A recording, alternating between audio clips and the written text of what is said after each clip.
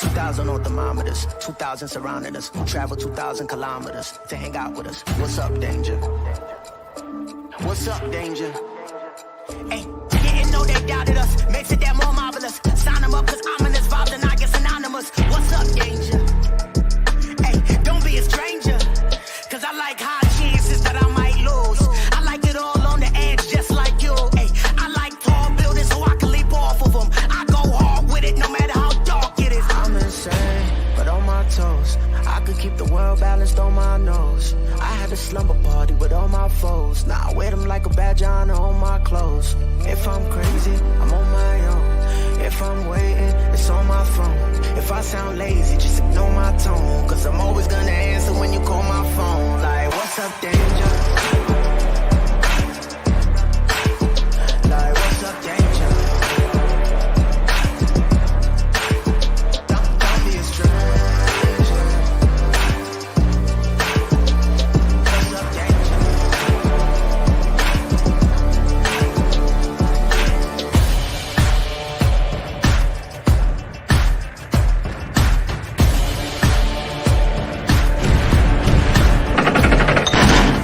Can't stop me now.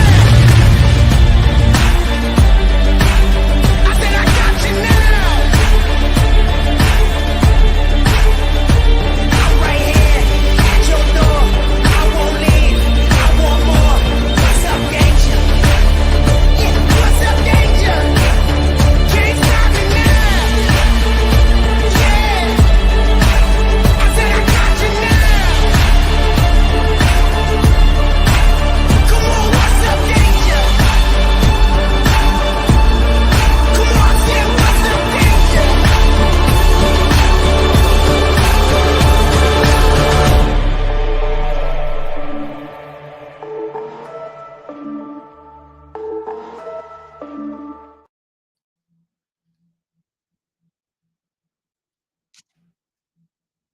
What's up, fellers? How's it going?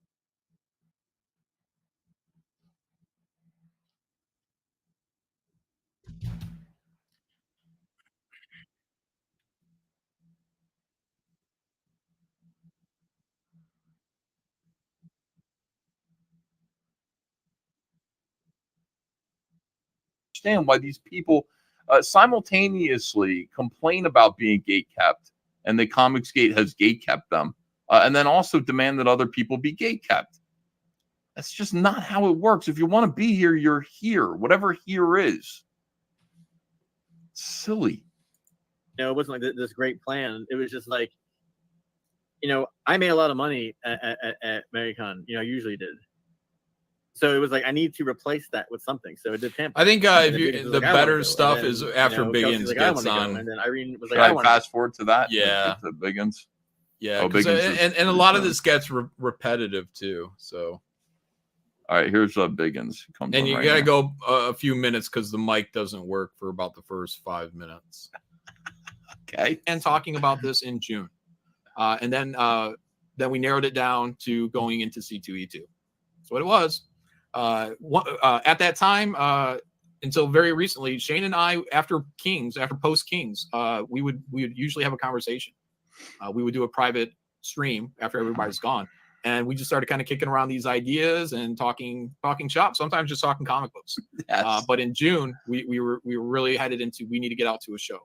And then in July, I think I looked in the emails and I was the first one to narrow it down and just be like, all right, well, let's do this then. Let's do C2E2. And that's it. That's the truth. And these guys can act like they can act like we just came up with this plan 2 weeks ago, because it makes them feel better to think that really we did this because it's all about them. But even though I've said that it was in June, you'll see Biggins come in here and he'll be like, oh yeah, it just happened to be June, happened to be the month before we started talking about a show, just happened, like, come on, dude, some gay shit going on. Funny face. And moon face? I don't know what that means. Have you how often do you think about like Patrick and Biggins and what they're doing? None. We don't think Zero. about them, do we? I mean, No, hell no. I thought about Patrick for a minute after a couple of weeks. I was talking about the sex dungeon stuff, but it ran its course. right. Well, I mean, it's like yeah. in terms of like when you're planning a project, you're planning something to do, like business wise, none, yeah. Zero. Yeah. I don't think of Patrick. I don't think of Biggins. I'm not like, man, what would Biggins say about this? I don't. It doesn't cross my mind. Why not? Because I don't care to have their input. So, look, Biggins might be great at what he does, which I think. What about Nasser Rabadi? No, I don't think about Nasser, or I don't. You don't think about Nasser Rabadi or Patrick. You don't think about, what about Wenger? How often does Wenger cross your mind? About the same as Biggins? About the same as Narwhal. Sorry, Narwhal. It's not true. I love you. Sure. I love you, Narwhal. Yeah. I meant, is Biggins in Portland, a third world country? No. Biggins is in an actual third world country. Narwhal's here. He thinks about Wenger. Probably more advanced than Portland, though. Yeah. Actually, Portland was the second choice after Chicago. Oh God. I think they're just trying to line up the dates. It looks like they're just trying to get canceled. Yeah, see, there they go implying that shit. The cons. Oh yeah. Oh yeah. What do you think about that? Because I was listening to the chat, by the way. Vanessa, the chat knows, baby. The chat knows. The chat is the truth. Kissing up to the chat. The chat knows. The chat knows. Yeah, right. Stop lying. This idea that, like, why would we want to do anything to get canceled? I really am tired of it. Can I just say? Shit. I mean, you can say like, oh, I don't know if I believe you. All right, you don't have to, but let me just tell you the truth here about this situation. I don't want to be canceled anymore. I don't want to be excluded from things. I don't like having to work that way. I think there are some people in Comicsgate who do. Mike Barron definitely does. He likes putting out a book that's like right-wing values, and he likes getting it canceled because then he goes on Fox News and he really shines a light on these roaches. And I understand and appreciate that approach. That's not me. I don't want that. Leave me the fuck alone. I want to put my books out. If I want to go somewhere, I don't want to be excluded from something. I've already been through all that. I lost my job. Why would I want more of that? It's stressful. Because they've never been canceled. They've never been canceled. Patrick's never been canceled. Like, when you are canceled, it's like everything is coming down on you. Your whole world starts falling apart. You don't know what's going on. I remember early in CG days, we were talking like, yeah, you almost have to die and be reborn again. But when you're reborn, it's just like you don't care anymore. And that was like really like almost reassuring for me to hear that. I was like, yeah, that's how it feels. Like getting canceled, where everybody is trying to get you, and just destroy you. Like, that's not something you seek out. Like most like rational buying people and being don't seek born that out. again as like a vampire. Like Zach really helped me through that. You really did. It required some kind of therapy, and I think I got some therapy from diversity in comics back then, because it was just like, yeah, like what happens is you are like your life. They're trying to overturn your life and take everything away from you, and it is like a walking death to be canceled. You're shunned, you're neglected, you're mistreated, you're all of these things. It feels awful. But you have to kind of come back and sort of join the underworld of people who've been canceled and who are kind of rising up and doing okay for themselves. Hey, anyway. Fanta, how you doing? And that is like being a vampire. And once I started to see Morning, that, good it made afternoon, me good able evening, to deal with it a little bit. whatever It made me happens able to to be for cope you. a little bit better, cope and seethe a little bit better with the process. I don't want more of it. I really don't. It doesn't feel good. It's stressful, and it is if being canceled has actually happened to you, you know what I mean. If you're just watching other people get canceled and respond to it in various ways, maybe you might think that that's a pretty good marketing strategy. It's a hell of a way to market anything. It really sucks balls. It is an awful feeling. So I don't recommend it. I don't want it. If we get, if we have to endure some getting canceled from this, I'm not going to be happy about it. It's going to suck. It makes me not want to even try this. But we're going to try it anyway. Yeah, and that's something too, because like if people say, "Oh yeah, that's a good marketing strategy," when I got canceled, that was not a marketing strategy. No one said, "Yeah, that's what you got to do. You got to get canceled, dude. You make all that money," because there were no comics crowdfunding at the time that were the answer. It was, you're canceled. That's it. There's no we're trying more. to make it so you can't do anything, ever again.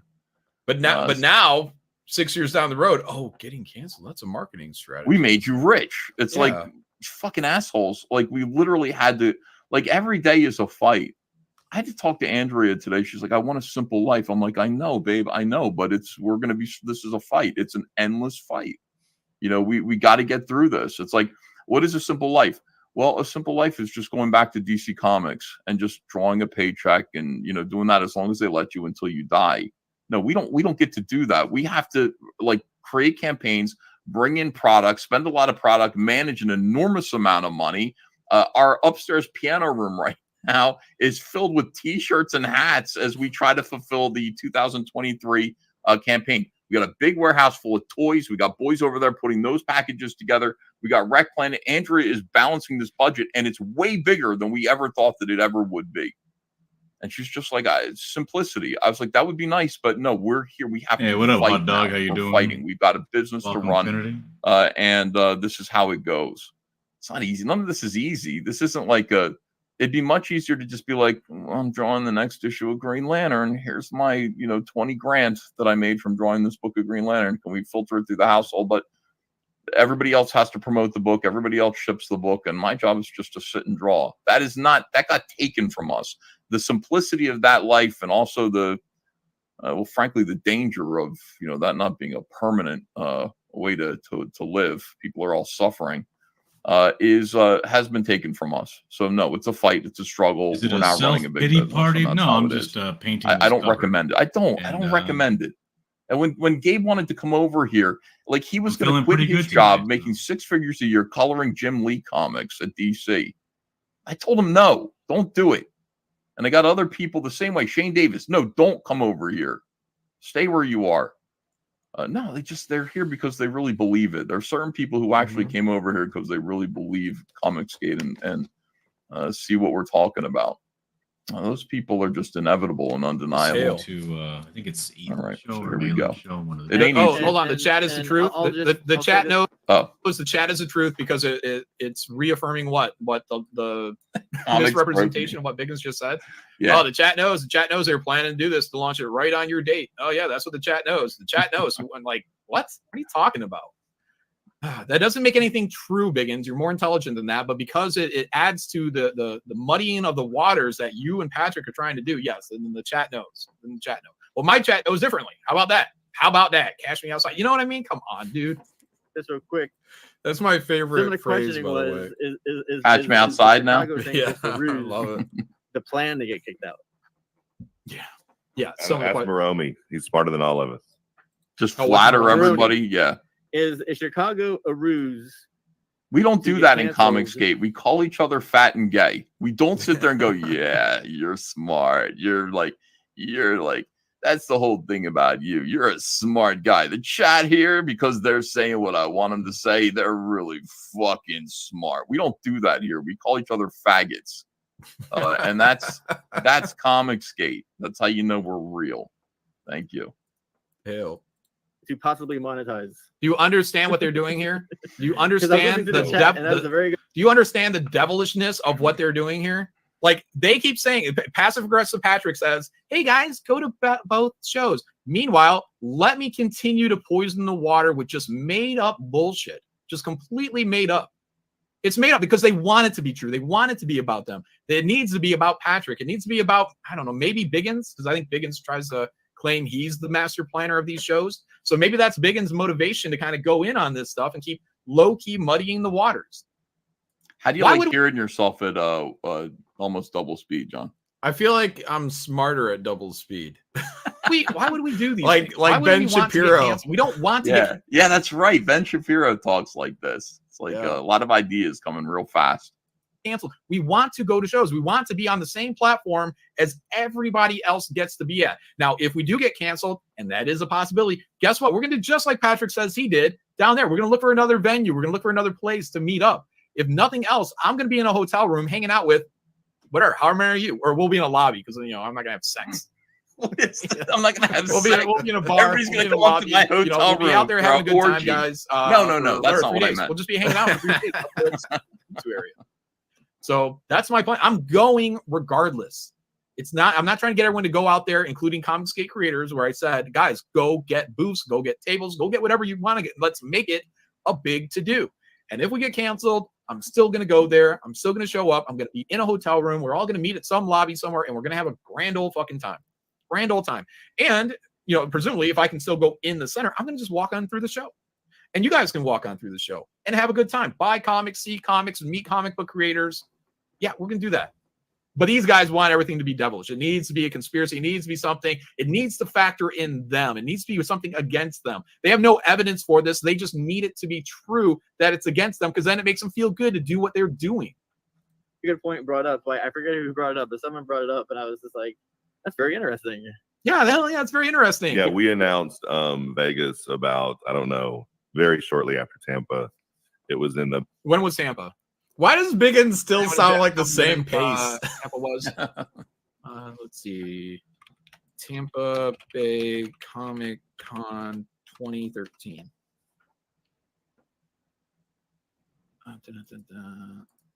Let me do a quick super chat roundup. Iron Murph says getting canceled only worked because the industry was falling apart and you can provide better products. If the industry was good, it'd have been death. Yeah, think about that. Do you think that's true? No, because I think there's I think if the industry is doing well and if you're being canceled, I think in today's day and age, the difference from now and 20 years ago is, you know, the ability to communicate. YouTube changed all that. So I think that, and Twitter.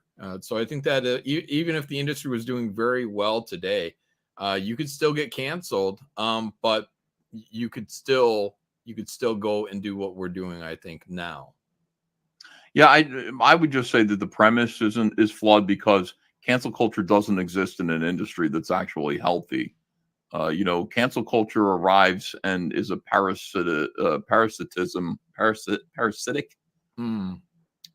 creature that brings down the beast that it's infected. It's like the industry's falling apart, and part of that, a symptom of that, is the cancel culture is a thing, is a factor.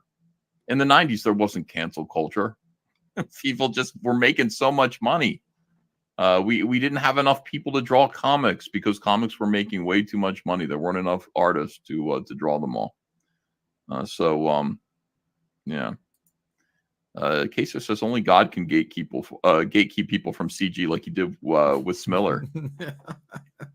I love how like God always tells Mike exactly what Mike wants to hear. Like Mike's like, I thought about coming back to Comicsgate, but I had a dream, and in the dream, there were a lot of comic skaters getting into a boat, which is funny because that's the exact, metaphor that we use for comic skate, a boat.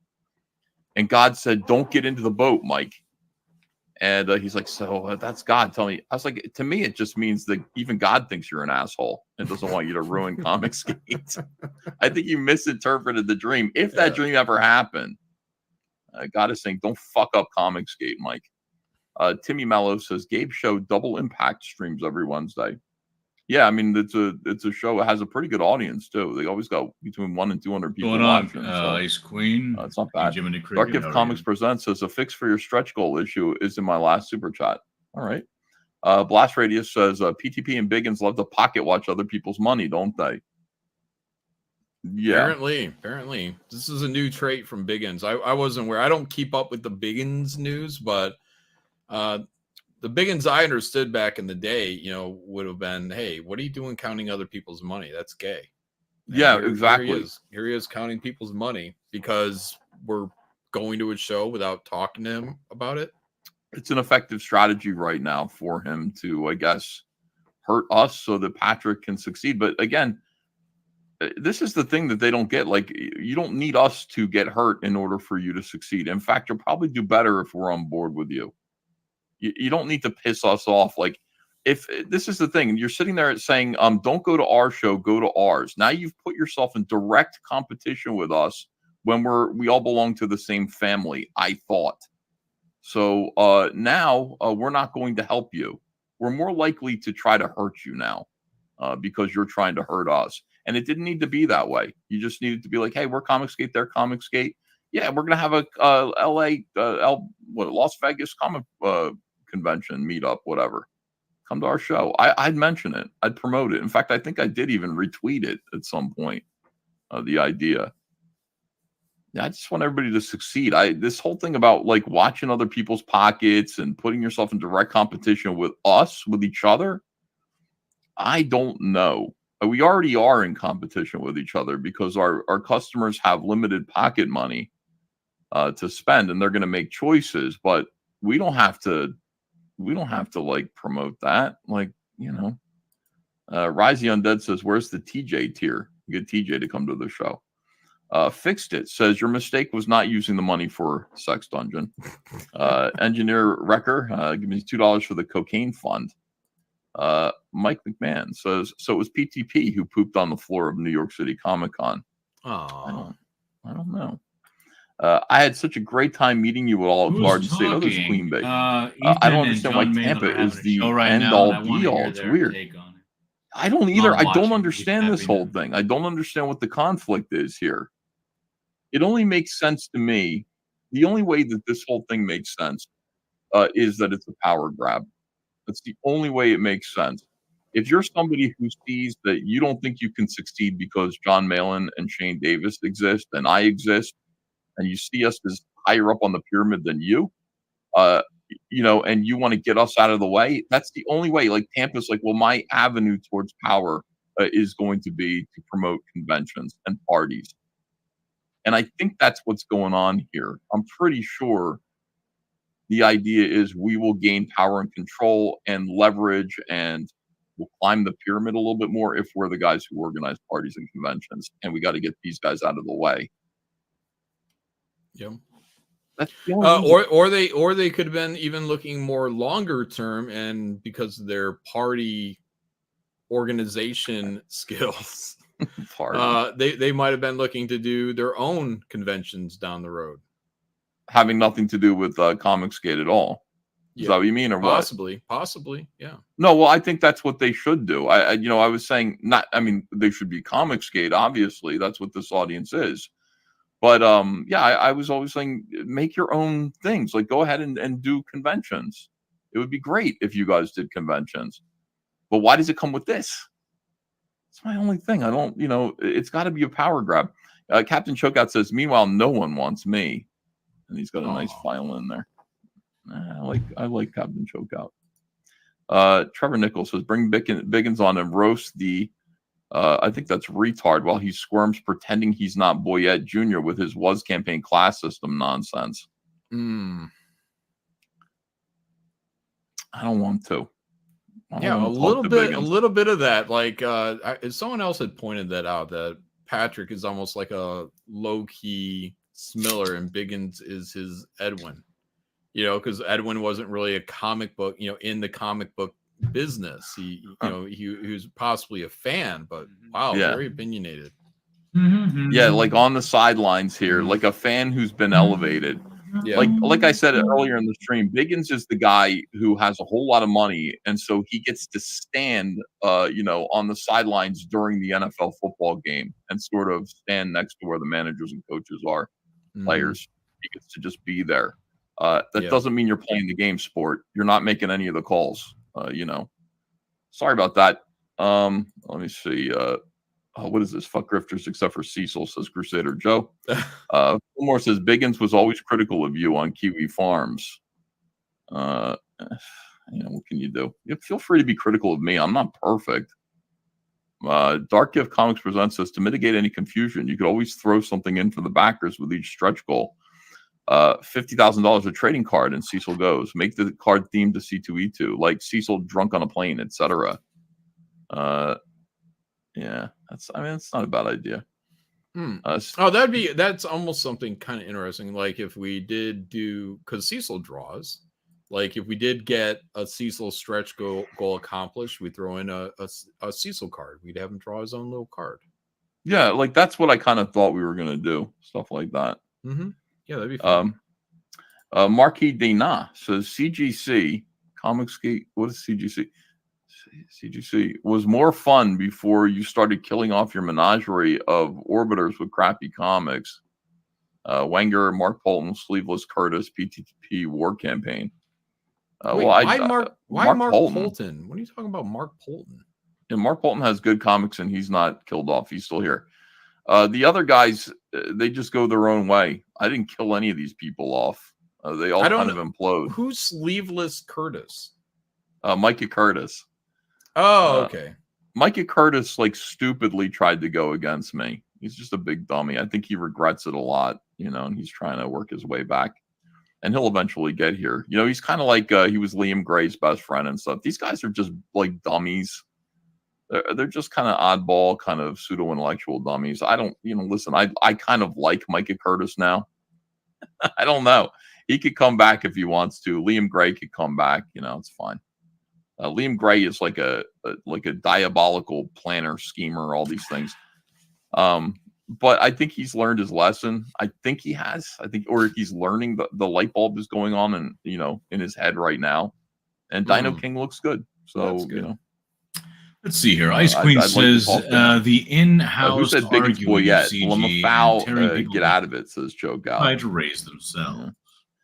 Get over it, says, what does PTP call it? Thanks for $10, by the way. When he had these campaigns running at the same time of the cons, Indiegogo Riot Press at MegaCon 2022, May 19th through 2022. Riot Press Productions goes to MegaCon 2021. Did he have campaigns for that? Like, well, I don't remember that. Somebody mentioned something about that after the show, so I haven't looked into it yet. But whatever. I don't even care. Don't care. So stupid.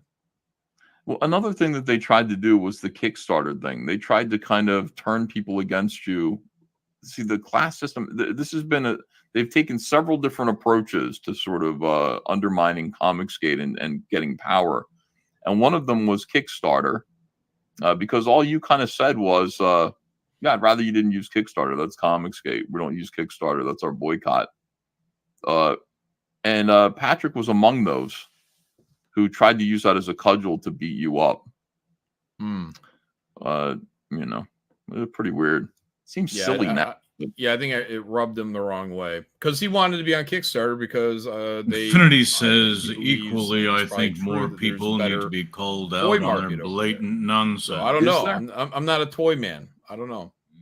How did his toys do over there? Did they do good? No idea. I don't know either. If a pro is boring on a live stream, I tend not to buy their book. There are a few exceptions. Plus, the art story, but story twice has to be great. Thanks, David L. And I like the way that you accidentally said story twice because that's correct. We need more focus on good stories. This is funny for you. I mean what I say about. I mean what I say. Say what you will about Andrew Bronca. There it is. But his comment about Malin being low energy when marketing his projects was spot on. Yeah, John doesn't really want to market his stuff. He wants to market Comicsgate. Like his energy on this stream was great. Fucking awesome. Yeah. But you need me, John. You understand? Like, Yeah. I will enthuse about your work. Just, you are the hype man. Absolutely. Yeah. I mean it too. I'm sincere. I really like your you're Flava Flav. I got to get a big clock around my neck. Paul Taylor says, "Stop spazzing, Ethan. I don't have a cell phone, so I can't text you." Hail CG. All right. I wish this whole mail-in PTP thing could get solved. Maybe they could have a draw-off or something like that. You want to do a contest, a draw-off against a draw-off? Yeah, to the death. Okay. I think that's it. Let me see. Go. It says Tampa Bay Comic Con will return August 23rd to 25th. I guess that's right? 23rd, 25th, about 2 months ago. Yeah. Oh, I know. Oh, what did I put in the wrong year? Oh, I put in 2013. I'm dumb. Sorry, guys. All right, 2023. Okay, July 28th through the 30th. All right, sure. July 28th through the 30th. All right, let's see what these fucking Sherlock Holmeses over here are fucking deducting from our actions. Interesting. Yeah, we announced Vegas about, I don't know, very shortly after Tampa. It was in the back rooms. It was on Twitter. It was on live stream. I made the original flyer after Tampa. Yeah, I mean it was announced in the summertime. So probably would have been if Tampa Bay was the last month or last week of July, right? Last week of July, last days of July, 28th through the 30th, right? So they announced it in August. That's when they made their big announcement for Las Vegas, was August. And then we, myself, Shane, and Ethan, we came up with our plan in their perspective, in their view. What they're trying to paint is that we came up with our plan about 2 or 3 weeks ago from now, right now. Like we just came up with these plans. Why? Because it makes them more important. It fits them into the narrative of we're out there just trying to ruin somebody's fucking time. We're out to get them. We're out to get them. And in their mind, especially Patrick, I would say it's great to know that people are out to get you because he's CG punk. He's CG outlaw. We must spend every waking moment wondering about how we can fuck with Patrick. You know, that this phenomenon is interesting because Liam Gray did the same thing. Like Liam was, I heard Liam talking about one of the reasons why he was mad at me, which is endlessly fascinating. But he said that he's like, you know, Ethan launched his Cyberfrog campaign. This is like Cyberfrog 2 or something like that on the day that I was going to launch my campaign. And I know that was intentional. And I was like, I had no fucking idea. Like seriously, no idea that he was going to launch a campaign on the day that I was launching Wreck Planet. No idea. He did not factor into that decision one way or the other. You know, if I knew, I wouldn't have changed my mind. And if I didn't know, you know, I just still go for it anyway. But I didn't know, and it just wasn't even a thing. But yeah, like there's a lot of this. Like it must be because of me. It reminds me of the crazy man that showed up at John Lennon's house during John Lennon Imagine and said, "You wrote Carry That Weight about me. About me. How did you know all the aspects, the personal aspects of my life to be able to write that song about me?" And John just looks at him like, "I don't fucking know you. And Paul McCartney wrote that song. How would I write that song about you? I don't know you. Never met you. I don't know anything about you." Very similar energy here. And we thought that this would be the best way to fuck. Yeah, this is live right now. He wants to go to Vegas. Where can we go? Oh, it just so happened that C2E2 is the thing that's closest to when their plan is, because there is no date. There is no date for CG Las Vegas or Amazing Arizona or Amazing Comic-Con. There's no date for it. They have no date. So we just took a stab in the dark and said, C2E2 would be pretty close. Let's go with that. Just to fuck with them. Can you imagine the ego on these guys that we're just trying to fuck with them? You fucking imagine that? We come up with this plan 2-3 weeks ago just to fuck with them. Oh, and to apparently get canceled at the show so that we can cry victim and run away to, I don't even know what they're alleging. We will do exactly what Patrick did or what he says he did. We will try to find another venue. And if nothing else, again, I will be in a hotel room for 3 days at that show, hanging out with whomever is out there and wants to hang out. We'll hang out. fucking Torvaldsen, dude. I forgot about that. Yeah, PTP's brain is conspiracy rotted. That's true. I forgot about that. I forgot Patrick is a huge conspiracy nut. So this is right up his alley. This is probably validation and everything that there's always like that bigger shadowy power over top of you that's out to fucking destroy you.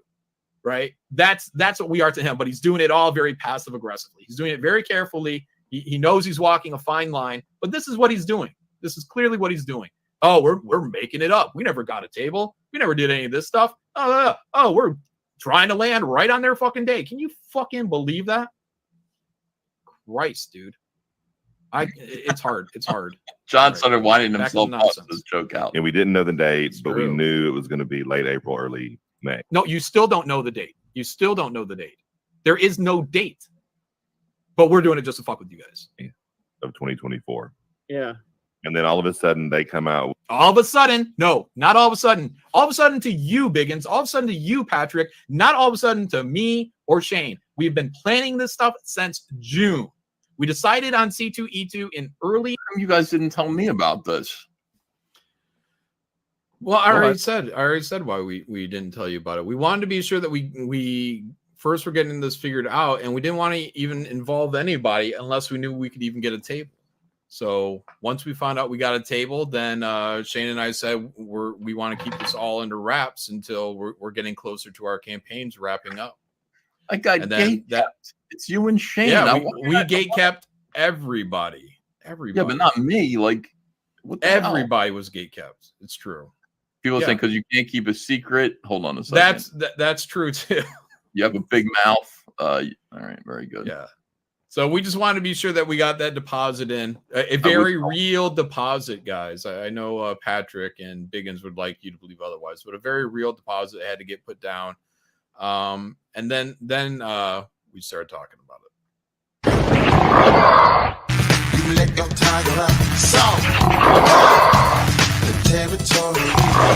Then he gets it. You let your tiger up. What's up? Hey Shane, about time you show up. Yancey's under the weather, so Oh, a lot of chores I've been doing all day around here. You mad about that? No, I mean she's on antibiotics. The cold we've all had. She's not getting over it too well. So nothing super serious, but like I've been on baby duty all day. Well, Shane, welcome. This will probably make you feel a little better. Biggins thinks you're a liar, and Patrick Thomas Parnell is trying to destroy your event. So, welcome. Yeah, but nothing I like better than being called a liar. But you know, whatever. All right, here we go. This is great. July. That's the truth. You don't like the truth, but that's the truth. That's the truth as I spoke it when we announced this damn thing. Is that Shane and I figured this out, that we started talking behind the scenes in June. And then in July, we said C2E2 sounds good. Before Tampa Bay ever fucking happened. But go ahead. Everything's a conspiracy against you and Patrick. We're doing it just to fuck with you guys. With a late April con, and they've been insisting that they've been planning it since. We're not insisting. We told you. We didn't know we were going to have to be insisting that when we planned this thing. We just told everybody. We were like, yeah, this is how it started. Shane and I started talking about it in June, and that was it.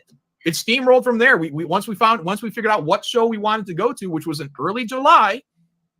That's when we started making our contacts. That's when we started reaching out to people and trying to find out what needed to be done for us to go out and secure a location in a big way at one of these conventions. It had nothing to do with Patrick, it had nothing to do with Mr. Biggins, it had nothing to do with Tampa Bay because it hadn't even happened yet.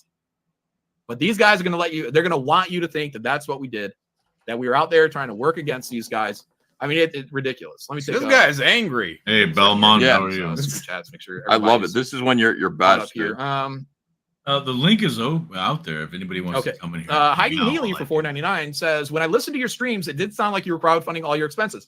Not a fan of Dungeoneers, but that is how it sounded. Right, but you have to understand, Heidi, we are crowdfunding books. So how people take that and how people start questioning about how we spend our money, that's in your head. Yeah, it's just a communication problem. That's all it is. You can't blame like Heidi. You can't blame the the fans that probably sincerely didn't understand. We just didn't do a good job of communicating it. That's all. That's no big deal. We are just telling you up front, we're going to take our profit and we're going to put it towards this show. That's what we're going to do. We're going to put our profit. So after our books are sold, after they're printed and fulfilled, we have this thing called profit.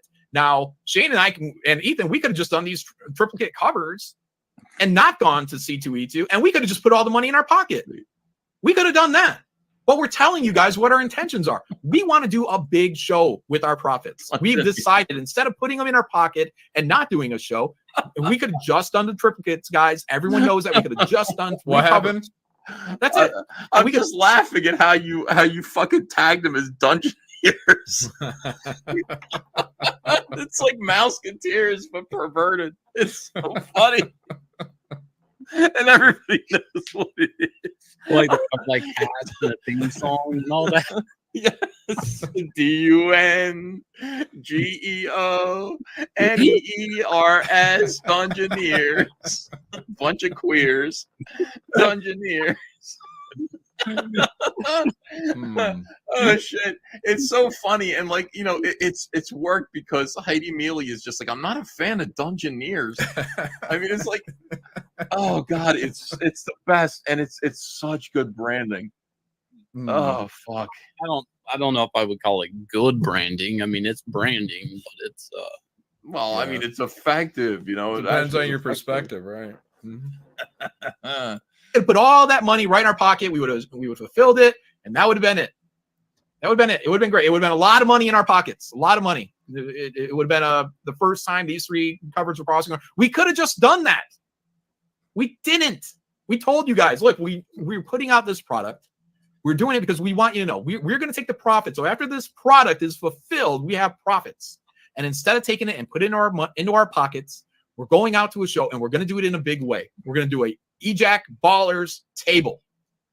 That's what we told everybody. Now, what everybody chose to hear from that through their own biases and their own negative view of me or Ethan or Shane, that's what you guys did.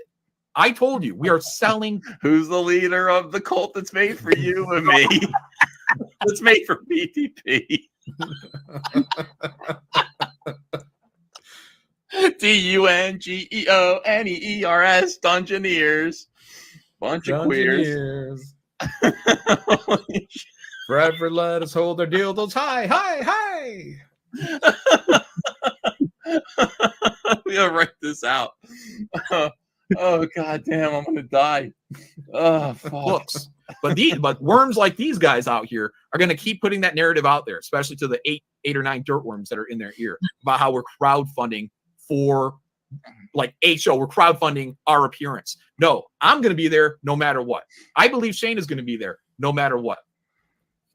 What we do with our profits is up to us. All we do is tell you guys what we're planning on doing. That's it. That's all. That's the whole dark conspiracy about this. Was we told you guys that instead of putting it in our pockets, yeah, we want to go meet you guys. We want to go out there and say hello to as many people as we can in person. And we want to do it in a big way. We want to have a good time. We want it to be a good time for everybody. That's what we did. And that's our crime. Again, just like me putting out the invite for random CGers to come up to the booth and have an hour of signing time. You'll hear them at some point in this conversation. I'm the bad guy for that because now I'm excluding people. It doesn't matter what things you do to be a good guy, to benefit people. There's still going to be dirt worms like this out there that are going to try to drag you down. For having a good idea, for trying to be charitable in terms of inviting people to our tables that aren't part of the Jack show or the Ballers show. Random comic skaters. But now I'm really considering that door is probably closed because assholes like this will exploit it. They will misrepresent it, and then now we're the fucking cocksuckers. And no, I'm not gonna let that. I'm not gonna let that fucking happen. I'm not gonna let these guys try to fucking divide audiences off of this petty shit that they're doing about. Oh, you guys are crowdfunding your convention appearance. We are crowdfunding books, motherfuckers. Crowdfunding comic books. We are comic book creators crowdfunding our books as we always have. You guys are jealous bitches. That's what you are. Stop doing that. Stop What's that, Shane? I was waiting for John to take a breath. But you see, I was getting my hands into it, though. That's like Hitler energy right there, you know? Like they say he was a tremendous orator. You know, yeah. This is my biggest issue with this, and I have not been able to finish the stream yet. Like, I either keep getting derailed or something comes up. But Patrick, he's ran like a lot of convention stuff, a lot of convention campaigns and stuff. And I kind of pointed that out on Twitter, mainly because of the hypocrisy. And all the times Patrick's ever been on my channel, or I've been on stream with him, or even this channel, and he's like, "Hey, I got this going on," or a convention thing here, or Johnny Phantasm cover over here at a con, or the Seekers, here's a con exclusive over here for TF, whatever. Never have I go, what are you doing with that money? Well, who's for your booth? Of course, the con exclusive is.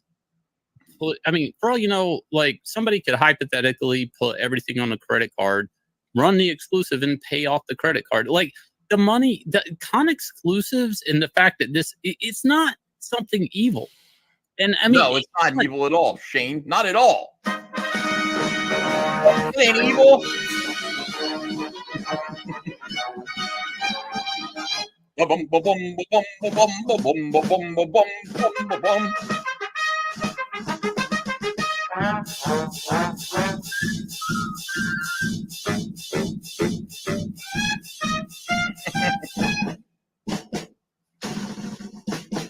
Who's the leader of the cult that's run by PTP? CUNGEONERS. Hey there, hi there, ho there. You're as welcome as you could be.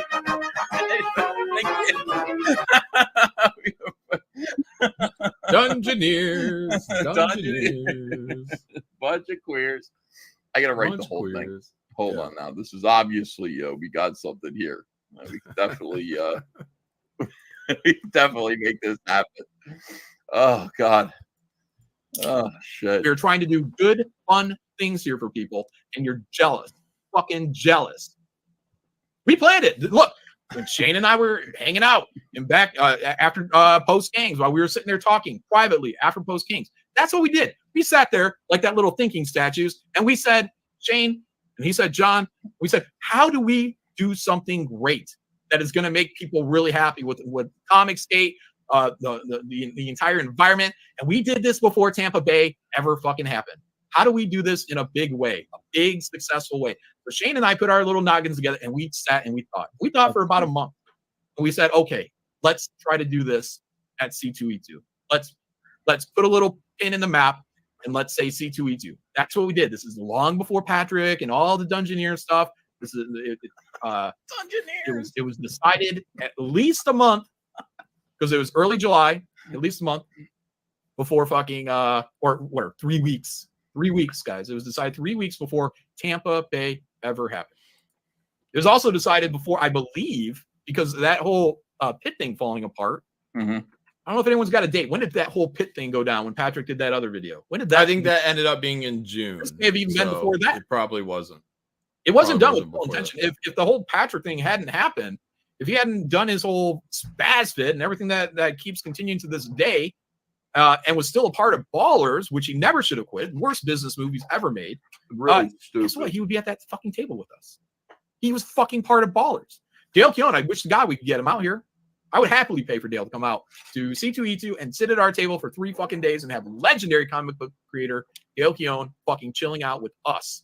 And then we go out, have some drinks, and then maybe at 3 or 4 in the morning, me and Dale can do some aggro walking. Chicago. That ain't gonna happen, is it? Yeah, I guess the aggro walk works really good in fucking Toronto. My wife and I, when we were at Toronto for a convention that we were invited to, and they gave us the hotel, they paid for our travel. I'm like, no, they might not pay for the travel. I just drove because it was like a 4 or 5 hour drive, and I'm just like, yeah, we'll just drive out there, have a nice drive through a little bit of Canada. But yeah, when we were out there, we walked our dog at like 3 or 4 in the morning, and it was just really nice. It's really quiet. It's fucking Toronto. Like there's barely any traffic. Ran into one homeless guy under a bridge, but he was just kind of like, I don't know if he's drunk. He's just kind of out there, but he wasn't like threatening at all. So we just walked right down there. I mean, it's that whole area by like the CN Tower. That's where we walked. So yeah, it's great. Beautiful area. Little walk. Anyways, yeah, guys. Let's see, more super chats. Nail Bunny for 2, Plan B. Oh, I'm sorry, Heidi. I didn't know that I skipped you that first time. Let's see, did I skip anybody else? Oh yeah, the 2 questions about how do we get to this with PTP. Okay, being a news guy for 5. Tell Wyatt Earp. I mean Pat, calm down. Yeah, it's not all about you, Patrick. It was never all about you. I know you like to think that everything that's bad and negative happening to you right now is because Shane and I have been plotting against you. But guess what? We were actually plotting for you. We were plotting for you, a Jack Baller's table. The only people that knew about this, by the way, was me and Shane.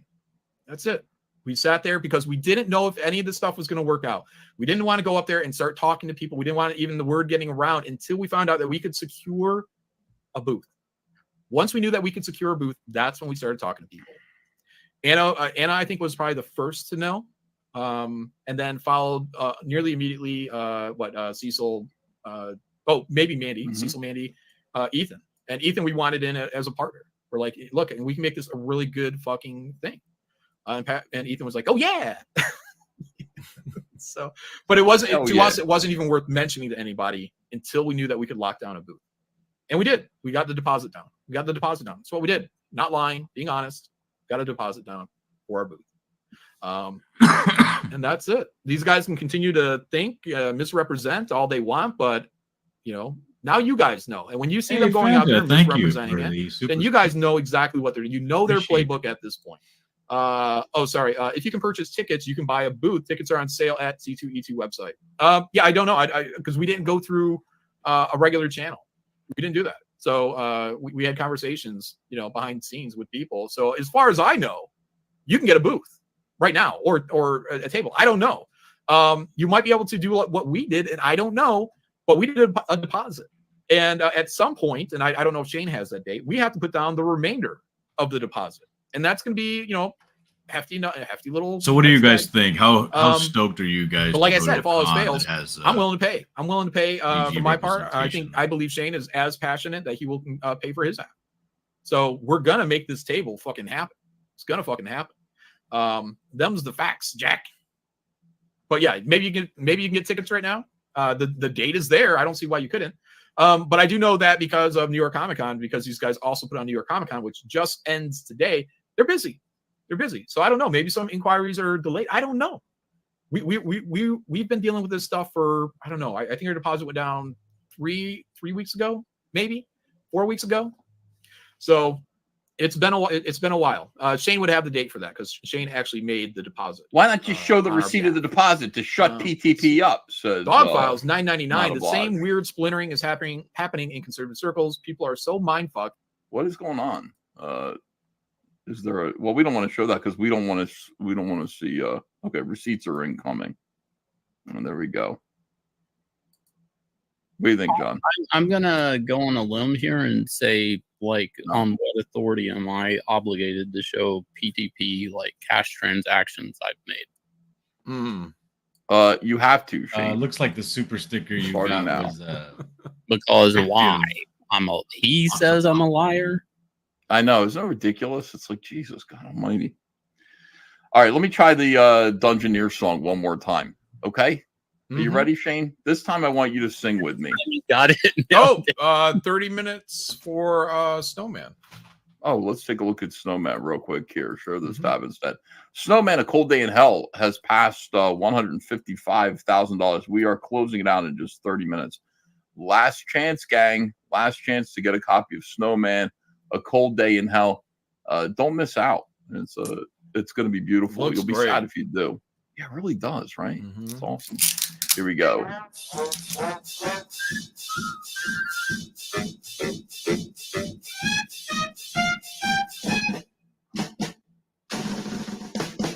Who's the leader of the cult that's made for PTP? DUNGONERS. Hey there, hi there, ho there. You're as welcome as can be. DUNGONERS. Dungeoneers, bunch of queers. Hallucinogenic mushrooms get you high, high, high, high. Come along, get on the bus with sex club volunteers. DUNGEONEERS.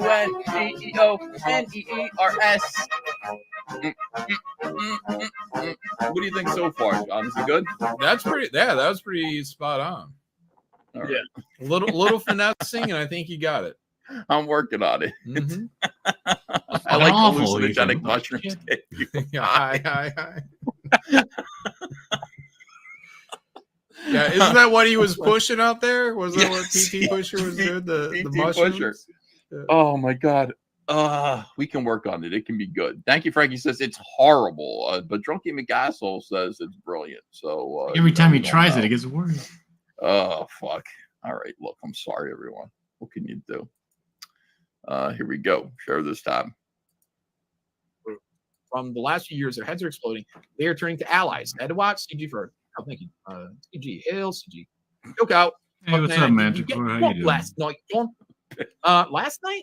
No, How's the, I showed up for how's the new was page Ethan's working out stream. for you? I had a couple drinks. The night before I drank, I don't know if I'd say I was drunk, but I was exhausted from drinking. I'm kidding.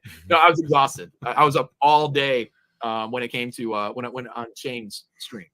So I was up from the wee hours of the morning. Right now, today, I woke up at like fucking, I don't know, 10 p.m. or something like that. So last night actually put my sleep back into 10%, 10 out of 10 effort on my Woke up part, just 0 out of enough 10 time on to watch Shane's this part. Patrick stream. Hmm. Yeah. Wazit Gear for 5. The splintering is real. I have chosen Ejac Ballers for life. Fuck Patrick. Well, you guys, I don't want to say fuck Patrick, but I mean, he's the maneuvering these guys are doing right now. It's slimy. Don't know if I can go to Chicago, but we'll buy the conventions books. Thank you, Wazit Gear. See, that's a great reason That's the for us to attitude. do the crowdfund. Yeah. And again, this was all stated when we announced it. I think Shane actually mentioned it. Like, hey, if some people aren't going to be able to go to these shows, maybe they want the covers. There you go. They can't have them. The covers will be available. Oh. But we will also have those books at the show. Yeah. So we'll overprint our convention specials. Maybe we'll have some of where I think we're going to probably do virgin covers as a extra. And we'll see. So we're still working on the details of right now. Everyone's just trying to get Black Hat Cinephiles says communities are again, by the it's- people yeah, we gotta for the change the lyrics. people, things What's the name of the all call? greater That's- than it doesn't work, though. hierarchies, or It's by who's the the leader, hierarchy, I'm afraid. or the Joke out, hierarchy. Buck 99. You drank on Carnival. Ha ha ha ha ha. Yeah, I did. But I'm not getting plastered, So, but yeah, I'm drinking Bullet. No Hey, sugar. John, doing good. Right? No Yeah, sugar, no it's carbs. perfect. Getting Yeah, but alcohol has a weird that's all I effect drink. on you How when you you have no going? carbs in your body. That's the only I'm thing, going John. good. I didn't need have any to- crazy effect. Not that I was aware of. Well, I just felt tired. Like, but on Shane's stream, I just felt tired. Like, I didn't be like, oh man, this alcohol has really got me fucking like hallucinating or anything like that. No, I felt buzzed, but I was just exhausted. all right, hold on. Let's get through the super chats and see what's up. With that, didn't happen. He also thinks that we are plotting C2E2 only because he's planning to do a Las Vegas show. He's convinced that we only came up with this idea 2 to 3 weeks ago. It sounds like him and Biggins are both kicking that idea around, and they are both horribly wrong, horribly mistaken. But they have a strong bias, and they're using that to justify all of this nonsense of what they're saying. June, which is strangely the month before, Let me back that up. and they've been insisting that 2024. Yeah. And it was announced in the summertime, and we didn't know the date, but we knew it was going to be late April, early May of 2024. Boy, the alpha really showed up in this situation, didn't he? You know what I mean? Biggins shows up and suddenly he starts explaining exactly coherently what the talking points are here for PTP. And PTP suddenly kind of becomes the beta in this scenario. It almost feels Just to me brain like flooding Biggins before is the guy start pulling the thinking. strings here. Yeah, that was the impression I got when I was doing this whole thing. Just hearing how he was kind of talking about things. Yeah, he's happy to be the guy with the plan for it all. And Patrick brought up something, and then Biggins like shot it down. I don't remember what it was. Some idea. Yeah, it's weird because Patrick's the talent here. Like he would be the guy who's producing books, and he'd be the guy who kind of gets to come up with most of the ideas, but evidently not. Interesting. Captain Chokeout says John started winding himself up, and he's crying, laughing. Sergeant Politeness says, EVS, tell Shane and John about the time when Party Time privated his vid when you started EFAPing it. What an absolute clown. Hail Comicsgate. Did you see that when that happened? Because I wasn't going to how long watch was your that? version of this. Oh, this was at the beginning of this particular stream. I put on the video, Patrick's video, And 5 minutes into it, it went private. So Patrick knew we were e-fapping, and I'm like, here's the thing about that. You got to think like about strategy and appearance on the internet. You have to think about how is this going to look, and you got to weigh consequences. We're going to watch your video, Patrick. There's nothing you can do about it because John already e-fapped the whole thing. So I can either watch the John version and see what you said, or I can watch your version.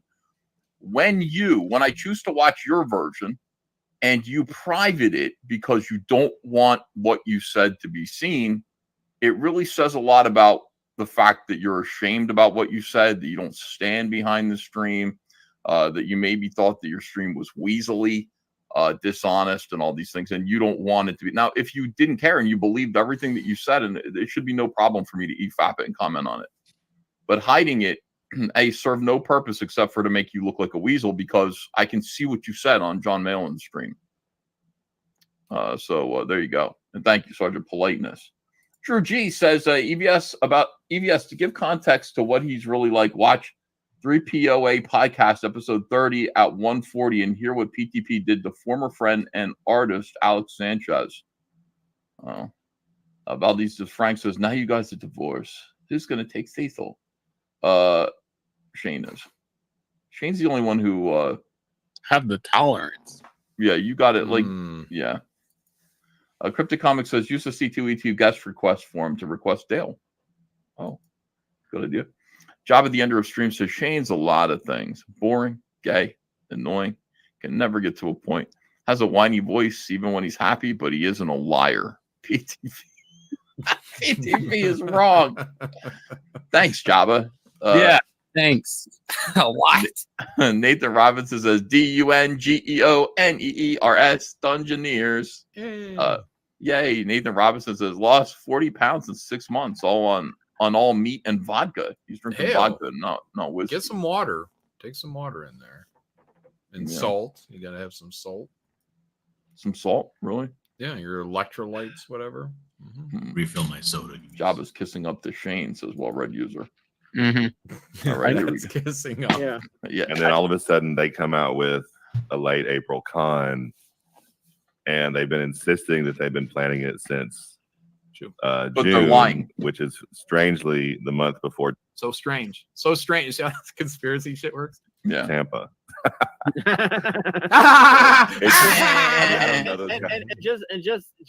for people to know, I was still hanging out. What'd you say, Shane Davis? You should curl his mustache when he laughs, like a cartoon. That's how I did the thumbnail. I gave him the pointy, the Dirk Dastardly, whatever, curly mustache. Yeah, that was great. You know what? Here's the thing, though. We didn't decide the time. C2E2 did. I mean, I like. Why C2E2 though? Why not something else? Why not San Diego? Why not, Because there's possibilities of other cons throughout the year, and that was the first one kind of up. Okay, makes sense to me. So since I got no response from you guys about how jazzed would you be about attending a con? That's right. That's right. You probably haven't heard it mentioned once because the only two people talking about it were me and Shane. And until we knew that we could get it locked down, we didn't want it to become part of any conversations on stream. There isn't anybody that we felt we that could keep it as locked down as just us, Shane and I. So that's what we did. We just kept the whole thing mum until we figured out exactly if any of this could even move forward. Because we guys could have trusted me with this because I would have forgotten about it. And then once it did, then we started letting people know. So again, I think Anna was the first. We came to you last. She was hanging out. The deposit down. I mean, that was it. We kind of came. I mean, John said this, but and probably more so me. I was like, I don't know if we can do this, but we'll try. And why wouldn't you ask me? I would give you some money. Oh, you mean you didn't know if you were allowed to get the deposit down? Well, yes. So we never told anybody. There was a bit of a hang up too because of other cons they do. They get sidetracked. Like, okay, it's coming, the paperwork's coming, and then we wouldn't hear anything for weeks. Mm-hmm. So, I mean, it was a back and forth for months. But again, this isn't like anybody's business, really. Yeah. This part of it is the boring stuff. Like, I mean, and these two buffoons, and I really mean that, buffoons in the strongest sense, like trying to say, oh, because we don't have access to your emails, you're making all this shit up. It's like, says who? You? EVS would have blabbed it before forgetting about it. Remember the name Comic Artist Pro Secrets. That is true. Cecil told me that he was dating a child, in my opinion, 25. And I couldn't wait to tell everybody that. He said, please don't tell anyone that. I couldn't wait to tell people. So I probably would have told people this too. It's true. No, but I mean, I could do this all day. This game they're playing. We could just go over here and say, that's suspicious. What are they doing? Oh, they're lying. Fuck, dude. I mean, have some self-awareness. Like, what if you're fucking wrong? Yeah. Like, what? I mean, just for a second, go, I might be wrong. Maybe I should shut the fuck up. Yeah. Well, I mean, they're just trying to do damage. He's just windmilling his arms and trying to hurt someone, Age well. Like, I get it. Like, I mean, like, just for the sake of your own self, maybe you're wrong. Yeah, I know. Like, perhaps take it, like, consider the possibility that you're not correct. Yes, I agree. Yeah, I think that might have been it. Maybe there might have been a contact. It might have been a DM or something like that. But Anna was the first to know. So, and I said, hey, are you up for this? By the way, that's going to be the consequence of people coming to me and complaining about other comic skaters, is I'm just going to tell them from now on. Because I did just spill the whole thing, like PTP coming to me about Mandy, PTP coming to me about Matt Barr, PTP coming to me about John Malin. I'm just going to tell people. That's it. Hey, just between you and me, like, I want to cancel this comic skater. They're giving me trouble. I'm just going to expose you. So don't do it. I'm just going to flat out tell people this person is whining about this person to me in private, wanting me to do something, quote unquote, do something about another comic skater. I'm just going to sell you right out. Because fuck that. Leave people alone. Hilarious. You don't get along with them. Just leave them. Let them be. That's all. Yeah, sort out your own problems. How about that? Jesus Christ. That's the streams that I want to see. I want to see.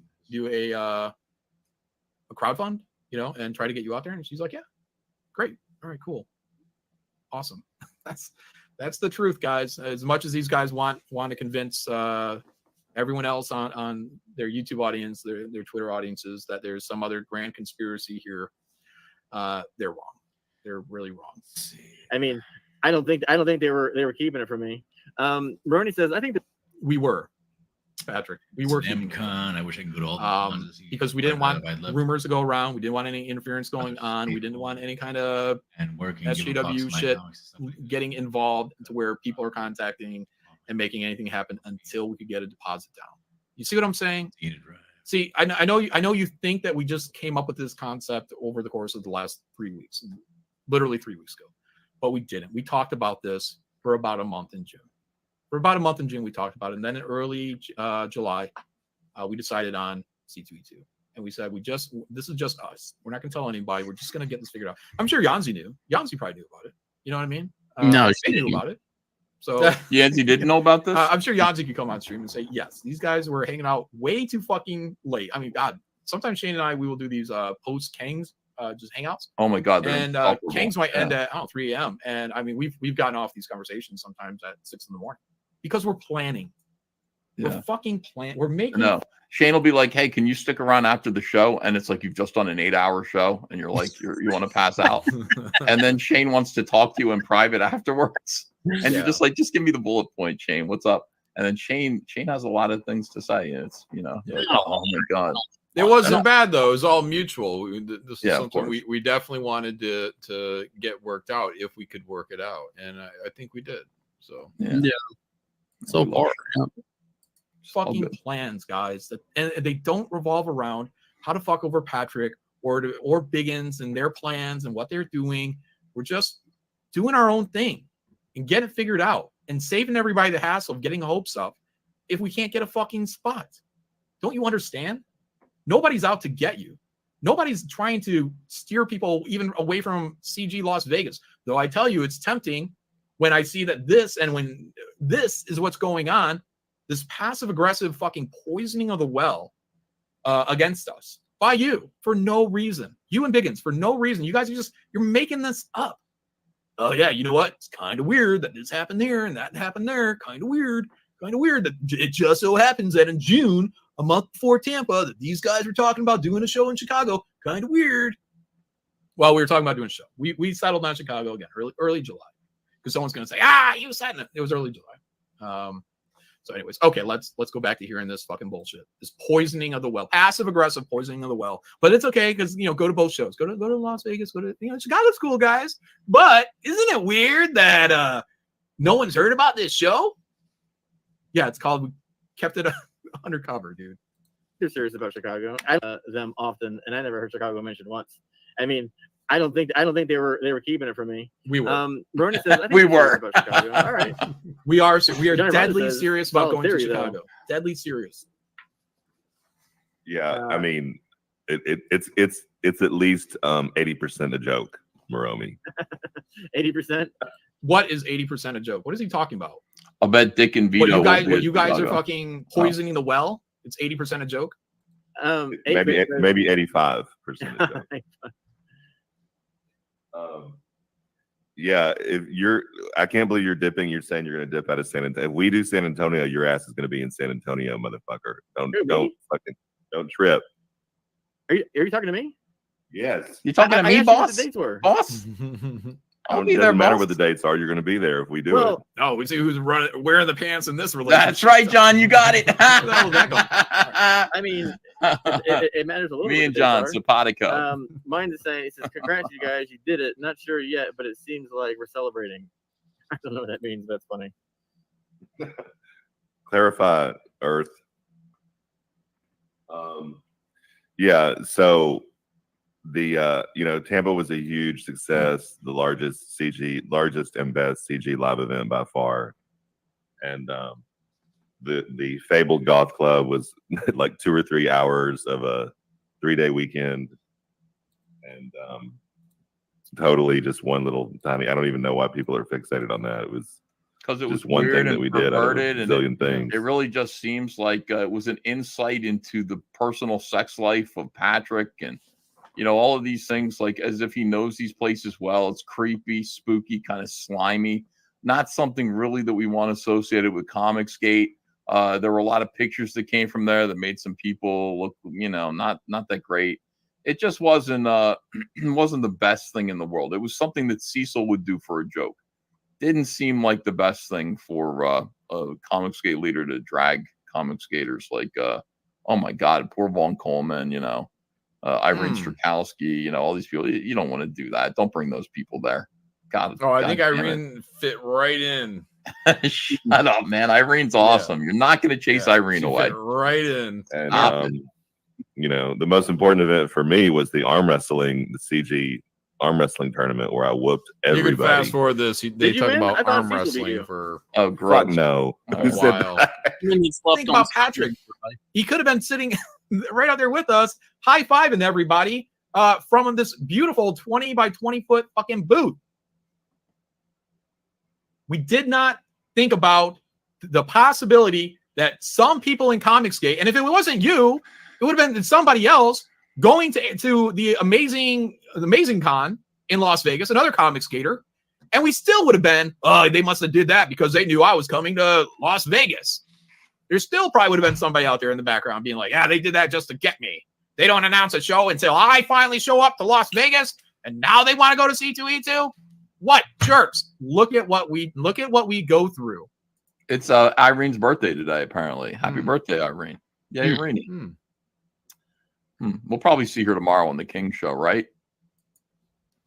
No, you don't think so? Irene, show up on Kings. What are you doing? Every time we try to, you guys, come on out, guys, get the shows. Come on out. John, leave your house. All right, okay, all right. I guess I'll leave my house. Look what happens. Look what happens. They make shit up. I want to just make it up like it's about them. Hold on one second. Yeah, John for a while now has been promising that he will go to a con next year. Like this has been going on for months. He's been saying this. This didn't come out of nowhere. Yeah. Yeah, you chose C2E2, which is a pretty good choice because it's big and it's centrally located. It's not my favorite convention. C2E2, I had two strange things happen there. One, people were spreading a rumor in C2E2 that I had a monkey with Barack Obama's face on it. This is one of the reasons why one of the things they were saying to make me like look like a Nazi. They're like, did you see Ethan's table? He had a toy monkey with Barack Obama's face on it on his table. The fucking bigot. Did you? No. Oh, no. I mean, yes. Yes. No, I didn't. You know, here's the whole thing about that. No, I didn't. And tell Obama, right? It's a fucking lie. And if I did, like, there would be photographs of it. I'm like, well, first of all, where do you get a monkey with Barack Obama's face on it? Like, where do you get that? And second of all, if I had that on my table, I would have gotten my ass kicked in Chicago. You know what I mean? You don't just leave that on your table and not expect an ass beating wherever you are. That would have happened. And if not that, if the comic book industry truly is like full of a bunch of passive pussies that wouldn't have said something, there would have been photographs that circulated all over the internet. But people lie. People like to make up interesting lies. So there's that.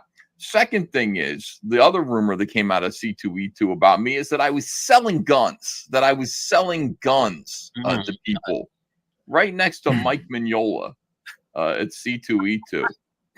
I was selling Glocks to people right there. Ethan's like selling guns from his booth at C2E2. He's a gun nut. That one is true. That part was true. Yeah, absolutely. Because your ex-wife, right, had something to do with firearms, right? So my ex-wife was an NRA instructor, certified, and to her, like, guns, she's a normal conservative. She's like, guns are just normal. What are you talking about? Everybody should have a firearm, self-defense. But she forgot or didn't know or didn't realize that the comic book industry is a bunch of fucking left-wing pussies, and the Second Amendment to them just seems like the next thing to be overturned after slavery. I mean, it's like, why do we still allow people to have guns in this country? They're crazy people. And so she had this thing where it was like, hey, we're running a raffle, and the winner of the raffle is going to get this Glock 9 some or other. I don't know what it was that she was giving away, but on behalf of the NRA. And so there were a bunch of based people there. There was like $5 to win a Glock. You still have to be certified. You have to, be qualified to receive it, all these things. It's not like we're going to hand you a Glock, and certainly not at the convention. And so she put a little cup up there collecting $5 for like to win a Glock. This drove everybody fucking insane. Absolutely insane. Ethan is selling guns at his booth. I think that was what it was. I mean, holy shit. So Brian Dunham would like to place an order for a Glock, not a Gluck. But both of those things. Did I say Gluck? Why are people saying Gluck? Did I mispronounce it? What if if something goes wrong with the venue, John, we just set up at a gun show? Yeah. Well, we could do that too. Yeah. Sounds like a party. So everyone would have a lot of fun. At a gun. Yeah, like firing range. Get a firing range. We'll call it CG Gun Loophole Convention. Everybody show up, exploit the CG Gun loophole, and walk away with a firearm of your choosing, and you should have one. So those two wonderful things. Why are people saying, did I say Gluck? Or is it just the way I talk? I don't know. Ethan Van Gun Broker, says Michael Joseph. All right. There we go. By the way, not Rainbow the Brute. Snowman, A Cold Day in Hell, about to close down. We got 3 more minutes on this incredible campaign. And then I am going to close it down for good and all. That's it. It's your last chance, John. Yeah, I got mine. Stretch goal is a Gluck. So you can get a Gluck if you go ahead and back Snowman, A Cold Day in Hell. It's possible. So thank you very much, everybody. Thanks for making this a big success. We appreciate it. And now back to e-fapping passive aggressive Patrick. Well, maybe you don't want to say that because you're being a good guy. You're being a colleague. But I've been listening to you. Oh, I know, influenced by Biggins. but that's good. You're being a good colleague, but I'm a fan and I can say what the fuck I want. Okay. So, You go ahead. You can still be wrong in saying everything that you're saying, Biggins. Everything that you're saying is wrong. Everything. So the fans can complain. This is the whole CG thing. We can say, I mean, I'm being respectful. I'm not. No, you're not. You're just making up things. You're poisoning the well on these things that you believe to be true, but you have zero evidence for. You have zero receipts for any of this. Zero. But you're going to keep repeating it because you think it's about you, or you think it's about Patrick, and you think that we're doing this stuff to spite you. We're not. Had nothing to do with you, Biggins, at all, and it only had a little bit to do with Patrick, and that was in the positive side of inviting him and Mandy and Dale Keown out to C2E2. We didn't do this to fuck with people. We did this before Tampa Bay, and I believe maybe even before the fucking split with Dale Keown and Patrick. I don't remember the date on that, but it might. By the way, I really truly can't stand people who try to blanket manipulate a whole crowd of people, or even one person in ways like this. You're such a good guy, Patrick. Or the audience is always right. The audience says, chat knows. Chat's always right. Chat knows. I mean, here's the thing. Like, it's very nice to compliment large groups of people. It's nice to say you're a good guy to someone. But it's so clear the manipulation is indicative of the fact that this person who's doing it thinks everyone around them is stupid. It's a large group of people. They must be stupid. If I say they're all like, you guys are always right all the time, they're just going to immediately follow you and listen to you and stuff like this. Like these just slimy manipulation tactics. Shane, you got to stop doing it. Manipulate everybody, and that Sean Gordon Murphy ripped him off. Yeah. And the other thing was, this is the reason why I texted back to Patrick when he was at when I was at the Apple farm, and he texted me. And he said, the reason why we're having problems, you and me, is because, Matt Barr is manipulating you through all these different accounts to believe all these things. I said, I don't even know what you're talking about. The reason why you and I have a problem is because you personally went out there and said that you couldn't belong to Comicsgate anymore now that it's Comicsgate trademark. And to me, that's a sucker punch right in my fucking face. Because me and Andrea have spent $40,000 fighting for the trademark. And we did it because there was a pervert and who basically wanted to copyright it, trademark it, and put it on a bunch of material that comic skaters would have been embarrassed of. And I don't want to be doing this. Andrea and I don't want to be spending $40,000 defending the Comicsgate trademark, but everybody agreed that we should. And we felt like we needed to do it. We don't want to have to own it. We understand there's a whole lot of confusion that comes with it. We try to clarify the idea that we're just holding the trademark in trust. We will protect the trademark from people who are not Comicsgate, who want to embarrass Comicsgate. But if you want to make money using the trademark, we will sub-license it to you for free. Just ask. And it's not going to be a problem. And to try to put it out there, the Comicsgate is different now because it's trademarked. After all this is such a fucking piece of shit thing to do to me after everything I've done for you. It is outrageous. Not only do we have to spend our money to defend the trademark to protect this club, but we also get spit on by you. And you're trying to make people feel like this is different and it's, they're no longer, whatever it is. I don't know. I found that to be personal. I took that personally. Yeah. This stuff. Anything you've done which was done in a good way. They're trying to turn these things into negatives. Yeah, like that's a no-win. See, what I hate about it is a no-win situation for me. So here's the situation. Here are my choices. I can either let it go and let somebody else run with the trademark and put it on material that everyone agrees would embarrass Comicsgate. And also the guy who wanted to trademark it was going to use it to copyright strike and false DMCA flag anybody who wanted to use Comicsgate on their live streams, anybody who'd ever used it on YouTube, anybody that was using it on Twitter. He would have destroyed Comicsgate from the inside out that way. Everybody knew that was what his gay little plan was. We saw it. I had to do it. We had to step up to do it to protect this thing.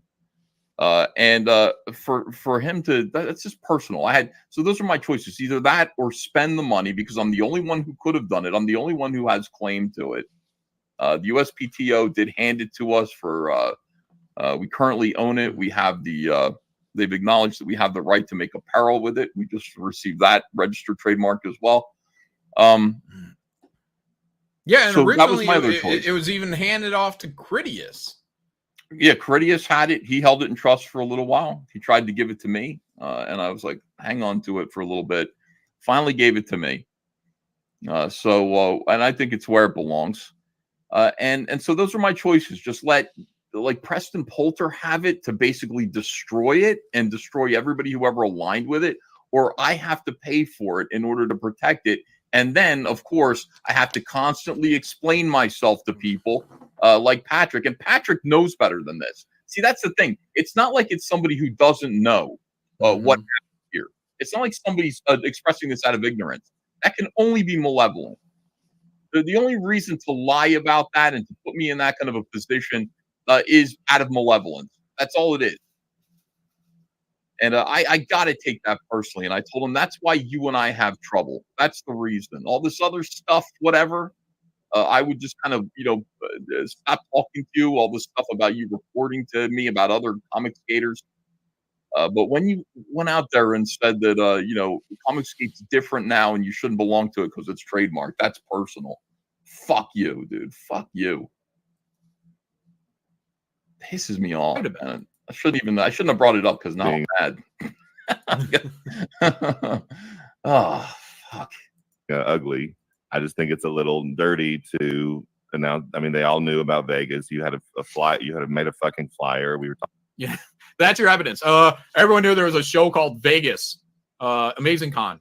Amazing Con doesn't show. There are always shows going on, guys. It's not. We picked one. We picked one show. Fucking Christ.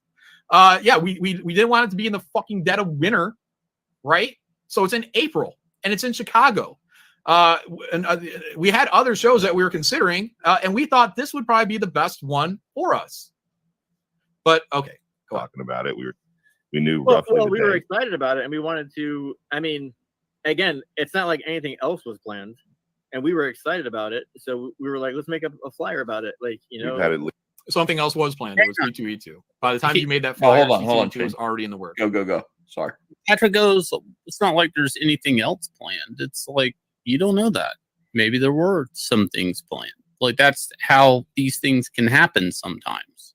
Like, again, like we weren't telling everybody because we didn't know if the deposit, we didn't get there yet.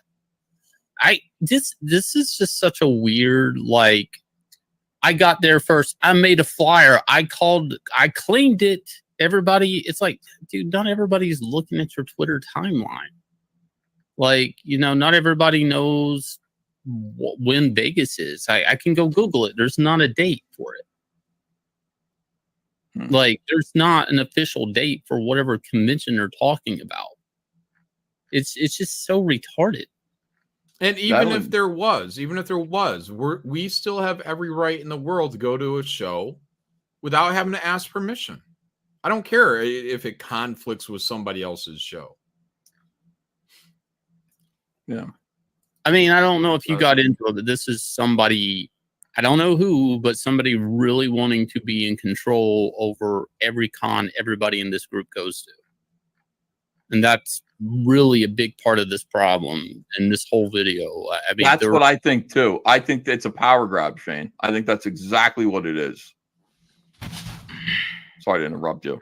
No. I mean, that's it. That's all I got to say about it. Like, it is what it is, but that doesn't mean that, like, okay, you're interrupting my power grab. Why aren't you going where we tell you to go? It's like, I'm not sitting here saying everybody has to go to Chicago. I'm not saying, hey guys, I'm not out here talking about. I'm not even saying you can't carry a gun. mean, like, just saying. But then I'm gonna do a mean girl gift that you guys can't quit thinking about me or something. It's like, get the fuck out of here.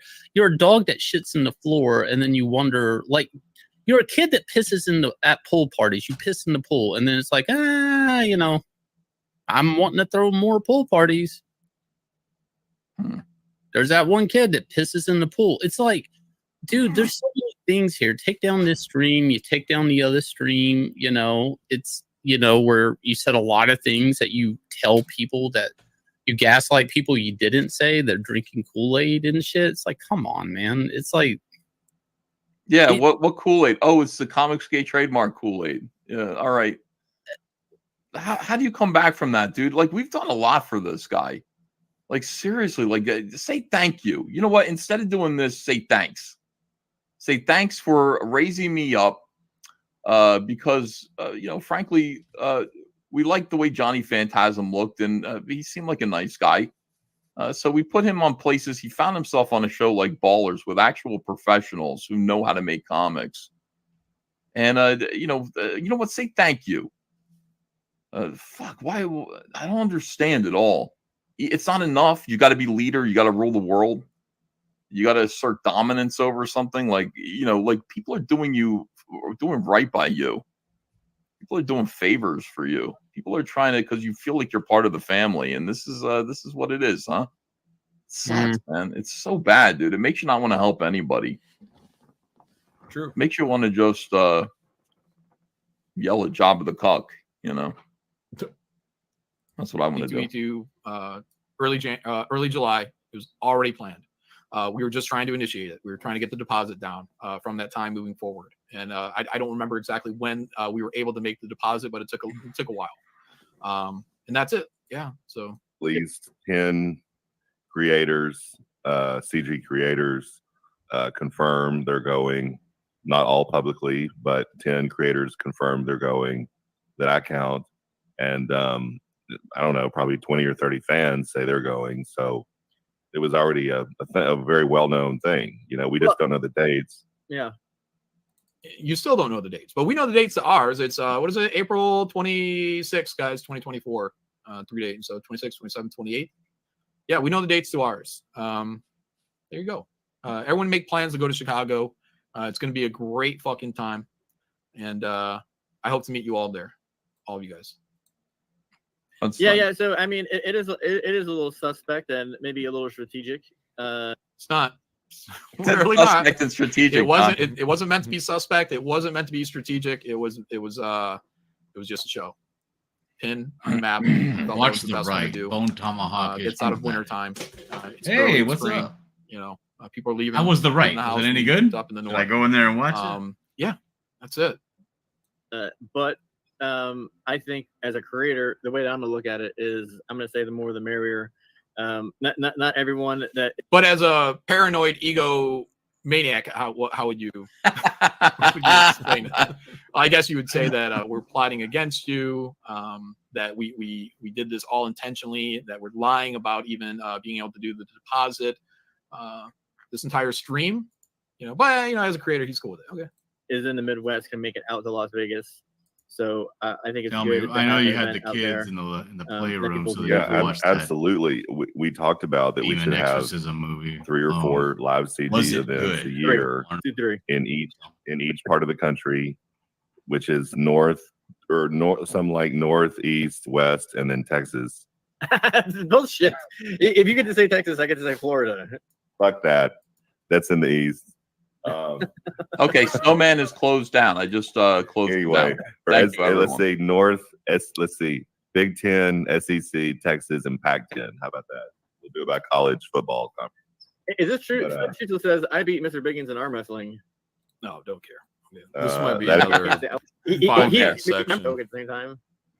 You definitely skipped over it. Older Pat says, all I know is I'm on Team PTB. Oh, I appreciate that. Although I'm not trying to make teams here, There's no teams. Right. Yeah, there's no teams. But those other guys over there in Chicago, let me tell you what they're probably doing. They're probably working against me. They're probably dividing people. They probably want division. I don't, because I'm Party Time Patrick. I want everybody. But these other guys, you know what they're doing? You know what they're probably doing? Isn't it coincidental that, this is what they're doing? They're working against me. These guys. Insane. But I do appreciate that. Lieutenant Hughes says, my priority for a meetup is Vegas next year. Florida in the house. Johnny Brendan says, I live in Boston. I'll be in Vegas. That'll be a nice break. I'll get You the know super what I'm chats in saying? a minute, guys. Especially if it ends up being the second weekend of May. That's going to be some good pool time there. I'm sure you'll see Biggins out there for sure. And Mrs. Biggins. And Mrs. Biggins out there. We met in Orlando last year. Russell Doe. That's right. Yeah. CG for life. The no, I beat Wait. Isn't there new CG and old CG? Yes. Wasn't that the whole narrative when CGTM. this first big blowout was happening? Like that we were there is no just CG. Like Patrick, he said it, but he's thinking it at the same time. He's agreeing with Biggins because Biggins is right there. But he wants to say, no. There's old CG and there's new CG, Biggins. But he won't say it. And CG. I beat Phil, And I there's beat CG Graham, Punk, and I too. beat Cecil in public. And they're At all Hat Tricks, right? yeah. I think we ate just that. We got there just after you. Right. I ate early. I'm fucking with you, but I'll tell you, Phil is strong and getting stronger. And Still the talking about strongest- arm wrestling. He didn't even brag Holy about it. But shit. he should. His Choke out. We're just normal guys here. blame it on me. Blame it No, on me. but Cecil committed. I think before we announced it.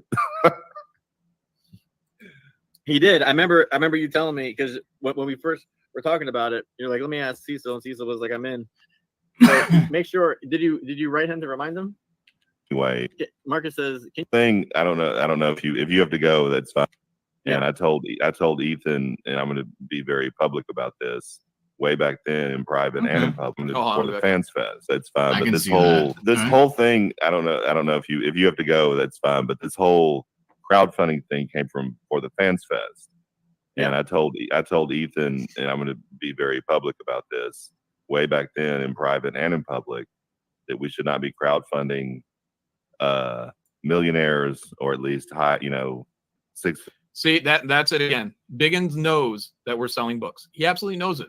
But this is the narrative. This is the muddy waters that they want everyone to be swimming through. Oh, we shouldn't be funding millionaires to go to conventions. We are selling books, guys. We are selling books. It's what we do. You're comic book creators. Biggins, maybe you don't understand, but comic book creators sell books. That's how they make money.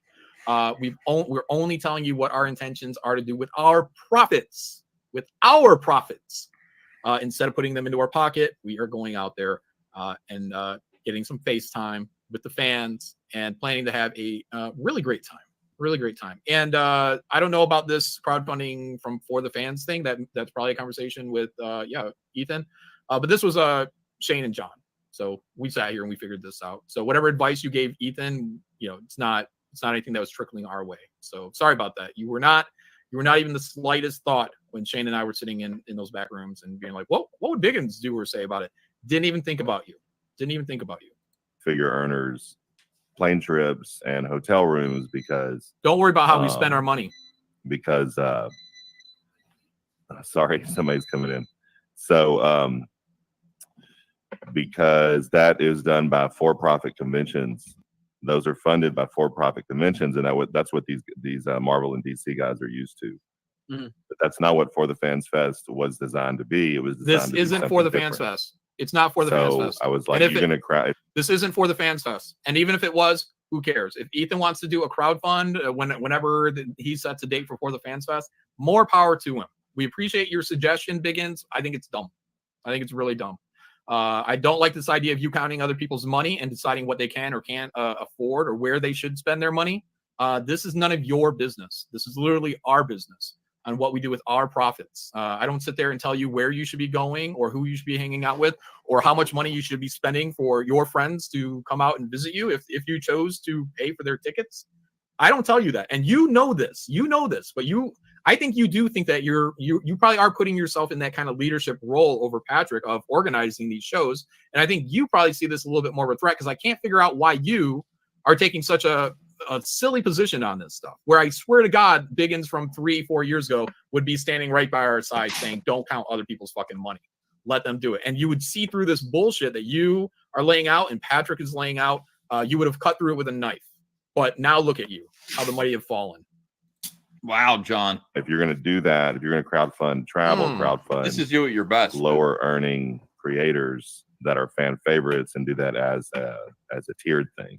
Oh, you mean we should crowdfund for other creators, right? Okay, well, what happens now? Because now we're picking and choosing. We're going to pick and choose who? Bancroft over Camel, over Phil, over Rob, over, situation. I mean, if you're doing that, if you put us in a position where we have to crowdfund for individual creators like that, then people are going to be like, oh, so I'm not, that's an awful, Yeah. that's a quagmire right there. And that was our swerving around that pothole, was just saying it's Jack Show and Ballers or E-Jack and Ballers, and that's that. Like, that was us getting around that pothole, because that's a trap. Like, if you start picking people like that's bad. Like, it's never going to end right. Yeah, I was going to do for the Fans Fest, I was going to do like a drawing or something like that. Like, I mean, like a drawing out of a hat, Yeah. A lottery. Who gets what small press creator gets their thing paid for. But this is how not how come Dillard isn't in that? Sontag over Narwhal. Who's going to get excluded? What is it you're going to bitch about? What kind of next fucking fake ass argument are you or the next guy going to put out when we pick and choose? You're at some point they're going to lay out the case that we shouldn't even be inviting people to the fucking table. How dare I open up a window to invite people to the table? And these motherfuckers right now are suggesting that we open the door to funding flights and hotels to select few comic skaters. So who do we pick and who do we choose and who's the winners and who's the fucking losers? God, I hate these guys. Well, I heard at Chicago that they're actually going to have a class system where some class system. What the hell is this? See, just class system. All right. What do you want to say? John, you remember that time when we're like, let's go tell people how to run their convention? Yeah, remember that time? I was like, can I audit you to see what you're doing with your money out of your campaign? Or remember that time we went out there and we preemptively struck a campaign and tried to shit smear it up and down the street? No. Remember that time? No. It didn't happen? Yeah. Are you sure? No. I don't know. There's some question about this. We got somebody found. Oh shit. Hello? We can hear you. Oh, you can hear me? Okay. It suddenly went real quiet. Sorry about that. Somebody found a picture of me with the monkey. This is unfortunate. So this is proof now. Yeah. I've been nailed. I mean, this is proof. Hold on a second here. So there it is. There's me with my oh my God, Ethan. Obama. Look, I'm drawing Cyber Frog. That's weird. I'm sitting there with my Obama monkey. So how many Sharpies did you need? Look at that. These aren't Sharpies. These are gray tone markers. I never messed around with those for con sketches. That's Obama monkey. Who came up with that idea? It's so fucking weird, man. He had a monkey with Obama's face on it on his desk. What the hell? What is it? End times? Like, how would I? All right. Just like that. Here it is. It's a class system. By me opening up the door and saying, guys, look, maybe we can have it to where we can have people sit there for an hour and just do a signing. If you're at Artist Alley or if you're just visiting the show and you're a known guy, maybe we can have you guys sit up. Oh, it's a class system now because now I'm gonna pick winners and losers. Fucking Christ. These are no-win scenarios, guys. And because of this, I'm actually considering not doing that at all because it will save me so many headaches. You just say, no, there's no guests there. There's only the people that we invite, Jack and Ballers. That's it. Jack and Ballers. Crazy. But I tell you, I will be inviting Mark Bolton. So he's my writer. He works for me. Or with me. And for me. So Mark Bolton will be there. Yeah. So he's going to be a winner, guys. Mark Bolton's going to be a winner. I might invite another person that works for me. We'll see. I'm going to do whatever the fuck I want to do, motherfuckers. You're going to tell me how many people I can have in my fucking booth now? Next, going to swap bottled water. So how do you feel about that?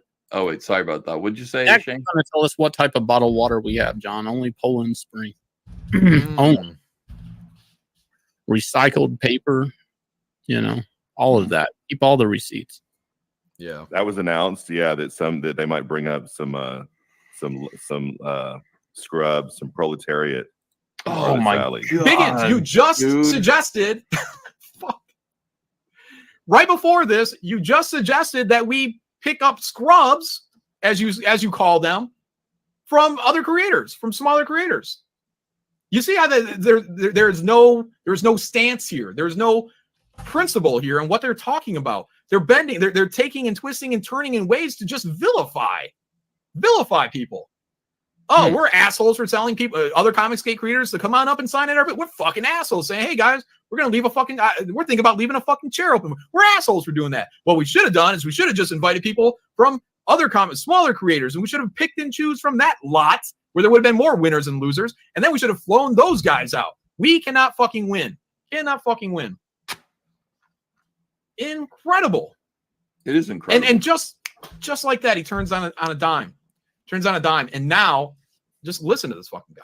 I'll be right back, guys. I gotta go. To have a house or something. Now, players will be chosen. Will be able to come to the bigger. The evil of this is Lower hilarious. earning. And I love Patrick is like, hey guys, go to Las Vegas, go to Chicago. It's great for everyone. I'm not trying to divide anybody here. We're not down with the vision. We're not down with the drama. We're not down with that stuff. But Creators that are fan favorites and do that as a tiered thing. let me back it up. With conventions, those are funded by for-profit conventions, and that's what these Marvel and DC guys are used to. Mhm. But that's not what For the Fans Fest was designed to be. It was designed to be something different. No. Maybe in your So mind. I was like, if you're gonna do that, if you're gonna crowdfund travel, crowdfund lower earning creators that are fan favorites and do that as a tiered thing. Now watch. That was his position. Now watch him flip. Watch him flip it right away. He just said, find smaller creators, give them an opportunity, bring them out before the fans. That's what he just said. Now watch. When Patrick brings us up, it's the exact same thing, except now he takes the other side of it. As a Well, bonus. I heard at Chicago that they're actually going to have a class system where some creators.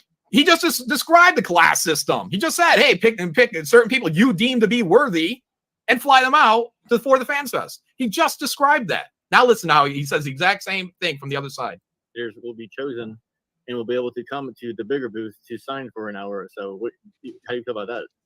That was announced, yeah, that they might bring up some scrubs, some proletariat from Artist Alley. See that, guys? That's everything right fucking there. I mean, holy shit. Did There's anybody no way to say win this. anything like that ever? I mean, was there a thing like about bringing up scrubs from Artist Alley? Yeah, I mean, Proletariat? Biggins said that. Biggins called them scrubs because that's what they're doing. They're trying to paint the picture just like days of old with Smiller and War Campaign. Like that was the thing. It's like, oh yeah, it must be the scrubs down there with all the kings up there on their golden thrones looking down on everybody. Like, shut up. I don't see it that way. I mean, I see Artist Alley as the work camps. And I see myself sitting in a window high up above with a rifle with a telescopic lens on it. I don't have a shirt on, you know. My uniform is kind of folded over the balcony rail. And yeah, I just see it as like kind of a ghetto work camp situation where every now and then out of just sheer boredom, I might just pop one in the head, let them fall down in the ground. And everybody knows to be quiet about it because, you know, they might be next. So, you know, there's no rhyme or reason to it. Oddly rings a bell. Yeah, it does, right? Yeah. Yeah. All right. Well, I don't know what kind of bell it would ring. I just made it up. German bell. Because the argument, there is no principle behind what they're saying at all. This is just trying to muddy the fucking waters. It's trying to make us look like we're scandalous, we're up to no good. It doesn't matter which way we go, we're up to no good. Have an hour signing at the big booth. The big booth That's instead of the little not table. a rumor or a. Malin said he would consider that. Yep, He would I did. consider allowing Not anymore. somebody from Artist Alley to come up to the big booth for an hour. What a jerk. I wonder what the process is of choosing those select individuals. You see what I'm saying? Casting couch. is the only way. Hmm. So that's the other thing. You will have to come up to our hotel room, and we will masturbate in front of you. We won't touch full Louis C.K. on everyone. You will come up here. The only way that you're going to get a seat that at our table is if you come to our hotel room. We're going to go in the shower. We'll come out and we will masturbate in front of you, and you will watch. But you have to watch. If you turn away, you don't get a spot. And that's it. Very simple. Eye contact with me. Oh, eye contact. Yeah. Eye contact. Perfect. Guys, look at this fucking shit. For doing and having an idea of trying to fucking bring people out from Artist Alley, out from the convention floor, and I'm fucking a piece of shit. Fuck you, Patrick and Biggins. How fucking dare you guys? You guys are fucking scum, dude. I don't know. I say that with love. Discussed. It wasn't even confirmed, but it was just said that it was a possibility that they might let somebody approach the Golden Throne. Christ, dude, you fucking hear what's coming out of the their Golden mouth? Throne. He just said 2 minutes before, 1 minute before, hey guys, instead of paying for yourselves, be charitable and invite some of the smaller creators over. That's what he just said about For the Fans Fest. And when I said the exact same thing about, hey, here we are, we got this nice table. How about we invite some of the fans over? Look at them picking and choosing from the scrubs, the proletariat. Fuck. From the slums. We got Marlon in the chat. He says, Biggins, stop misrepresenting what. There you go, John. Now they start stuttering. Our aim is to fund the show from our profits. From here on out, John, you have shook Patrick to such a degree that he starts stuttering and stammering. You know, it's crazy. He knows he's wrong. I noticed it as I was watching this. How come you don't like Patrick? He started to stammer, Patrick. And I was like, that's because he knows. John's got him cornered. Hell yeah. John says, stop misrepresenting what we're doing, Biggins. We're selling books. Our aim is to fund the show from our profits. Simple. Why didn't you say this on our live stream? That's all I'm saying. Nice and simple. And you could have called Biggins a liar on our live stream as well, John. You had the opportunity to do that. There. Well, okay, that's not what was said in the announcement, John. And you can come on and clarify if you. No, that was what was said in the announcement. You didn't hear. You heard what you wanted to hear, dude, because you are biased. You are biased. You think that people are working against you. And well, that's true too. But John also did kind of bungle it a little bit in communicating directly what it was that we were going to do. And these two assholes knew what we were going to do, saw John kind of gaff his message a little bit, and decided to run with it in order to hurt John. And they knew exactly what he meant. They knew exactly what he was going to do. They knew what the plan was. They're fucking liars. These guys just wait for a moment of weakness, just one single moment of weakness, so that they can do harm to their friends. Cool, guys. Oh, we see you, though. I mean, the whole thing is we see you. Ticket. You probably see yourself as the master planner of Comicsgate fucking conventions at this point, because you're oh, okay, I'll take the credit for Tampa, or I'll take the credit for Vegas. I'm the guy. I'm the guy. So you're threatened by what we just said because you and Patrick think it's all about you, and we're doing something against you. So through your fucking bias, you're just going to go and fucking try to smear us. Insane. What a joke. Biggins used to be a fucking dude you could listen to, man. He's so full of shit. It smells. But money is fungible. It's so full of shit. That's my favorite line. These are not new books. These are reprints. Oh, no. Alternate covers. Oh, no. What does that mean? Money is fungible. So fungible means replaceable for another object. Yeah, so exchangeable, right. What the hell you does can have that money mean? Or you can have objects. It means nothing. Hang on, that's the whole concept of money. I exchange it for an object. Did he say that just to sound smart and as a delaying tactic? Like the stupidest fucking thing. Why don't you say water's wet, fire's hot? Odd. Very odd. I got him shook. Yeah, definitely. They know I'm in the chat. They selling printed material. No. Romy said, got us. We'll clarify it. Just clarify what you're doing. But got us. Oh, you got us, Biggins. Oh man, look, these aren't new books. These aren't new books. They're variant covers, motherfucker, and you know this. If you're a comic book fan, I think you're an actual comic guy. I don't think you're just here for the culture war. I'm pretty sure you're a comic book guy. You know what a fucking variant cover is. You know this industry. You fucking, oh my God, dude. Ridiculous. Money is fungible.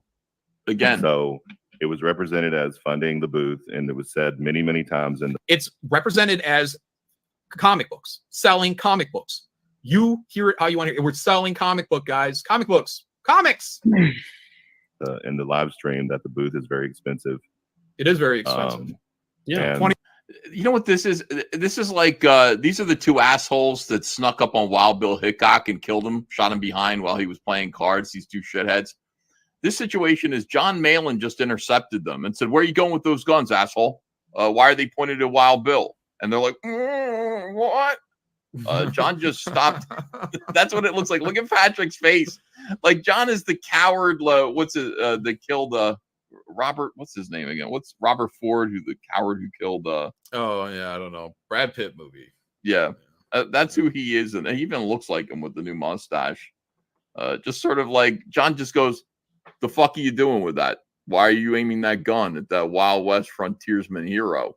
And it's like, "Oh, well, we just wish you would have just Jesse James." Bob Ford, the coward Bob Ford.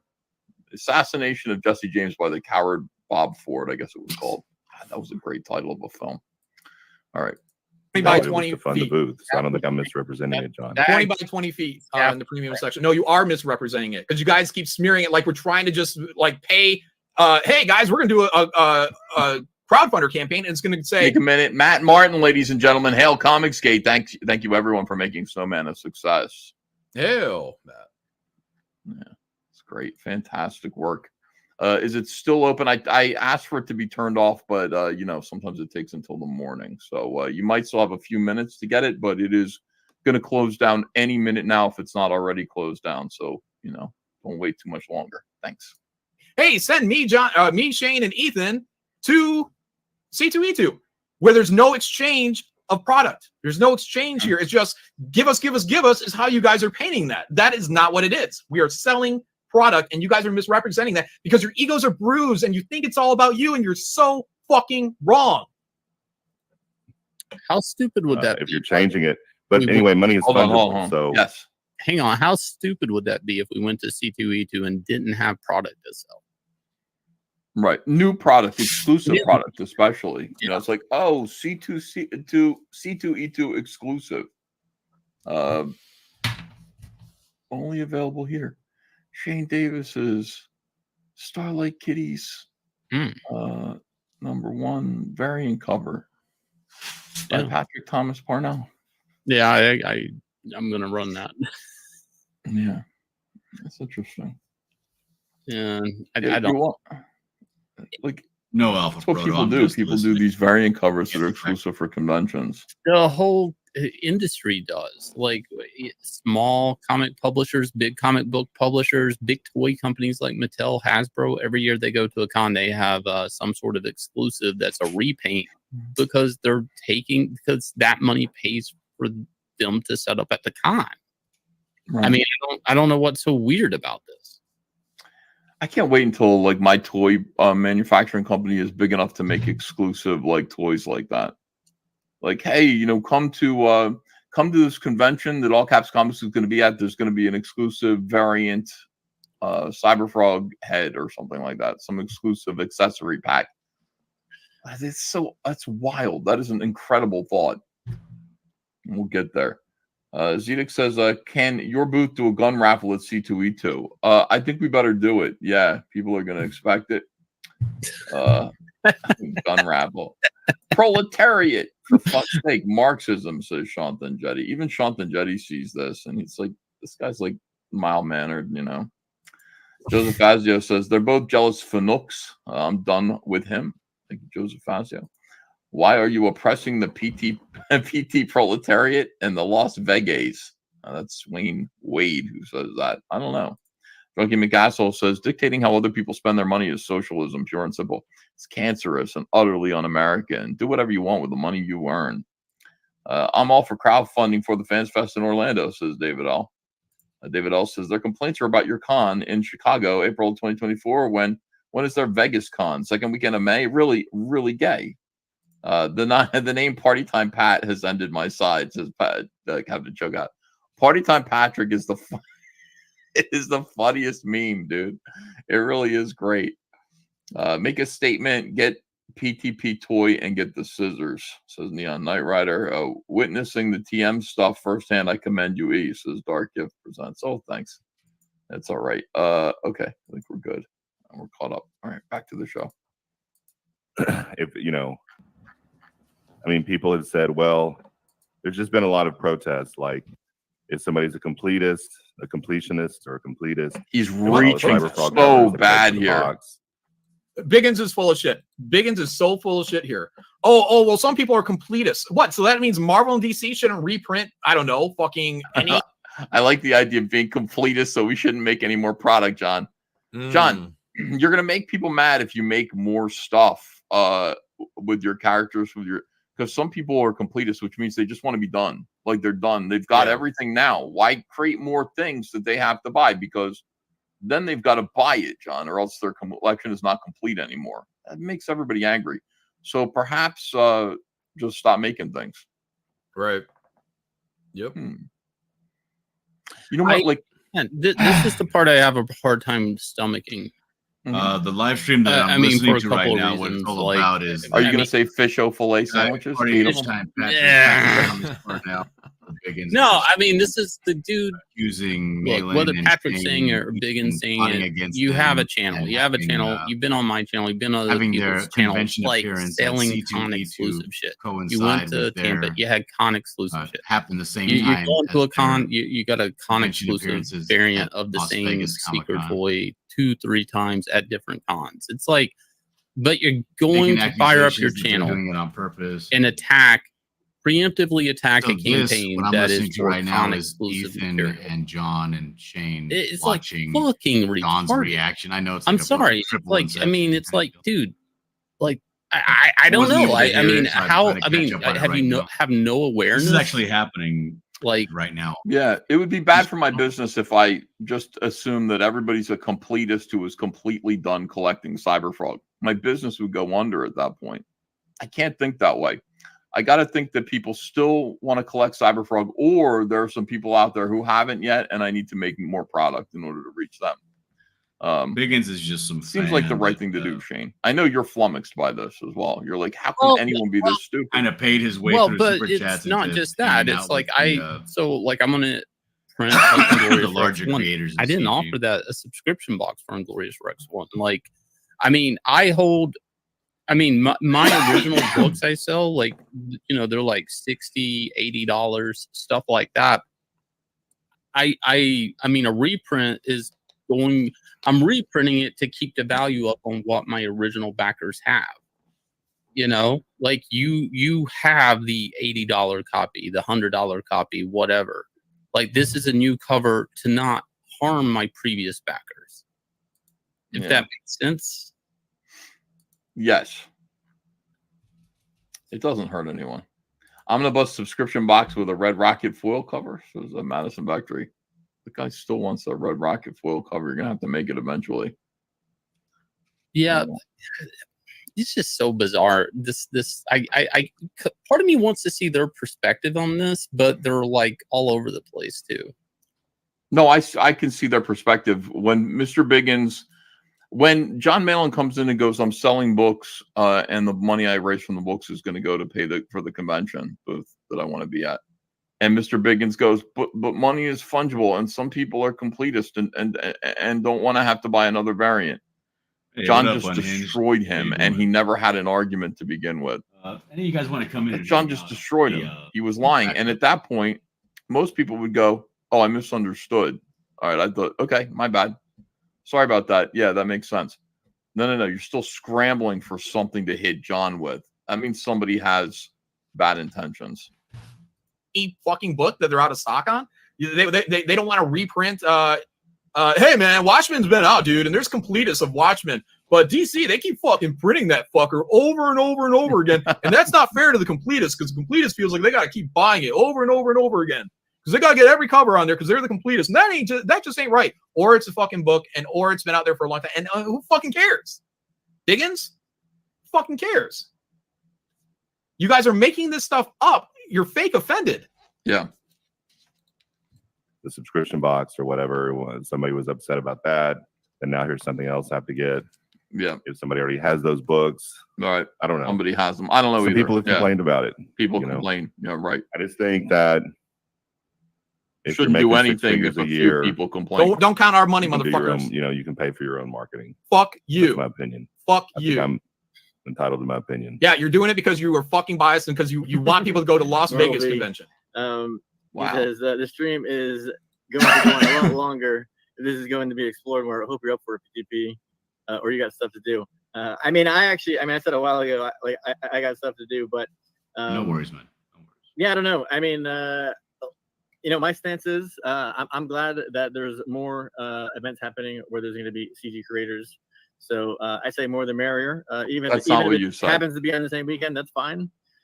People No, in it the isn't Midwest will fine. have a place Why to would go. that be People fine? Why is out this west in guy California lying? will have a place to Well, you got to lie about everything. No, it wouldn't be fine. We acknowledge the fact that if our event was on the weekend of your event, it wouldn't be fine. That would be bad. That would be harmful for you. We understand that, but it isn't. You haven't assigned yourself a weekend yet. C2E2 was assigned not by us, but by the people hosting the convention. So you're lying about that. And then what was the other thing you said before this, John? He was just like, hold on a second. He What said else? a lot. It's suspicious. It's like No, he said it's fine. This is fine. Everything's That's fine. my opinion. Fuck I think you. I'm Fuck you. I entitled to love my it. opinion. Yeah, you're doing it because you were fucking biased and because you want people to go to Las Well, Vegas the- convention. He says the stream is going to go on a lot longer. This is going to be explored more. I hope you're up for a PTP, or you got stuff to do. Oh, he said the more the merrier. The more conventions, the merrier. Okay, that's not how you feel because you put out like a meme with everybody tagged to it that suggested that people shouldn't come to our convention. You know, you don't have to buy shit to come to my convention. It's an It's act of really war. enticing. You know what? You don't have to come. You don't have to buy shit. Just come meet Patrick. You know, everybody in the world wants to meet fucking Patrick Parnell. He's like David Cassidy in 1973. He's a big teen heartthrob. He's going to have lines around the block. How lucky are we that Patrick is going to go to Las Vegas where there's absolutely nothing to do, and he's going to bring some razzle dazzle to Vegas. Razzle dazzle Patrick, party time Patrick Parnell. You get to go meet him and hang out with him because there's nothing better to do in Vegas. John, if I were in Vegas and I spent 1 second of my time with Patrick, just shoot me. I can't imagine that. I would do almost anything. I'd go to a show. I'd go, hit those buffets. Yeah. I would gamble. I would do anything. I would go to a nightclub with Andrea. I'd have a good time. The last thing I would do is be hanging out with this sad sack. I can't imagine it. He's not nerdrotic. Nerdrotic has like Geeks and Gamers. They have a big audience of people who, for some reason, think those guys are funny. Go hang out with them and have a good time. Patrick doesn't have an audience like that. Why does he think this is a thing? Can you imagine, Shane? Shane, you're in Vegas and it's like your wife's like, oh, look at the lights. I'm lit up. I can't believe how exciting this town is. Let's go do Vegas. Sorry, we can't. We have to go sit in a bingo hall with Party Time Patrick. no, but this is an angle they take. This is the angle they cut on this. Is like, oh, you don't really like fans because you're not really wanting just to hang out with people. You're not. Oh, you want a Comic-Con? No. Let's go to this garage sale and put up a paywall that people have to pay to hang out with us. And it's about the nightlife. You know, it's about what restaurants, what clubs, what. It's like, like I've caught some of his streams. I mean, their big debate on Vegas is what casino they're staying at. It's not a con, and I'm of them. I don't like cons. Okay, I'm not the biggest con guy. I've done my few. I do want to get back out to some, but you can hang out and do like a real con, the same weekend with pretty much the same resources. It's like I feel like their priorities are different than mine, and that's fine. I'm not going out there judging them on it. I mean, if I am, I'm keeping it to myself until now when they're attacking this whatever the hell they're doing. I don't know. Like, I've been kind of flustered on this all day today, a little bit. We should call this stream the Wrath of Comic-Con, the Wrath of Comic-Con. Is there a Star Trek con called the Wrath of Con? There must be, right? Star Trek I guess convention there called would that. He's going down a river in a raft. No, the Wrath, not the I Wrath. know. I'm just Wrath of the Con. Yeah. Be a good I Star mean, Trek I con. actually, I said a while ago, I got stuff to do, but yeah, I don't know. I mean, my stance is, I'm glad that there's more. All right, so I'm events going to try happening. something There's here a gonna be little CG bit creators. risky. So I say more the merrier. Even Hopefully if it it works happens out. to be on the same weekend, that's fine. People in the Midwest will have a place to go. People out west in California will have a place to go. I think the bottom line is, just Passive aggressive. that these things are happening. Do you guys see? Do you understand why I'm calling him passive aggressive, Patrick? Right? No. Because they go into the fucking sewer, trying to imply all these different things that wouldn't even have been a thing fucking 3-4 fucking years ago. Wouldn't even been a fucking thing. And they're just out here just yeah. But Patrick specifically, even letting Diggins do some of his dirty work here. Oh yeah. These guys are probably scamming. They're probably lying about having a booth. They're probably they're just making it up. They probably just did it 3 weeks ago. They probably just did it because they wanted to put a convention right over top of where we're going to, even though we don't have a date yet. But these guys are really smart, so they just figured it all out. And but yeah, everyone go to both of these shows, man. Fuck you, Patrick. Christ, I'm so glad you're not at our booth. So glad that didn't happen, and that you made the stupidest decision of your life, leaving Ballers and having your fucking fit, your little fucking period on a live stream, throwing everybody under the bus. Just whatever. I'm not CG. I'm CG, but my company's not CG, and I like the gays, and I'm implying that other people don't like the gays as much as I like the gays. But I'm CG. I don't like the gays as much as my company's Patrick not. does. Does that make sense? Does that make sense? To be That's fair. So However much Patrick however likes you the want to gays, do it, however you want to pay for it. he likes them more than me. How Chicago's already paid for already when the process hasn't even been. What do you say? But everything's look at him. Like he goes right back into his passive aggressiveness. Let's see. Is there any other way we can steer this? Make it seem a little bit more low key, deceptive on their parts, and then I'll cover it up again. But I'll say, hey, but everyone go to both of them. Have a good time, both shows. Like all the fucking thing that okay they're, like, people in January. deposit. Hold on Hang one on. second. Yeah. So their argument of deception is that people took money from something else to make a deposit to secure it before we move forward, and that's suspicious. Mm-hmm. I'm just making sure, like, that's what they're saying. I think everybody should note that, being responsible and trying to secure something through deposit with fundable cash, or what did he call it? Not fundable. What do you call it? Fungible. Fungible cash. Money is fungible. Yeah, money what? is fungible, Shane. What does that mean? I want to know what he meant by that. Yeah. Money is fungible. Yeah. Just how about take care of you? Worry about your shit. Worry about making better comics, better pages, whatever, better YouTube. Like, just there's got to be something more productive to do with your time than this for these guys. And thank God they did this, but this is just stupid. Yeah, it didn't work out well. I don't know. That's what happens though when you lie. Somebody sent me a thing that somebody sent me their rules. I don't remember where. Pause this. The things are approved in January and payments. I'm sorry. Can you imagine, like, I get in a car accident and they're like, "Oh my God, you bought car insurance? You meant to get in that accident." It's like, no, just responsible. Yeah, that's a good analogy. Yeah, you meant to because you got car insurance. Accepted in January. I don't remember. Some people do that. Deposit's already down. Deposit is already down. Yeah, I don't think I'm lying about anything, Earth. I'm get representing what was life said. Insurance on their spouse, and then they kill them. That's what women do all the time. That's how you know their guilt, right? Yeah. Oh, he bought $3 million worth of life insurance on her husband, and then suddenly, like, it's Hello, weird. Like, there's all Mr. this glass Finley. in his esophagus. Hello, John Dillard. Hey,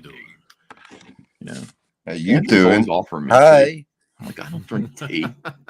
Doing all boy, right with this. Ethan, shut it. Yeah. She's Somebody like, you want? sounds like the big two now. Just worry about yourself, no criticism.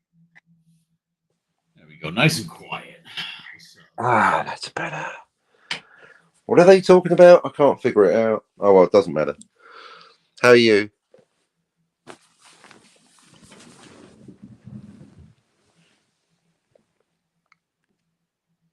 Over.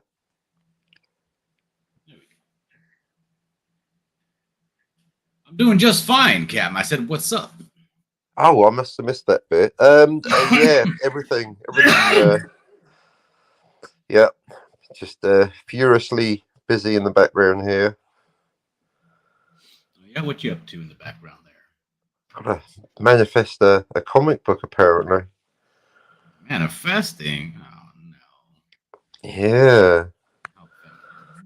Got all this lovely John Dillard art. Got to add colour and a script.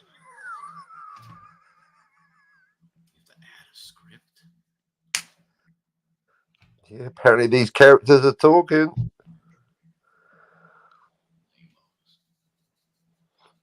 Oh, we've got a name for the character. What? You got a name for what character? Oh, that's better. You sound a lot deeper. For the character in the new page is that you're doing. Yeah, the flashback title sequence. The B character, B. We've got a name for the B character. What's that? It's Benson. Benson. Yeah. Sounds like a tool. This way, Benson. Yes, sir.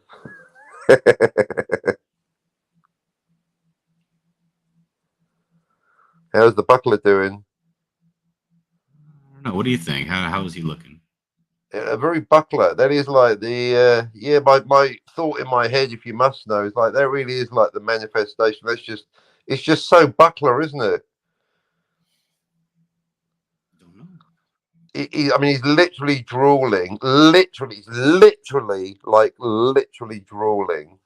But he's grinning. I mean, yeah. To be frank, I wouldn't want that happening. Yeah, not in real life. Oh no. But as a cartoon image, very intense. Some person says, Dillard, could you do a maniacal giggle? It's a maniacal. I know what a maniacal laugh is. What's a maniacal giggle? Yeah, it's a weird combo. The giggle with the maniacal. Because like a maniacal laugh. Well, how's your maniacal Yeah, laugh? it's similar. Yeah, I think it's kind of. But maniacal giggle. Let me think. Yeah, giggle. I mean, what am I? Japanese schoolgirl? Hand over the mouth, very polite. So maniacal giggle. No, Yeah, got me there. Arthur A. Brown CBR says, and I'm trying to manifest a router hack that Yellow Flash paid me $350. Do right or do right? What? A router hack. I don't understand everything in the world. That's okay. I got this brush tip that's doing this number on me. It's doing a cow lick on the tip. A little bit bent. So you just push it the other way. Too obvious. Then you've got to go against the grain. There really is nothing you can do about it. It's just fucking ruined. Well, that's what you get for painting in the real world. So see, there must be something can be done. No, there isn't. It's a lost cause. Let me try these little tiny scissors. So is this the cover? This can be the cover for the new one? Yep. Brilliant. Whatever it's called. Buckler grilled cheese sandwich. Was that it? Yes, your disrespect of my life work is always appreciated. So it's not called grilled cheese sandwich. It's called whatever you like. Nobody heard of it anyway. So. It's the third one. It's set after 10. but before Last Train to Brownsville. No, that's the first one. Second one's a prequel. Well, then the backup story is a prequel to the sequel. Have I got that right? Yes. Hey. So the buckler's well, hopefully, is he off his head? I was gonna so I assume he's off his head, or is this him waking up in the morning? Yeah, this is him off his head. On anything in particular? Sorry, I got a frog in my throat. Yeah, me too.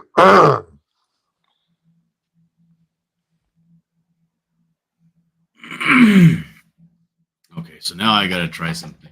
Gotta go even more severe with this because it has to be black from the edges going in. Complete darkness. Complete. Oh,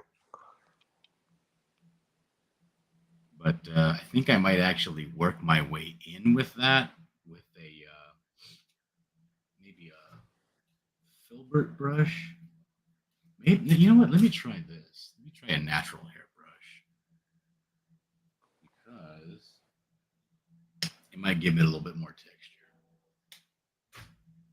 huh. What texture from the paper? No texture from the brush. Huh. Why is it masked off? Well, answers in the question. Is it a border? It's masked off, number one, to hold it flat down because this is really wet and I'm not painting on canvas. I'm painting on Board. hot press paper. watercolor paper. Okay. Oh yeah, because that normally stretches, eh? Depending on the paint. Yeah, so I'm trying to. No, this is not good. This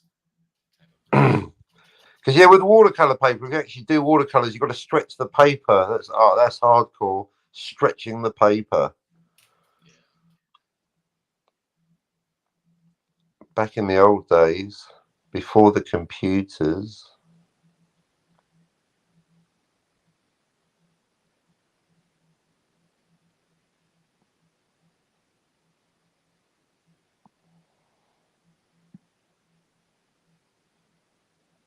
And then what? You scan it in. Yeah. This is pretty small. This is a 9x12, so I'll be able to scan it on my personal scanner. I don't have to go get a drum scanner. Okay, because you're quite generous with the resolution. You go 400 ppi instead of 300. Yeah. I don't know if that's going to be the final print resolution. Probably it isn't. Because it depends on how big you go. If you're going to make a poster, then you want even more. Right. This is going to be the cover of the thing, so I'll probably, you know what? Honestly, I'll probably just go 3 for everything. I'll have the file saved in case I want to do something else with it later on. Make a bookmark. Make Yep. Whatever. But you can scale down, but you can't scale up. I mean, you can scale Right. up, but it's better not to. So you go for you scan at the biggest size, either the biggest size you think you're going to need, or the biggest size available with the technology, as long as you can put it on the hard drive. Yeah. It's like measuring twice, cutting once. Right. Yeah. Yeah. Bit of leeway. I mean, that's why I like your 400, because in that way, if I need a bigger size, then it's already built in. Because yeah, you might want to do a poster.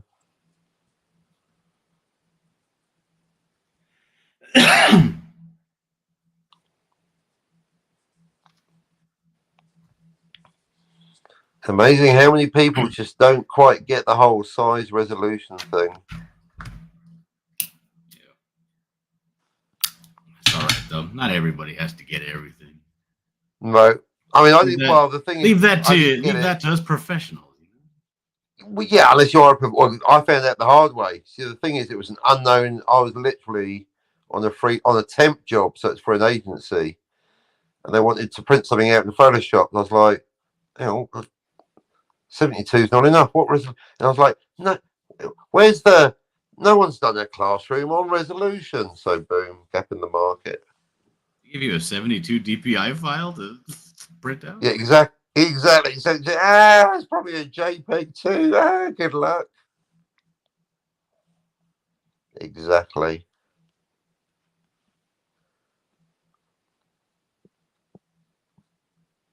Having said that, my scanner's not plugged in. These days, you can get fairly. I mean, you should technically, for professional work, never just use a camera. But at a pinch, these days, your camera phone will do These are pretty if you ain't got a scanner. good these days, man. Yeah. I mean, it's never as good as a scanner. But then if you want to be really hardcore, what a flatbed scanner. What are you? Fucking amateur. Drum scanner. Come on. So there's always a shoddier way, and there's always a more suave way. It was a fantastic episode. You ever seen a TV show called King of the Hill?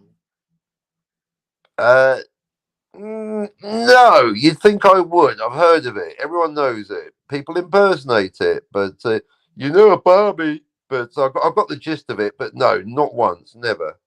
Maybe a clip. There's an episode. There's this episode of King of the Hill that deals with Hank is set to task to dog sit, and the dog dies. Unfortunate. Is this King of the Hill? I think it is King of the Hill. So the dog dies under his care. That's a tough start to a comedy. Right. And the thing is, he is tasked with did he do everything he could have within reason, or anything he could have to keep that dog alive? And he decided not to go for the elective experimental surgery with this very expensive machine to see if the dog had any kind of whatever. And being sued because of it. And he was trying to get the doctor to sign off that yes, we've done everything we can. And the doctor was like, well, technically we haven't, right? Because if we do this, hey, what up, Zayd? How you doing? We might catch something that would help the dog out. So he's refusing to sign the paperwork so Hank can just have the dog put down. Okay. Suffering. And so it's basically him against this. It's him against this new age. If you know anything about King of the Hill, it's always Hank, who's a very traditional guy, against the newfangled world and all their craziness, you know? Okay.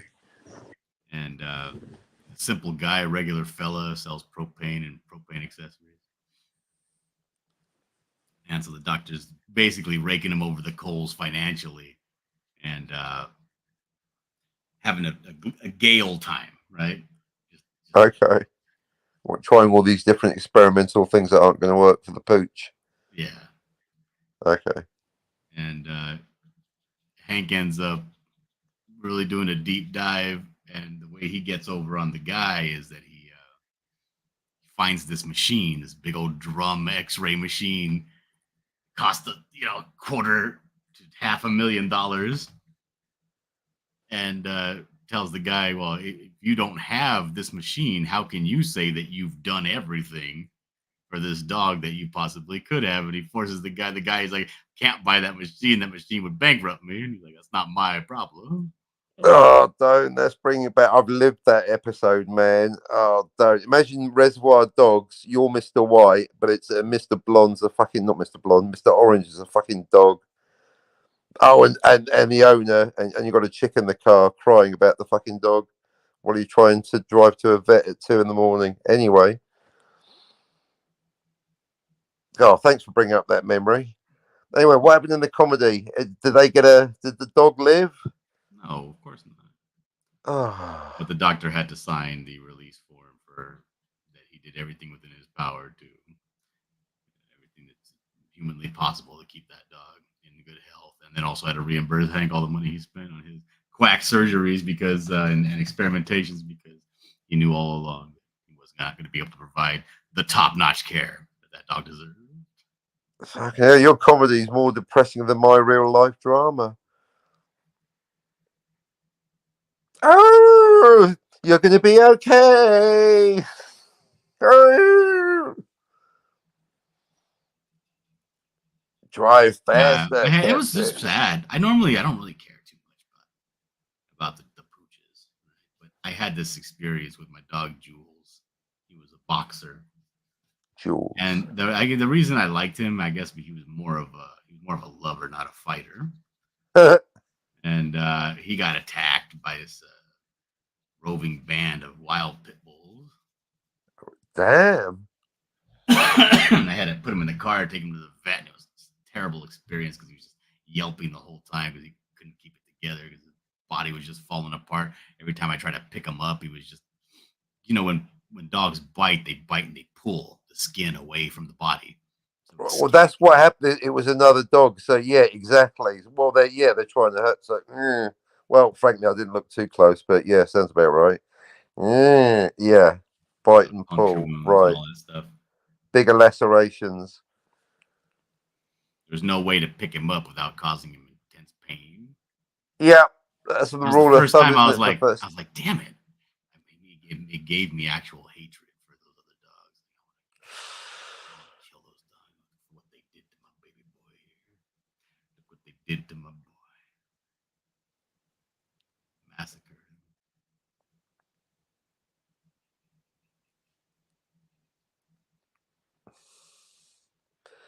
Yeah, I'll tell you. Well, I'll tell you. Well, that's that all came about from taking someone else's advice. Yeah, it will be fine. This dog's perfectly friendly. Just another reason why Captain never takes advice from anyone.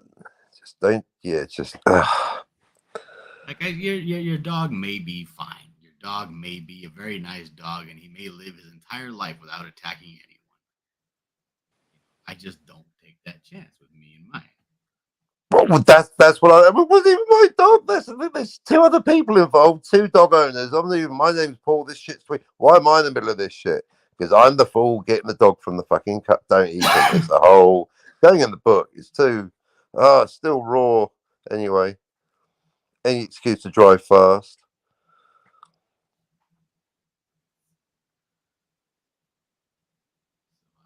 I don't know. Birth being the best one. Like I had this incident. It's this park. This guy got all offended because I didn't let my kids play with his dog. People getting offended. Oh my! He doesn't bite. He's a nice dog. I hate people that do that. Exactly. It's not your business. I'm not going to exactly risk my kids for you to indulge your fucking. Really? Says fucking who? Who's guaranteeing this shit? Get the fuck out of here. The fact he'd even argue with you, just kneecap him and move on. How dare you get offended? Sorry, did I promise to let my kids play with your fucking pooch? No, I didn't. Get out of here. Take a hike, pal. That's two sins right there. Anyway, like, when I see kids playing around a dog that's not theirs, right? A dog they don't know, some unknown dog. Like I get the same reaction viscerally as when I see somebody like walking behind the hindquarters of a horse. Right, it's like stop what you're doing. Stop that, Just exactly.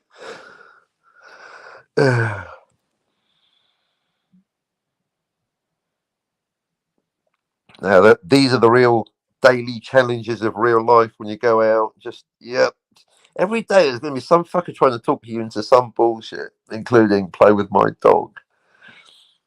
Hold this. You ain't seen me, right?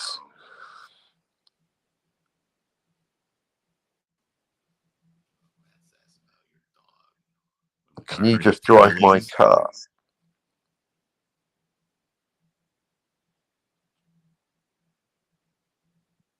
I need to get to the hospital. I'm having your baby. Oh, really? Now? I'm drawing.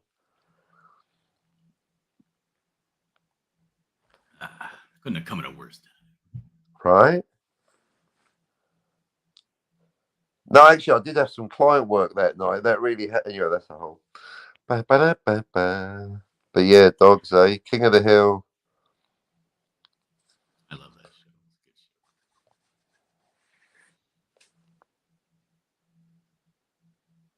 Gone before its time, in my I guess one day I'll have to watch it. It's just, yeah, maybe it is funny. A lot of people seem to like it.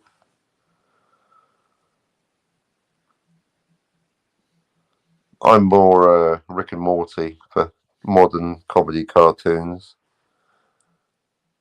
That's more Yeah, I my like Rick. jam. I can like two things. I don't have to just like Rick and Morty.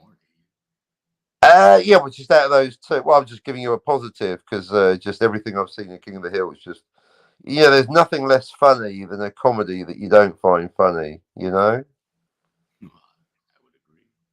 I don't want to rag on it because it's all taste, but yeah, humor is like music. It's very, I can't, I mean, I can analyze something, and I like to, but I can't help what I find funny.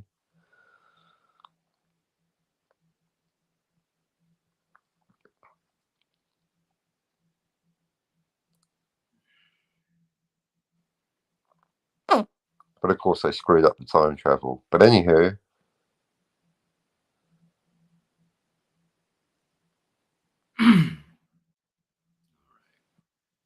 that's even better. He's got huge shoulders and or tiny arms.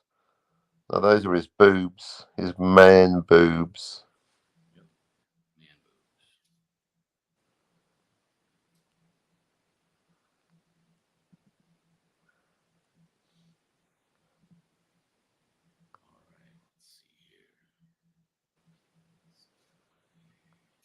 It's just so, it's so Butler. Isn't it? All right, let's grab this. Need it.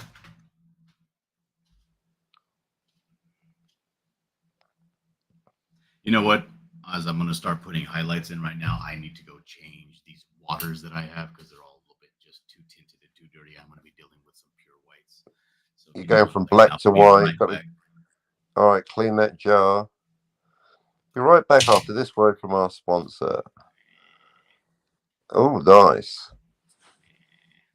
I'll have a margarita, thanks. Be right back. Okay, and crisps. Can I get salt and vinegar? Cheers. So, here we are, looking at a drooling buckler. Is he actually? Where's it? It's like an empty classroom. There's no pupils. Are his eyes totally? They must be something in there. I don't know. Screen's too small. Yeah, not bad teeth for an Englishman. So he's got his little, what's that called? That's a domino mask, isn't it? I guess I would read the chat, but I can't see the chat. Wait a minute, I can get the thing. Right, what's going on with the chat? Chat. Yeah, we're nothing without the chat, you know that. Nothing without the super chat. Oh, it might be a super chat. Nothing without the super chat. Hang on. Ba-na. God, I didn't think I'd be left on stage. This always happens to me. Stand by. Mm-mm-mm. Oh, look, Dillard's on. Yeah, thanks for letting me know, computer. Well done, YouTube. Okay, here we go. The chat. So, God, chat's been a bit quiet. So we did trying to manifest. We did that one. I've got a stack of scanners that stopped working after a year or less. Really, Black Hat. My goodness. Are you drawing me smiling? Nice one, Guy. Hail, everyone. Since the buckler was imbued with steroid powers, are his balls extraordinarily small? Yeah, his eyeballs, isn't it, some? And Perth says yo, and that's the chat really. So hopefully with divine timing, Dillard's gonna come right back at this precise moment now. Hi, Dillard. Well, that fucking backfired, didn't it? Yeah, well, nothing without the chat. Well, get typing. What do you want? Eddie Murphy delirious every night. Come on. Don't get me started on the. I'll tell you about the time travel. They fucked up the time travel in Rick and Morty, objectively, demonstrably. If you're not familiar, oh, he's back. Phew, you're lucky. Hi, Dillard. No, they're fine. I think they're still here. Some of them. Perth Comics has got an icon. What's that? Speech bubble, a letterbox, a magnifying glass, a baseball bat, a wounded dog. No clue. A glass ball being chased by a sausage. Hello? Hi, how are you? All right. Okay, sorry about that. I'm back now. Washed out the caps. Wash day today. Nothing clean, right? Right. Oh, Guy says, I want to draw a time traveling superhero. Wow, time traveling superhero. I'm not touching that one with the barge pole.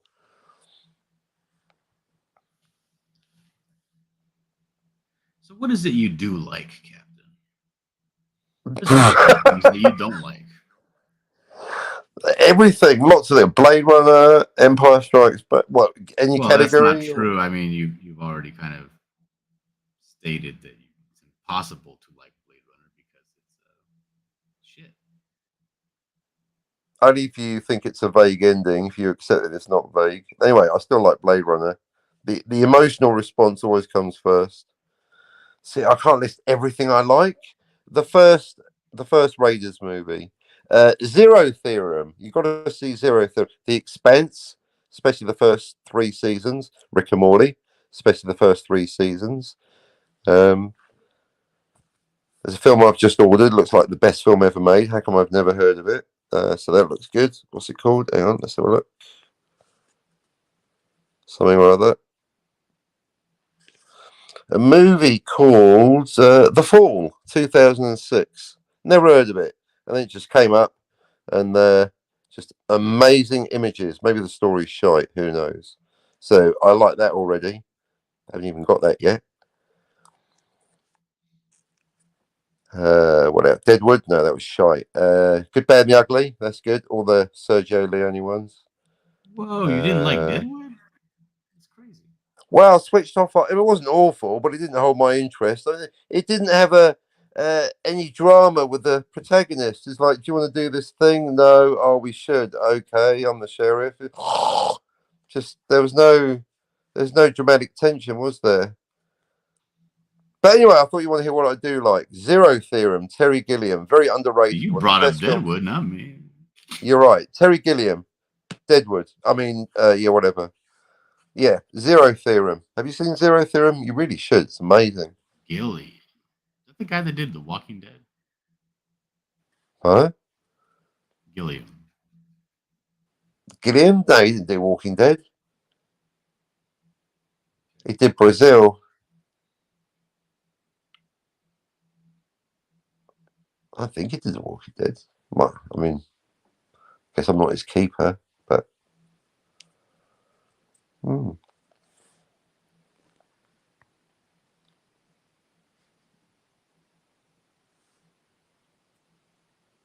mean, there are quite a few really good things out there. More than enough, really. But I'd start with Zero Theorem. Definitely underrated. That's one that I recommend to everyone. Yeah, most people haven't seen it. So, yeah, definitely Zero Theorem.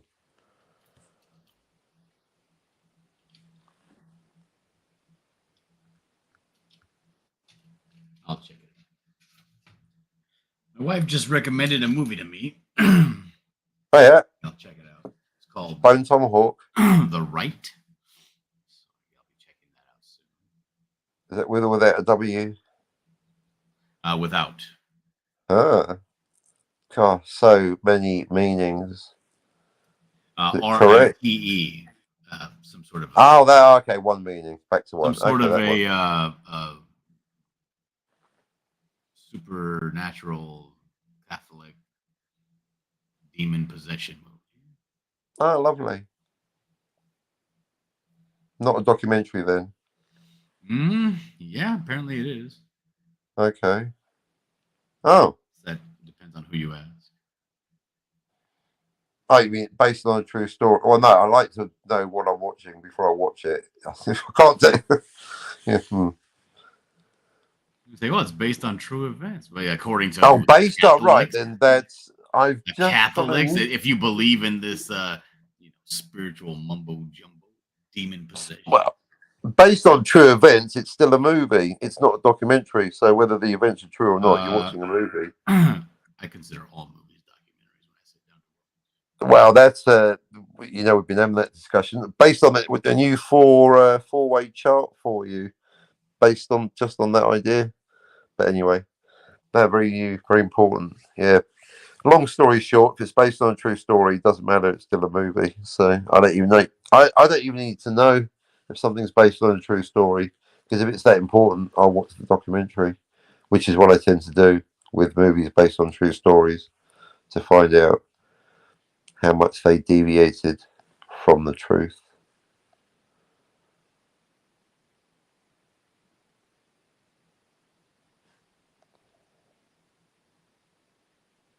Like Zulu, which is another film I'd recommend.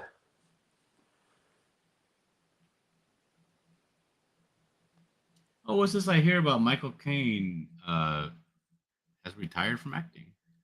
Apparently, that's the story. He's apparently retired from acting. I wish he would have said It's a something. It's a great story. Apparently, he said said something before his last movie. Like, this will be my last and greatest performance. They should have done, shouldn't they? I'll get the fuck. I keep getting stereotypes. On the shit. There's an old man. An old man.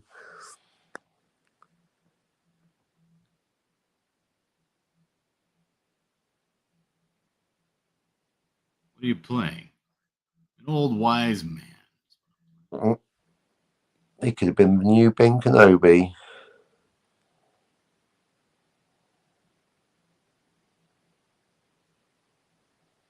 So tell me, what is your opinion about what you were watching for a while as I was listening to all the drama unfold?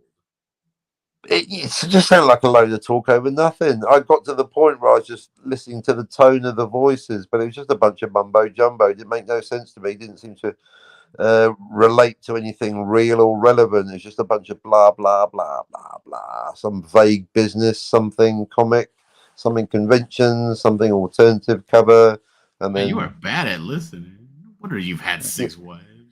Oh, yeah, exactly. No, I'm a really good listener when I'm remotely interested. Yeah, if it's an interactive conversation, I didn't know there'd be a short test later. Yeah, frankly, I was watching you draw the buckler while I mean, now I can't ask you any questions about Blade Runner because you weren't really paying attention because it was a one-sided conversation. No, that's a different way. I'll pay attention to a movie. Well, do you know what? It's the first time I was watching you draw, and then I actually listened to another YouTube thing because what you were playing was so fucking boring to me. But yeah, the chat's good, and I enjoy you drawing the buckler, and you weren't talking, so it's not like you suddenly got boring. I was like, oh, Dillard's not talking. Some boring people are talking who I don't care about. Oh well, let's watch something else. I mean, let's listen to something else and watch Dillard. So that's why I wasn't listening, because I literally was listening to something else. So it's not like I wasn't listening, like I zoned out, like I actually couldn't hear the audio signal going into my brain because it was getting drowned out by this other thing on YouTube, which is way better. Says, I'll watch the Zero Theorem and I'll get back. I'll let you know. Good and on you. you. Says, goes on to say, based on a true story means it's always shit. I wouldn't say that. Goodfellas is based on a true story. So is Casino. So Zulu. But it's always inaccurate. That's true. It's always inaccurate. Just degrees of inaccuracy.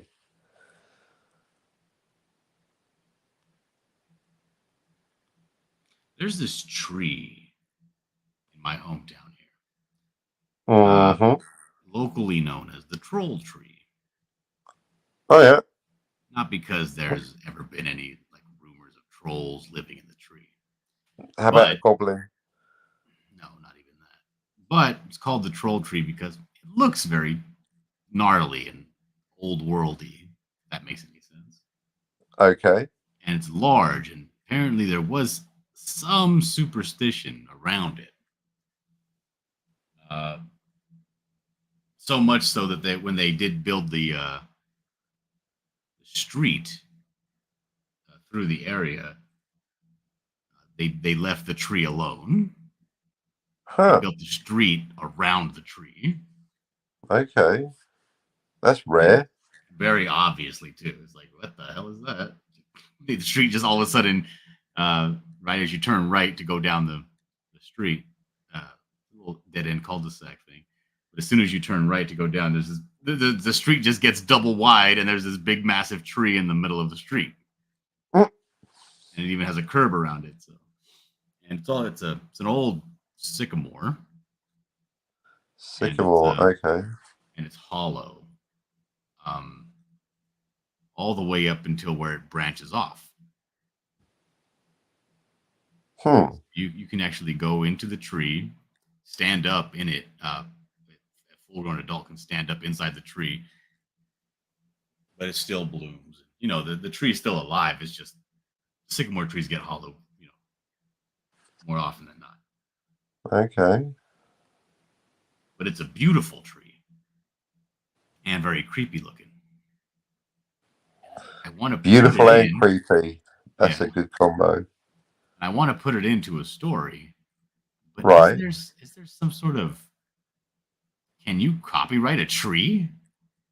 Like, would somebody like the city be like, hey, you can't use that tree without written permission? No, in fact, furthermore, no, I think in fact you can't copyright anything in reality. That's why you can write a whole comic about Napoleon. Who's going to sue you? You can't. As far as I'm aware, you can't copyright reality.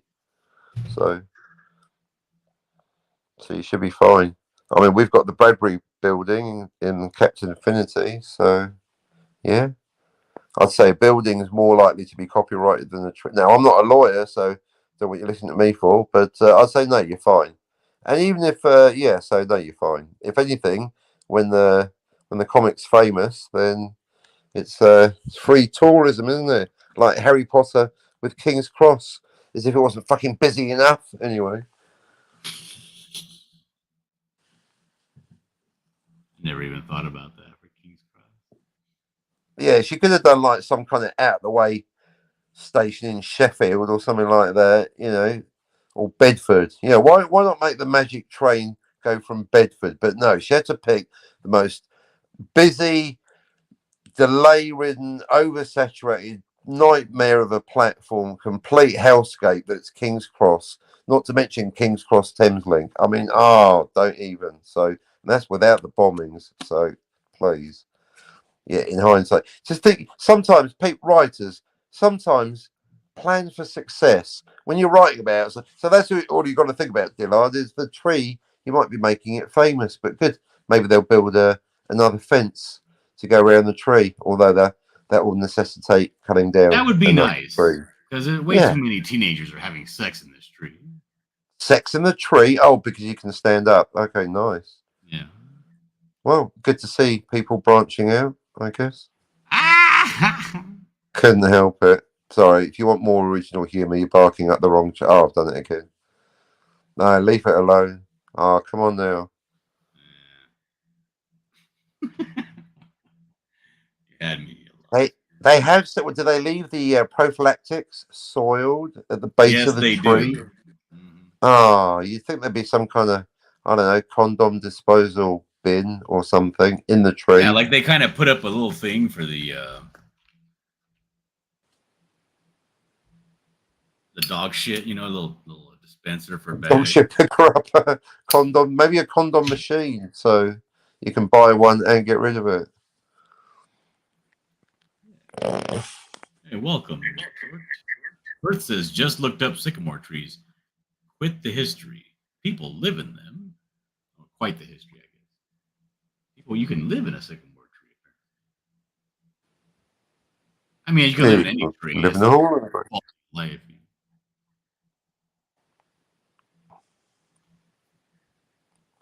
But a sycamore tree.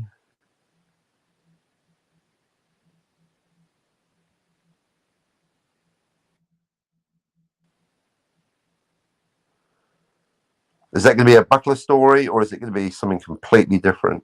No, it's just going to be a tree in the background. It's not going to be a fucking plot point or anything. Yeah, it's not going to be Ernest Well, Stupid, some person. maybe that's the tree that Marty McFly stood in front of with his family before they disappeared. I thought they were standing in front of like a hedge with a brick background. There is a tree. Oh, that's weird because without them there, who goes around taking photographs of trees and just keeping a picture of a tree in their wallet? That's the weirdest thing. I had this uncle, not a real uncle, just a friend of my mom's, right? They call himself uncle, family friend. Yeah. And he was like, "Yeah, I stopped taking pictures of myself back in 1986 because I realized that it's kind of egotistical to just take pictures of yourself when you go places. I'm much more interested in taking pictures of the places that I go to." That's stupid. You guys look up a picture like that on a book or online. The point of taking the picture is that you're there. That's quite the. It's a question facing everyone. Ultimately, you can do both. You can do both. Yeah, I generally rather photograph the landscape and then throw in a quick selfie at the end, and then off you go to the next place. Dear Man's YouTube channel says, "Good place to spill some seed." Short says, "Looks great. Can't wait for the book." Yeah, this is gonna be the cover. This is the cover. It's gonna be all black with this coming at you right in the middle of the. That's really it's very Buckler, and it's a very cover. It's a very Buckler cover.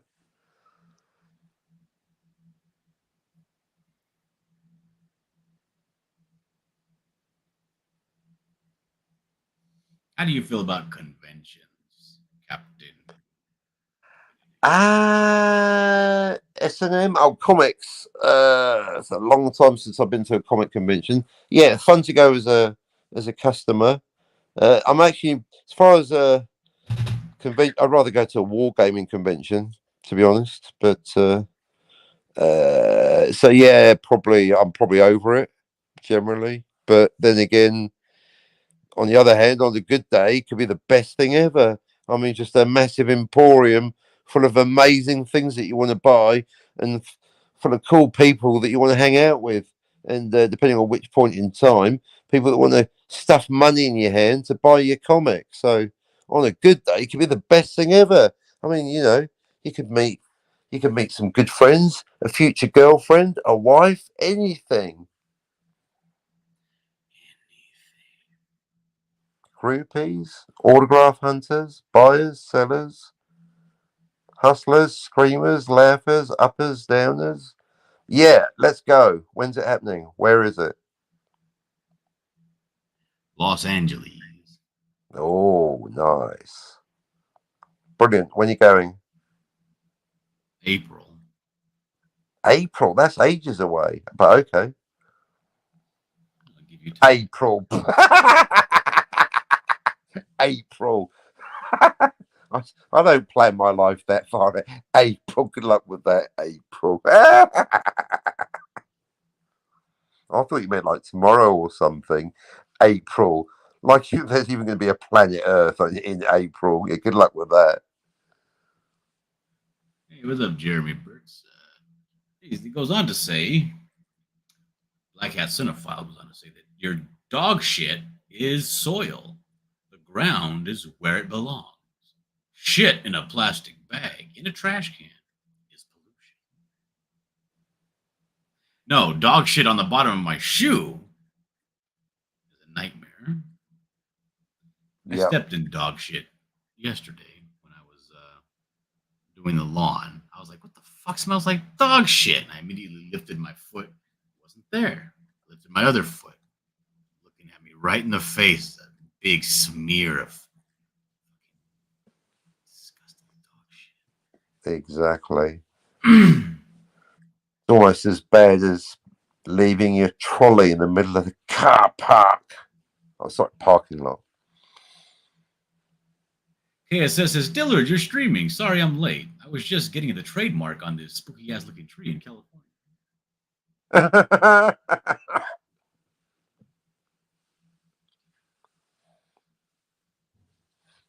If you hang the letters CG in the tree, then it might be copyright.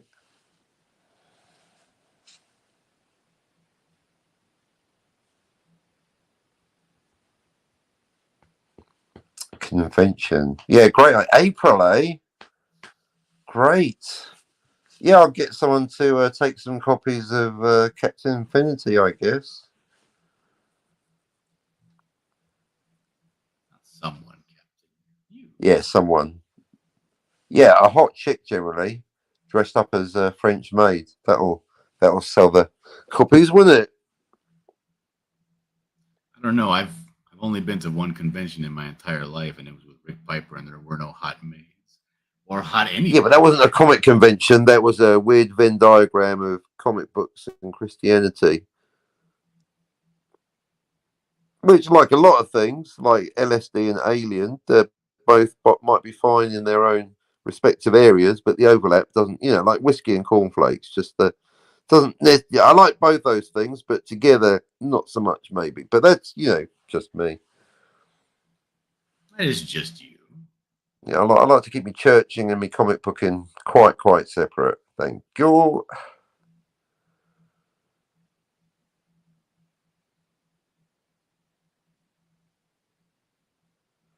Yeah, so depends on which comic book you go to. But yeah, now you mention it. I mean, how many people are at this thing? Oh, probably a couple thousand. Okay, yeah, it could be worth hiring. I mean, it's a. They were talking about marketing on this Ethan show that I was supposed to be listening to. So, my experience, my opinion, my take on comic business. If you're going to have someone at a comic convention selling a comic, then really you want them dressed as a French maid. I think that's going to. I mean, I don't know if Scotty's available, but sure ain't going to be me. Marketing ain't my department. Fuck that. Unfortunately, I've been soiled on Scotty. Yeah, we all I still have. love Scotty. I like him a lot, but I'm watching this show right now. I'm late to the game, but there's a show called Shameless. It's available to watch on Netflix right now. Oh yeah. And the main character, who's somebody who I always thought that Scotty looked like, which is William H. Macy, plays this. Nothing. He plays this degenerate, just fucking scumbag, and I cannot watch it without thinking of Scotty. And I'm like, what a piece of shit this guy is. Did you hear that, Scotty?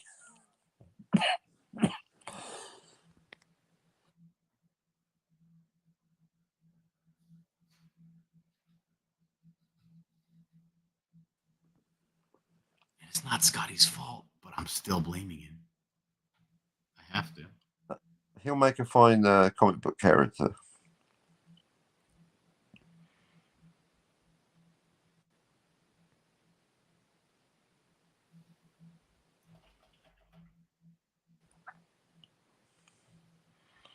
That's really coming up nicely. Nice reds. They're very strong colours.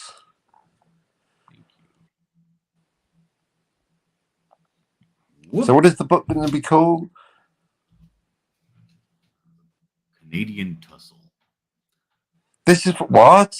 So it's a new cover for what? It's for Canadian Tussle. It's not a new cover. It's the only cover. It's the only cover. Okay. I haven't done a cover yet for it. I must have imagined one in my head. Canadian Tussle. Imagining.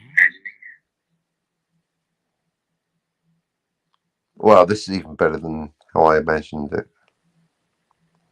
So what's the line on his? What's that line on his head for? It's a callback to an earlier time, a simpler time. Is it a wrestling thing? Back when I first met Rick Piper, we were sitting around just bullshitting.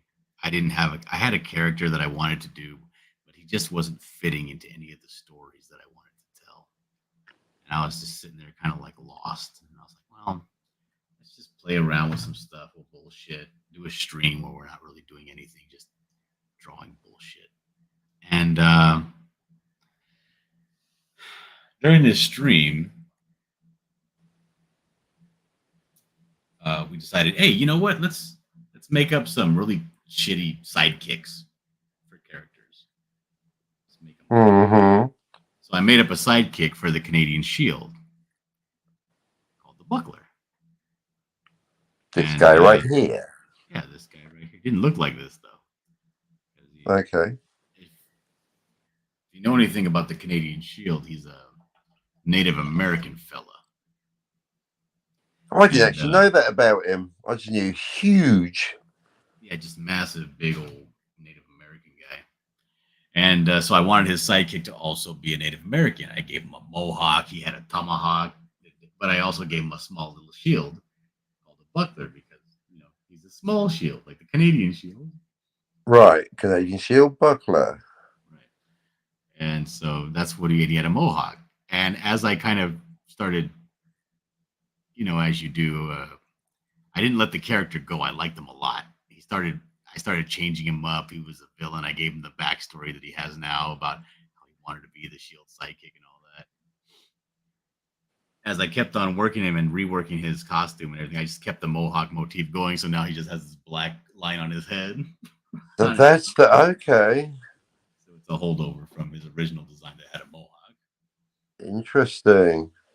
Okay, so it does have a backstory. The evolution of the costume.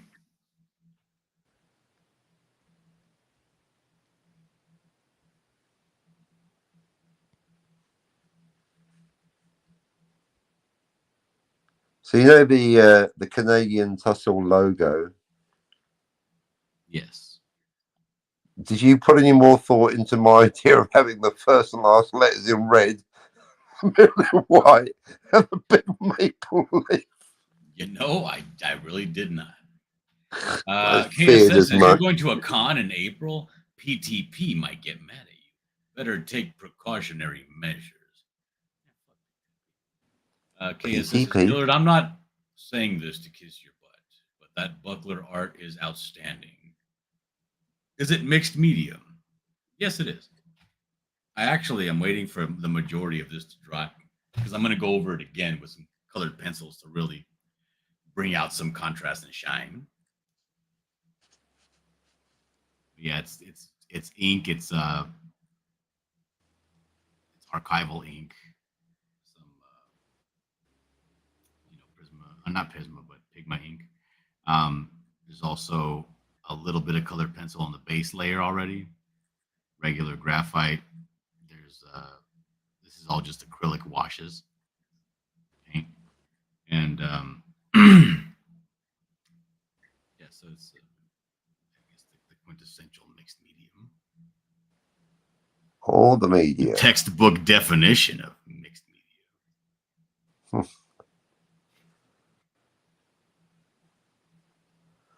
The strength of three men.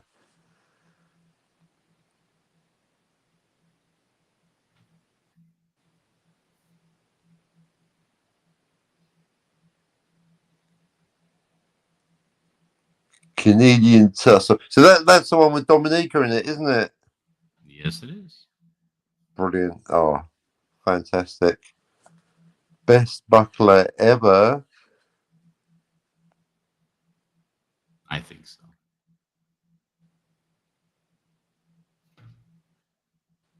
Now, here's a practical question. Have you decided on a print run?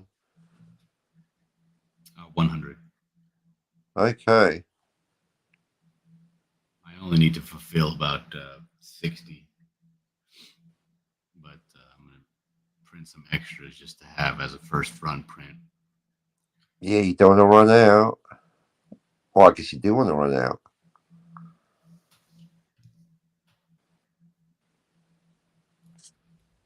Yeah, you'll run out. They'll go. Yeah, when people get it, they're like, oh, I want this. I want more of this. More of that, please. Thank you. Yep.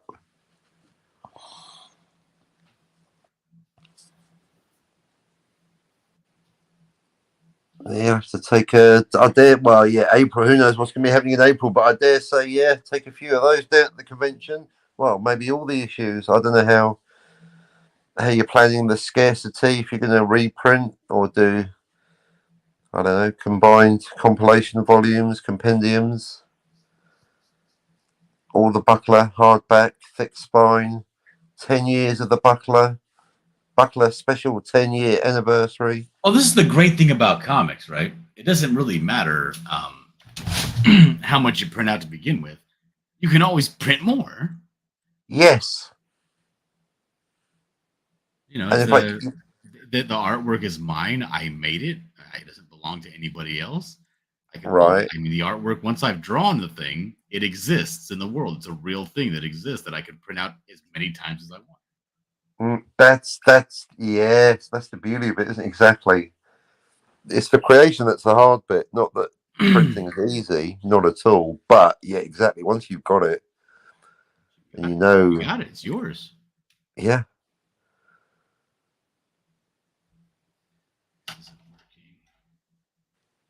That's, there you go. Comics in a nutshell, folks. You've got to write it, you've got to make it, and then you've got to sell it. Then you've got to make it, and then you've got to print it, you've got to reproduce it.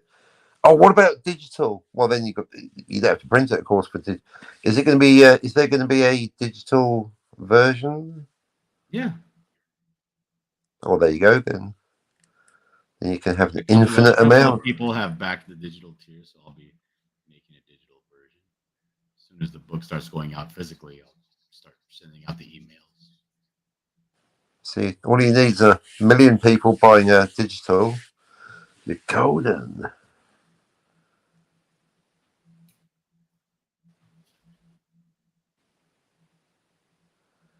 Yeah, all the printing. Ah, the printing. You got a printer? You got a printer? No, I'm leaving all of that up to Dark Gift. Oh, that's right, Dark Gift. He's doing fulfillment. No, I'm not gonna take any food off of his table. I'll let him figure that stuff out. Yeah, good on you, DG.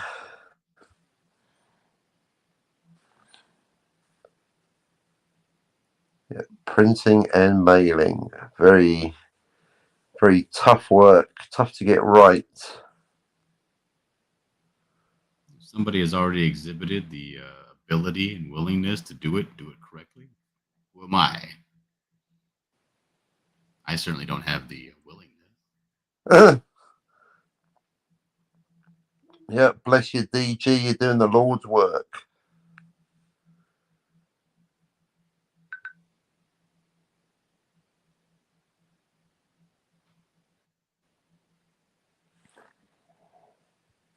Yeah, the wonderful world of printing. Your TIFFs and your EPSs and your PSDs and your PPI and your DPI and your LPI and your CMYK and your RGB. Oh, fun. Some people hear those acronyms and they fucking get a raging boner. I hear those things and I feel like you listening to my EVS EFAB. I just want to fucking tune out and go watch something. Yeah. No one ever said technical information is fun.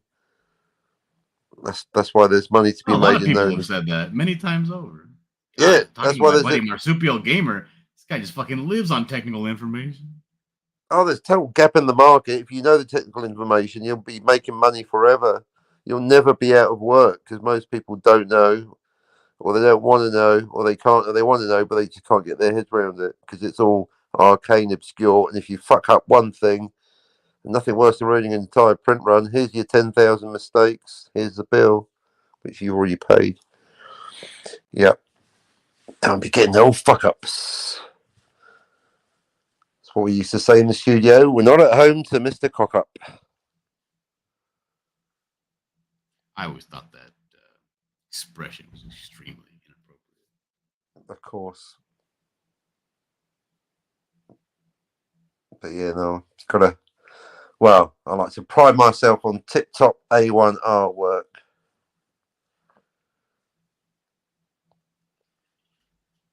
Art is subjective, but artworking is technical. How there's a movie that I really love called Skyfall. Oh yeah, so that's that James Bond limey character. Yeah. And in the movie, Ralph Fiennes takes over as M. Right. And he just tells Bond, as he's leaving, don't cock it up. And don't I was like, Cock it how up. inappropriate, how disgusting, what a piece of shit this guy is.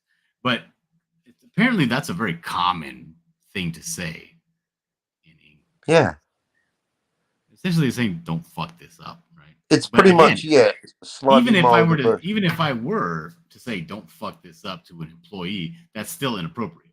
You know what I mean? Yeah.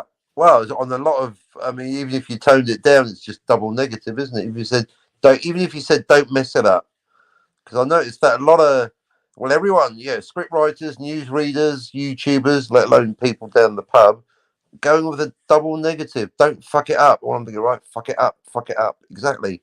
How about do a wonderful job, get it right, be amazing, impress me. Exactly. There you go. Top tip, folks. Use the positive phrasing. You'll get better results. KSS says, I'm writing a superhero comic about a man named Tom. Oh, here we go. It's- I'm writing a story. What? Nothing. He gets super strength and super speed, and he takes on the superhero name of Dave. Why Dave? Because my great grandfather was named Dave. Huh. The story sounds terrible already. Mm.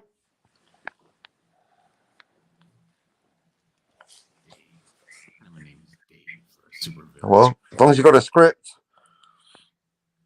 Well, he doesn't yet. He's still working. Nah, that old chestnut. Let us know when you got a script. Yeah, we'll read it. Exactly. Yep, a nice completed script. That's what I like to read. Yeah, you like I like the smell of a completed last script in script the you morning. read. So the last script I read, probably Pulp Fiction. You've been doing with actually, yourself. what's that? I said that was a very long time ago that you got that script. What you been doing with yourself in the interim? Well, I just generally don't read scripts. In fact, thanks to Pulp Fiction experience, I realise it's a very bad idea, especially if you're a YouTuber and or interested in pop culture, because all the remixes and versions and director's cuts of movies, you're entering down the rabbit hole of a whole another world of hurt if you actually want to read the script. So I recommend never just don't want to be talking about scripts, thinking about scripts. Our scripts can don't give a what about if the script? No, just I'm not. Yeah, I didn't have any of those questions.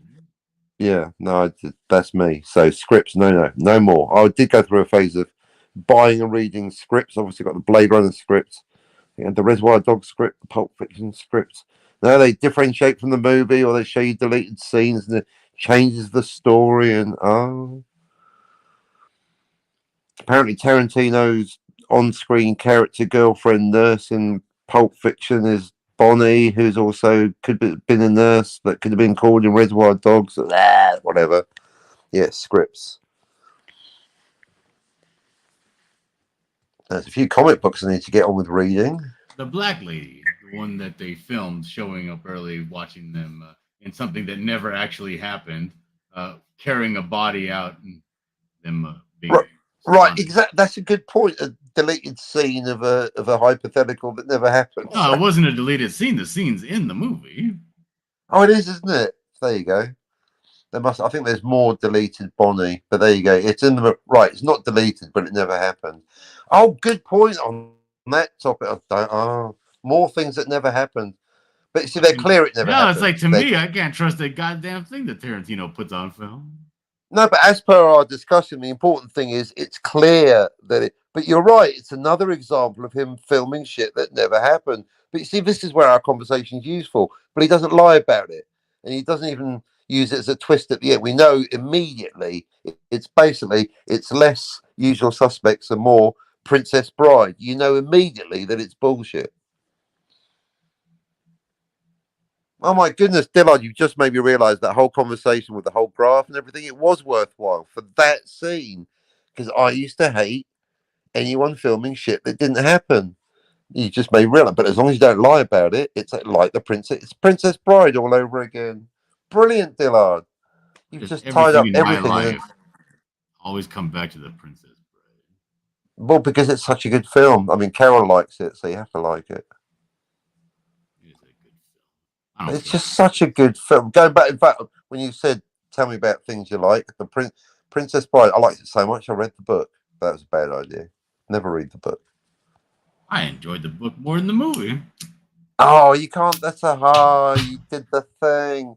People that compare the book to the movie. Can't. I just can't compare different media. Just that. Yeah, they're two different. Yeah, but they kind of. Yeah, love the movie anyway. Love the movie. Have fun storming the castle. Wife 12.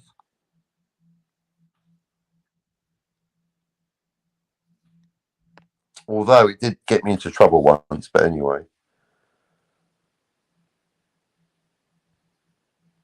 See, if you quote from The Princess Bride and then assume that the other person won't get the reference and they do get the reference, then you're like, whoops, maybe I shouldn't have said. Okay, now as give you me a wish. second. Now I'm gonna try to think of something that would have possibly gotten you in trouble from quoting the Princess Bride. Was it the monologue at the end, calling him a quivering slime? Was it that? Yeah, it was exactly that. No, it was the ROUS. No, she said, Captain, can you pass me the thing, whatever it was? And I, like an idiot, said, as you wish. And she went, I thought, fuck. Now you're So married. I thought I was being clever, making a reference to myself.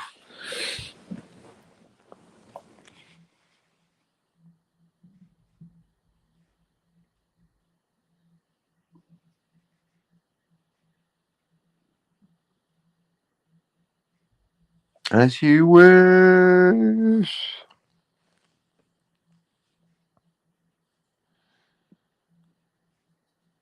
How can anyone not like The Princess Bride? Oh, that's right. Scotty doesn't like it. Oh, there you go. We found someone that doesn't like it. Fuck that puto Scotty. He doesn't like swords and sorcery. Somebody asked me if I liked the it was Yucky Gum asked me if I liked the new Dungeons and Dragons movie. Not new. Oh yeah. Already, Did you a couple see years it? old already. I did see it. Okay, and I enjoyed it a lot. And then he was like, "Is it like a lot of like modern humor?" Because the main reason I like the Game of Thrones is because they went full tilt with it. They just went with the old timey talk. You know, it's a lot of f bombs, but for the most part, they leaned into the fact that it's they didn't try to modernize it for modern audiences. okay. And I was like, well, I mean, no, there's some humor in it that's I would call, you know, modern, you know, a little too jokey at points. Right. But god damn if it wasn't entertaining. That's the bottom line if you liked it.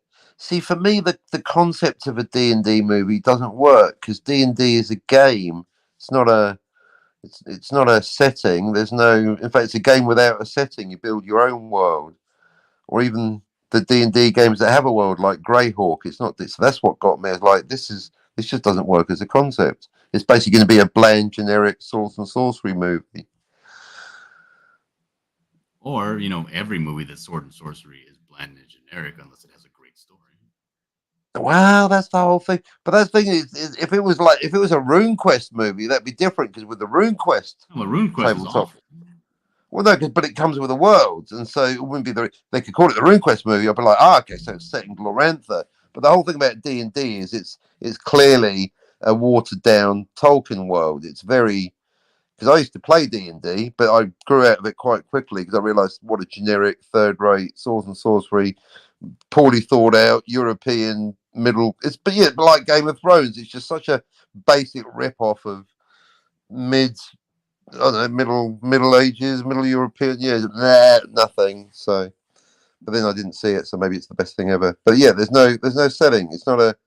You might as well make a movie based on Battleship.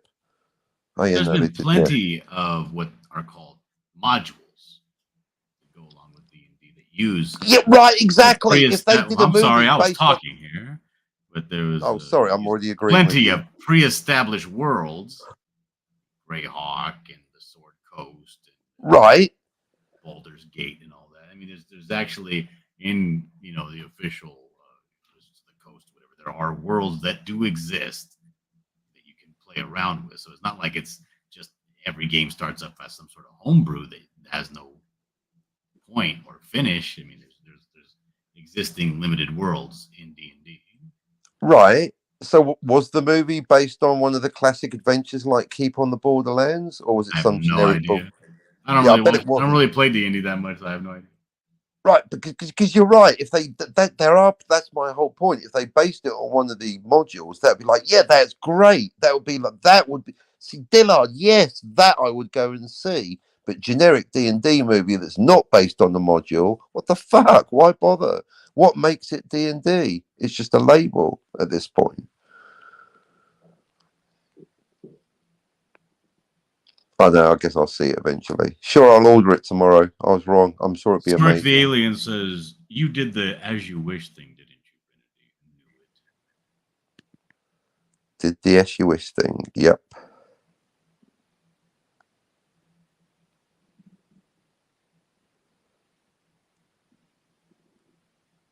Giving up your power.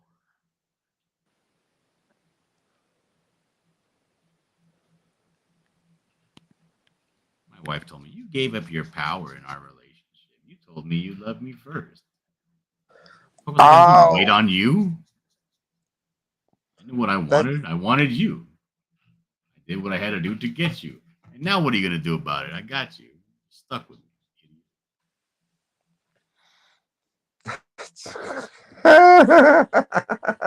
That's Fell so for it. funny because Hook, line, and sinker.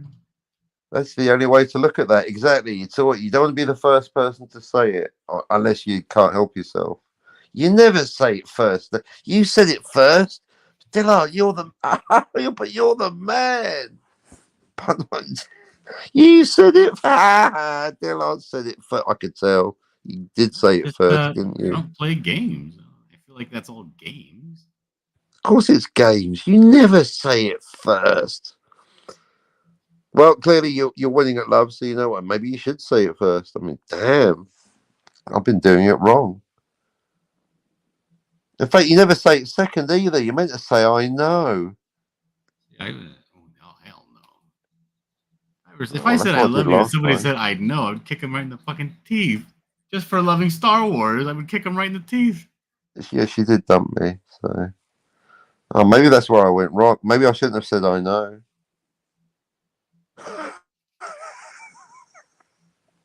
Whoops, my bad.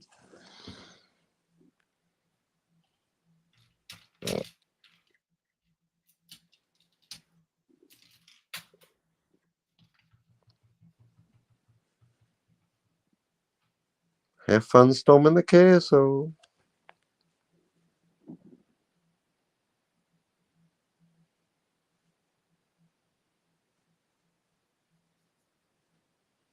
Je t'aime.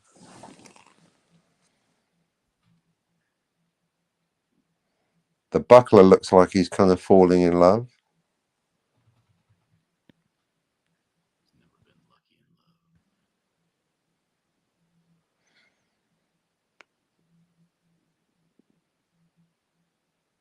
Lucky at buckling, unlucky at love.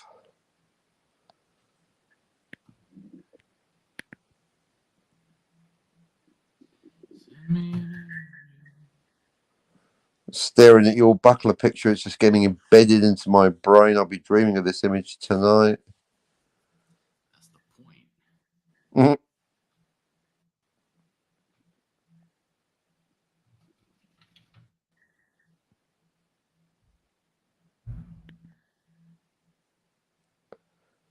Bucky the buckler.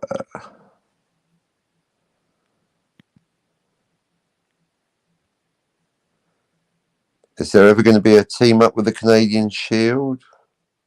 Team up? No. But there will be a book with both of them in it. Oh, The Reckoning.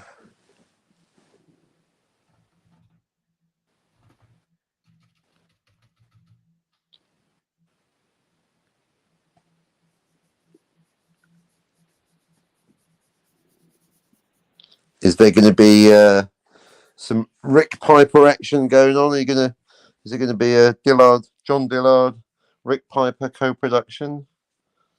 I don't think so. I don't think he wants to be associated with my world. It's too. Oh, I don't blame him.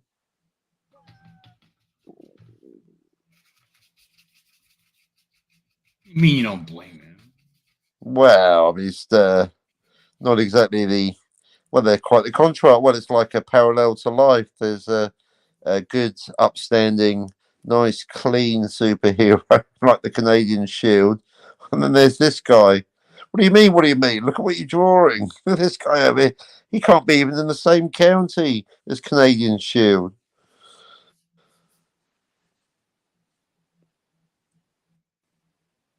All right. I think that'll do it. For the acrylic paint part, I gotta let this dry But just a little bit. next, And I'm gonna start putting in some colored pencils. Smooth this bad boy out, gloss it up real shiny. Marsupial Gamer is here. Hey, Marsupial, I've missed you. I've been meaning to talk to you for a long time. How you been? Get in here. I want to talk to you right now. oh yeah, you got an animation thing, haven't you? I want to see you in your pajamas. I want to talk to you while you're trying to sleep. Mm. I don't know what the hell time it is for Marsupial. Gee whiz. If he's at East Coast, it's only 8:10. 10 in the morning or 2 in the morning? No, he's like, I think he's No, in the in evening. Arizona. He's in Arizona, and I don't think that Arizona. I don't think that my bad. Arizona does daylight savings. Oh, he's They're not like, actually fuck in all that. Australia. I gotcha. Yeah, I'm painting Marsupial, but I'm painting on this is not a canvas. This is some watercolor. I'm just putting some heavier dry brushing over it. All right, so I got that. Let me start putting some of, as I'm working, I'm going to start putting some of these paints back in their little holders. I use cheap paints. I use brushes for children. I don't get all gay and professional with my stuff. I feel like if you can do it with the simplest of tools, why buy a more expensive tool? A bad craftsman blames their tools. Although, of course, you could then be devil's advocate and go, well, obviously there is a difference. Well, then you could argue if you do it this good with those tools, and imagine what you could do with the expensive tools, assuming that they are better. If they are. They are better. They are. I've noticed. I've noticed the difference in acrylic paints with the binders and stuff. There is a big difference, but in this particular application, I'm not using full on. I'm not mixing the acrylics to. I'm just doing layers and layers of dry brushing, light manipulation. Definitely got that intensity. Yes. Okay, let me make sure this brush is clean, so that way when I go to use it next time, it's not all janking up on me. Janking up. Janking up like a flower.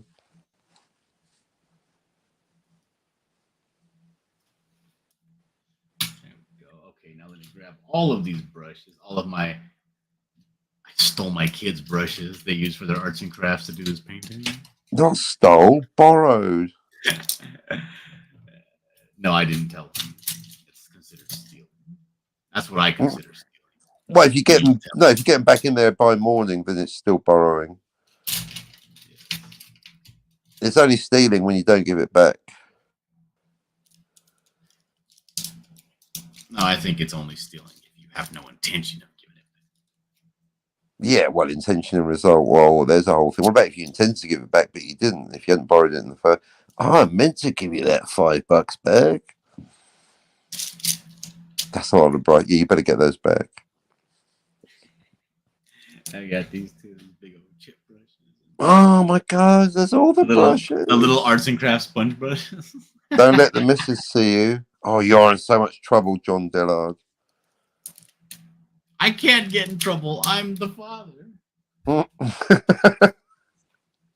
can do whatever I want, and nobody can tell me shit. Hang on, you just said, but Mrs. Dillard, she's the boss.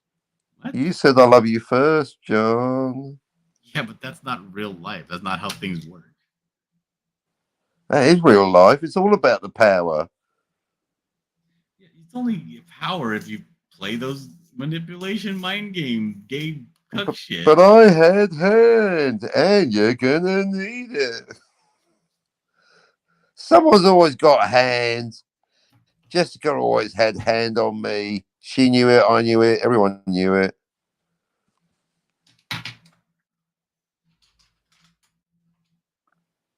But I think there's still a cosmic balance, because if someone's got the upper hand, that means you probably traded up. That's why they got a hand.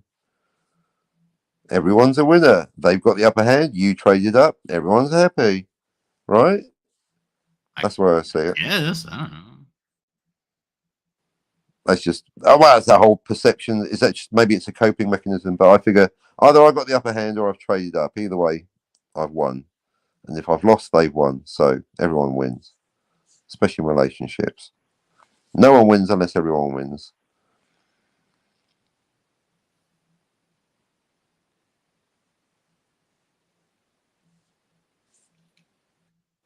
Okay, so for instance, what's something that can happen if you don't have the upper hand? If you don't have hand, what's something that will happen to you?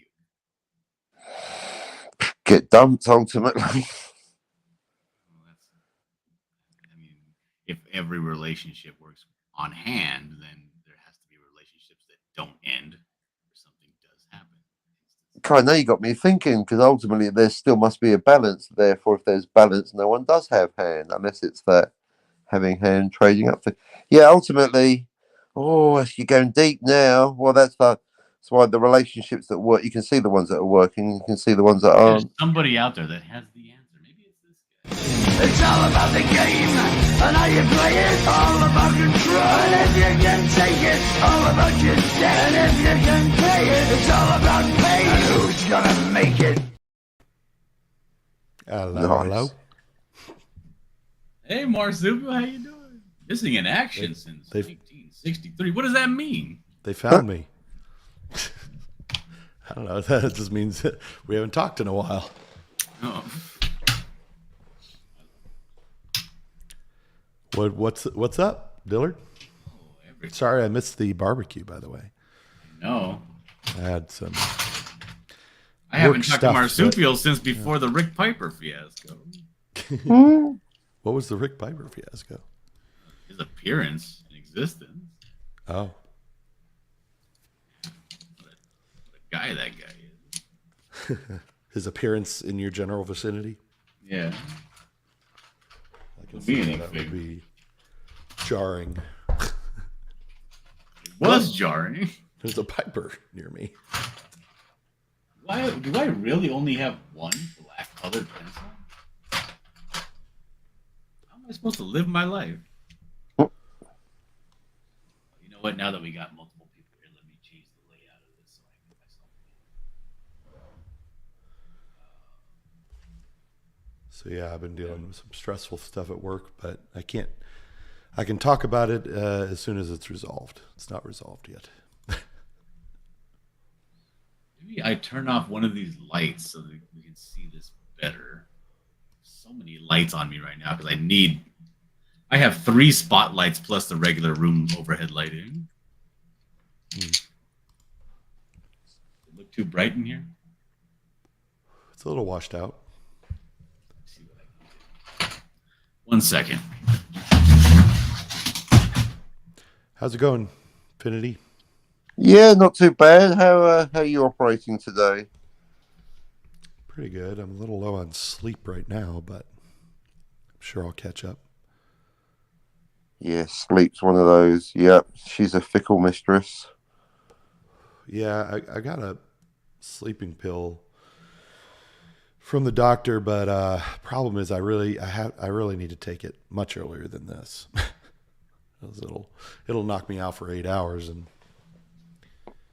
Well, yeah, I presume once you've taken it, if it's going to work, then you're going to be on a one-way trip to Z-Town. Well, not one way, but Does that look any better? yeah, perfect.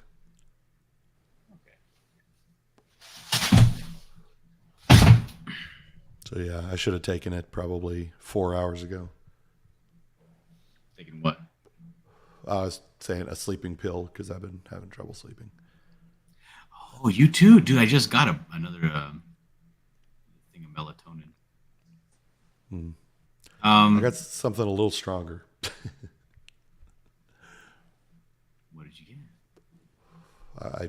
I'm not going to say. Something by prescription. So your sleeping pills are also heroin. Heroin would be nice, but I can't get that by prescription, unfortunately.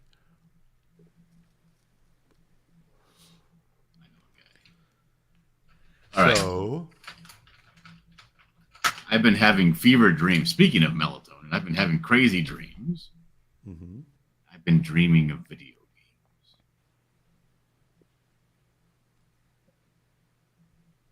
I've also been dreaming of D&D. I can't hear you. You're cutting out. What? For reals? Yeah. I was wondering if that was me. I thought it was just me. I didn't say anything. Yeah, you've been cutting out all night, Dillard. I heard you say, I've been dreaming of thee. That's all I heard.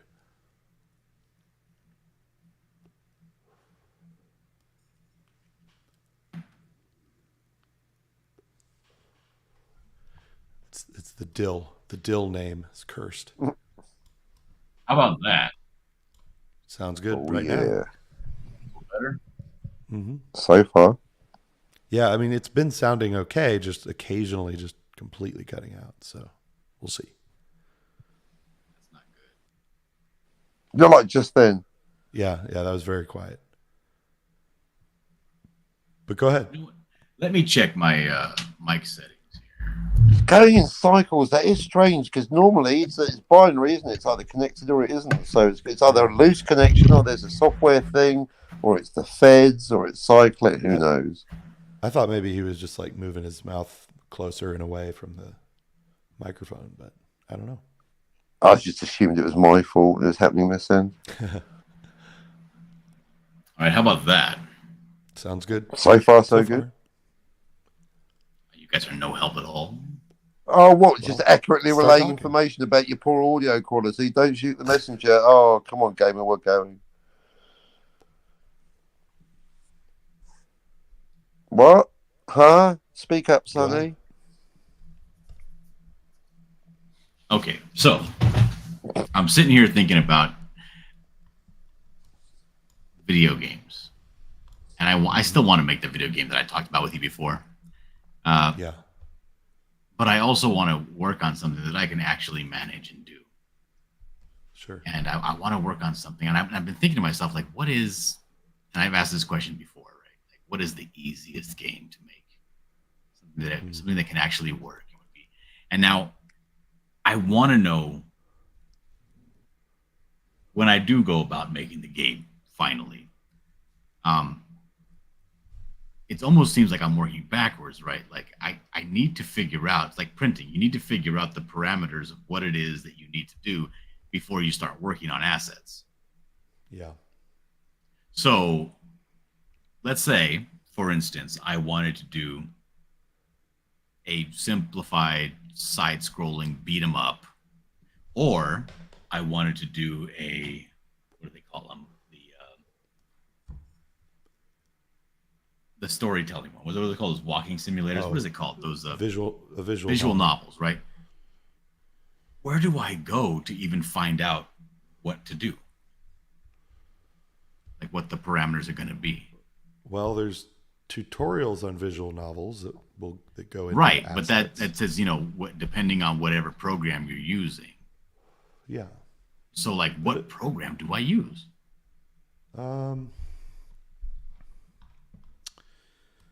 Probably, if it's a visual novel, it would probably be either Visual Novel Maker or something called RenP. REN apostrophe PY. That's an open source one. Because somebody sent me this link, and they were like, "Hey, you know what? I heard you talking about your idea for a video game or whatever," and they sent me a link to this like a pixel video game maker kind of program. Mm-hmm. But in the program itself, it costs like pretty cheap. I think it's like $20 for the program or something to download it.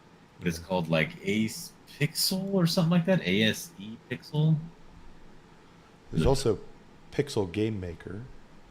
Right, but is that in and of itself, is that the platform you use to make the game? Well, for Pixel Game Maker, it is. You said there's a different one, or is that the one you're talking about? No, it's the one I put in my Dillard live stream. Let me find it real quick. I'm using my left hand. Forgive me. I'm at a different table to draw. I'm trying to find Comic books, posters, video games, T-shirts. Here it is. It's called ASE A Sprite. It's called A Sprite. Let me copy the link address and put it right here in the chat. Right there in the chat. Oh. A Sprite, animated sprite editor. Okay, well that's not. Yeah, that's for just creating the sprites.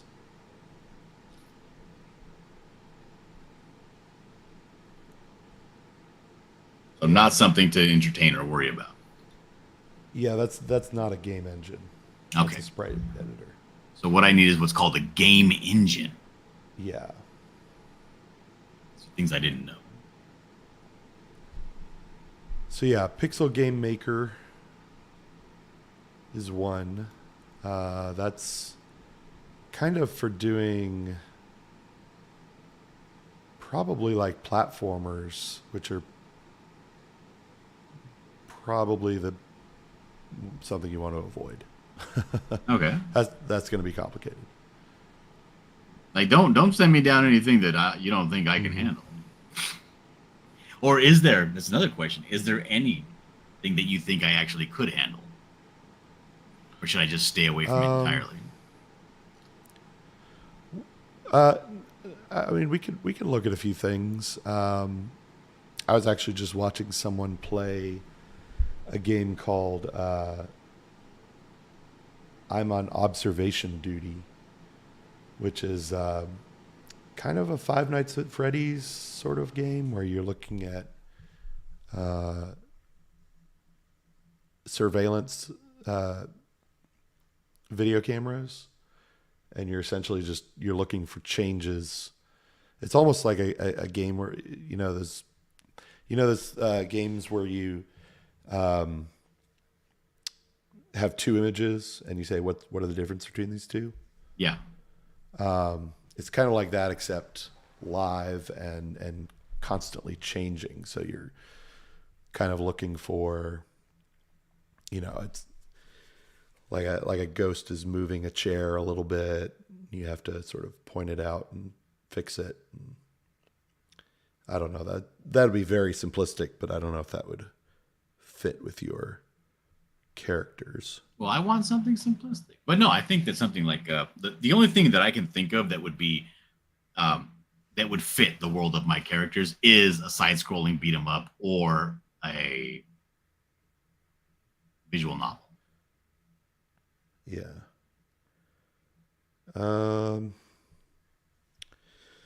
There's also, I mean, we could also do like a top-down RPG, very simple one, or one that. Really? You think so? Oh yeah. That would be fucking awesome. But Yeah, I mean, we'd have to work on assets. Well, any of these are going to require a lot of assets. Yeah, but I mean, I say if it's something that I can work on, because I want to be able to like know my parameters, right? I want it to be like this many.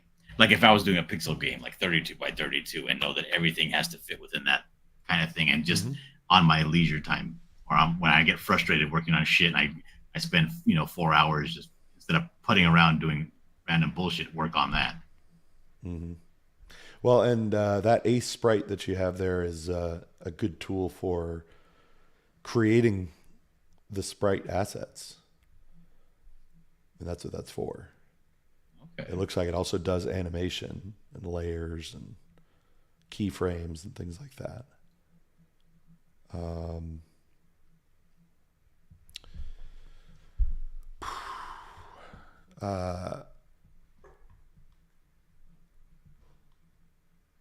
Let me see what I got. Yes, it is. Guy from Red Bank. This is the cover for the Canadian Tussle book. Yes. Oh, cool. That's what I was asking before. What are you making this image for? Yeah, I did this campaign called the Buckler Canadian Tussle. Mm-hmm. And, I'm making the cover for it. Cool. I'm sorry, I don't know how long it's been since I talked to you, Marcel. It's been so long. I know. Well, I knew about Canadian Tussle. I backed it on Fund My Comic. Oh. But I guess I haven't seen the cover. Or is this a variant? No, this is the cover. Oh, cool. What is that just all muscle behind him? Yep. Looks like sausages. Yeah. Well, if you look at the Buckler Canadian Tussle, yeah. It does look like a bunch of sausages.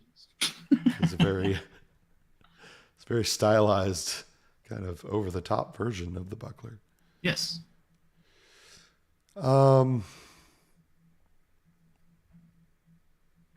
yeah, I don't know if a turn-based RPG is really. I don't know if you'd be interested in something like that. Hell yeah, I would. But do you think that's something I could handle? Well, it would have the. Yeah, that might be too much. I mean, you could handle anything given enough time and resources. So I guess, okay, so if it was a visual novel, would it be something along the lines of what we kind of brainstormed something like an isekai type story with sort of just a random hero. But is that something? I don't recall what isekai means. Could you refresh my memory? Well, like a different world, like the hero got sucked into another world, and you. Oh no, I want it to be in this world. Yeah. Okay, but remember, you made those characters like 4 or 5 different girls. Right, but that's no. I would want to do the video game about the Buckler, not about the Bright Leaf one, whatever it was called. Yeah, guy from Red Bank has to go. Okay, see you later, guy from Red Bank. Is this purple or is this brown? What does that say? Dark umber. There we go. That's what I need. Dark umber. Well, yeah. I mean, but would your character be? I mean, you could practically do. You could think of it like a comic book. Mm-hmm. Where he's involved in some new story or some continuation of what you've already done. Yeah, I mean, but whatever the video game is going to be canon, so it's like it's trying to do some random bullshit. Ooh.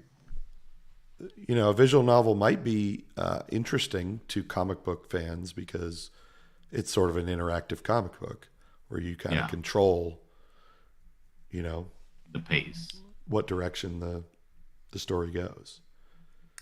So the tricky part with that is obviously having sort of a decision tree. Okay, if you choose this, then what are the possible outcomes, or what are the next set of decisions, and what are the next set until you get to some conclusion. You could have anywhere from 5 or 6 different endings to 50. So we can. Yeah, I mean, I'd want there to be 4 or 5. Yeah. Yeah, I think that's imminently doable. I think what we'd have to do, I mean, that would just, I'd say the majority of the work would be the storyboarding for that.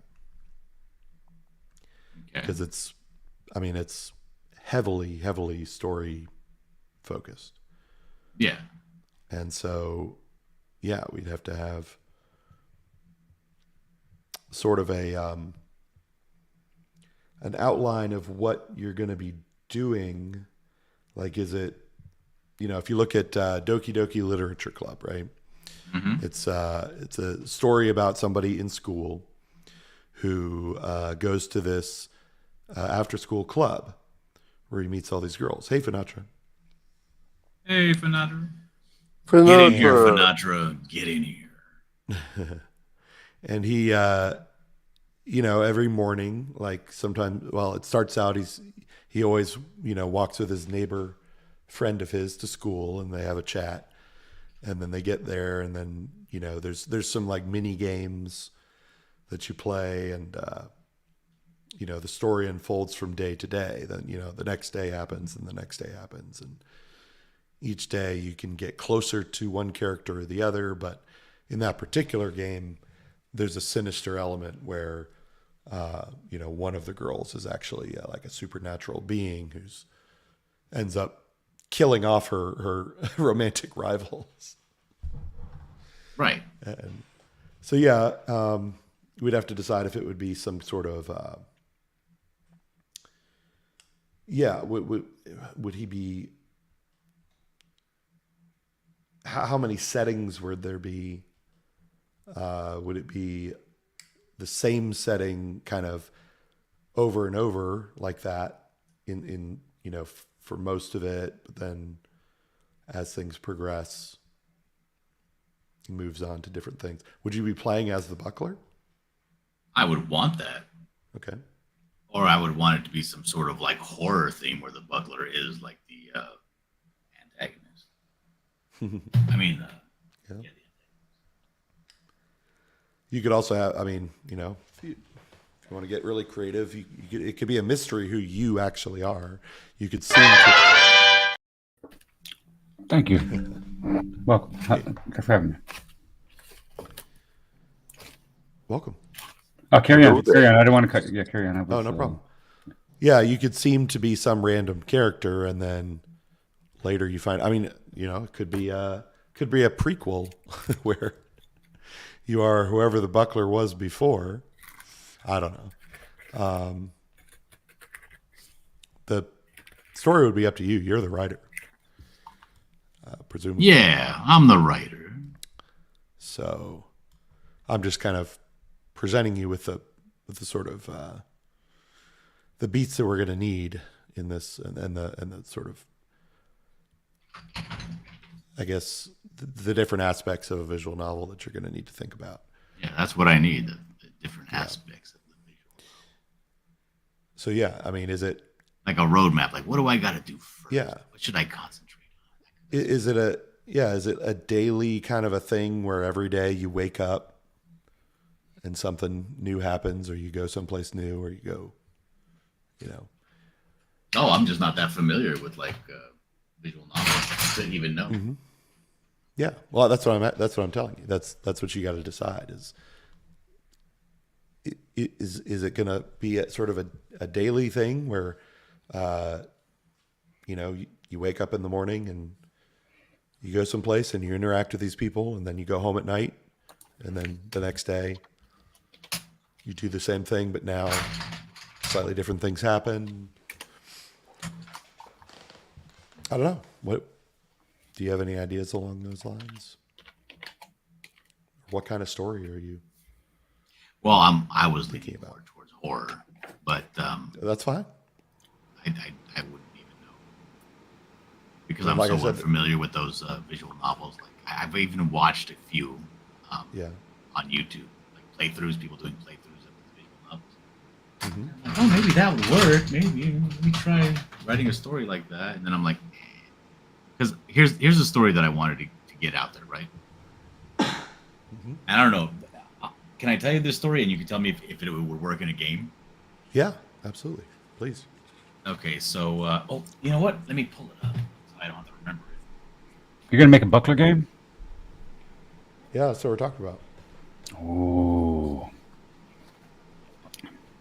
Yeah, if you Grand want some Theft freaking Buckler. you want some ideas, I got a freaking I love creating situations and freaking and applying parameters on that. And I like making games. I like game theory and shit like that. Game theory is a different thing. Well, I mean, how thinking about how to make, Right. making games, making. Sure. Well, I mean, I think there's a little bit into it. Yeah, I just make games I'm at a point like on GTA. They allow you to make games and they allow you to make your own games, your own races, your own death matches, your own. I used to make a lasting standing. That's a death match with one life, and you go by rounds. So what you do is you could do cars versus people. So guys are running for the weapons from point A to point B, and then you got the other guys on ramps trying to knock you off. You know what I mean? Yeah. So you're dodging freaking cars flying everywhere and I stuff. can't find it, but let me tell you. Anyway, okay?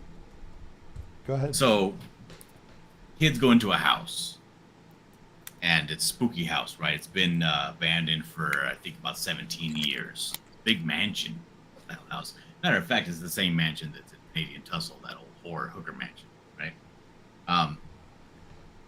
And they go in there, and it's supposed to be haunted. And for some reason, it's all just blocked off, but nobody's bought it. It's the city kind of leaves it as almost like one of those don't go there historical things. Mm-hmm. Sorry, I got the volume turned up so loud that every time I move something, I hear it back in my own headphones. But they go in there and basically they're just trying to have sex with these broads, right? Their girlfriends. Girls are going steady with, but then they end up. It's like an Evil Dead type thing. Some girl finds a notebook in the basement. It's basically. Remember the movie Indiana Jones and the Last Crusade, where he has that book about the Holy Grail, that Grail diary. Uh-huh. It's basically that, and it's the Buckler's diary on how to stop. That totem that he has. It's trying to. The totem has caused a fucking rift in this place. It's like paranormal crossroads, and there's the Buckler comes out and he kills fucking one of the guys, and he's all different though. He has a big long beard, his forearms are covered in chains, and he has these spiked fucking brass knuckles, and he's just been sitting there because every night, like clockwork, fucking disgusting beings have been coming out of this fucking portal that's opened up every night at 3:00 in the morning. The Buckler has to fight and beat the shit out of these demons and send them back to hell, basically. And he can't not do that, because if he does, it'd basically be the end of the world. So he's all grizzled and beat up and old. So they kind of realize, well, they don't realize what they like the girl, the main character, right? The girl kind of realizes he's not actually a villain, even though he's there. He doesn't want people fucking around with the house because they're just going to fuck shit up. They're going to let these demons loose. So he's taking it upon himself to just be there in perpetuity every night fighting off these things. So he is the one that's creating the aura of it's haunted. Nobody's supposed to go there. Yeah. And every time, kid does fuck around and go there, beat the shit out of him or kill him even. Bad guy. Who cares? Yeah. But That's brutal. Yeah. And then I wanted there to be clues and shit inside that Buckler diary, how to actually, you can figure out how to close this thing. He can't figure it out because he's busy, and he's not that smart either, so he can't figure it out. What do you think? Could that possibly be a game? So would the main character be somebody else? I would say, yeah, you would be like the girl. Yeah. Oh, okay. All right. But I don't know if you could think of a way that it would be the Buckler. That'd be cool too. Well, and you can have sort of an introductory chapter, say, where you are playing as the Buckler, and it's basically no matter what you do, you essentially fail. Right. And that kind of leads to, Like that. you know, next thing you know, you're playing as the real main character. You can make it so you can switch up the characters, or certain characters could only do certain things. So you're kind of like you have to switch from the buckler to the girl because buckler can't do it because he's dumb, and then like the girl can't do it because she's not strong. So you got to like you're working both of them. You know, you could like switch up the characters or something like that mid game or when you need to have like a like a Rainbow Six kind of thing, or like Maniac Mansion. If you ever heard of that game. I have never heard of it, but it sounds dope as fuck. It's actually it's kind of what you're talking. It's for Nintendo. It's for NES. I got it if you want it. If you want to play it. Yeah. That wouldn't exactly work for a visual novel. The way Maniac Mansion is, where you can just flip back and forth. Yeah. It'd just be too confusing. Okay. But you could have what I would look at the buckler scenes as almost like cutscenes, but they're interactive cutscenes, right? So.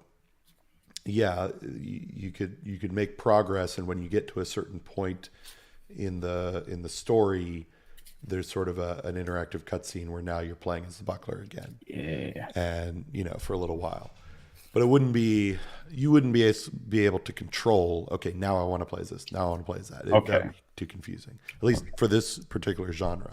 Mm-hmm. If you wanted to do a point and click kind of adventure, that's another option. But it's a little dated. I'd have to look and see if kids like I don't know. Kids like retro games. It's like a thing now. Yeah, I mean, we could bring back the old Day of the Tentacle and Sam Max games. I never played that one. Was the same people? Yeah. Yeah, that's the sequel to Maniac Mansion. I gotta freaking find that. It's awesome. I think they did a remaster recently.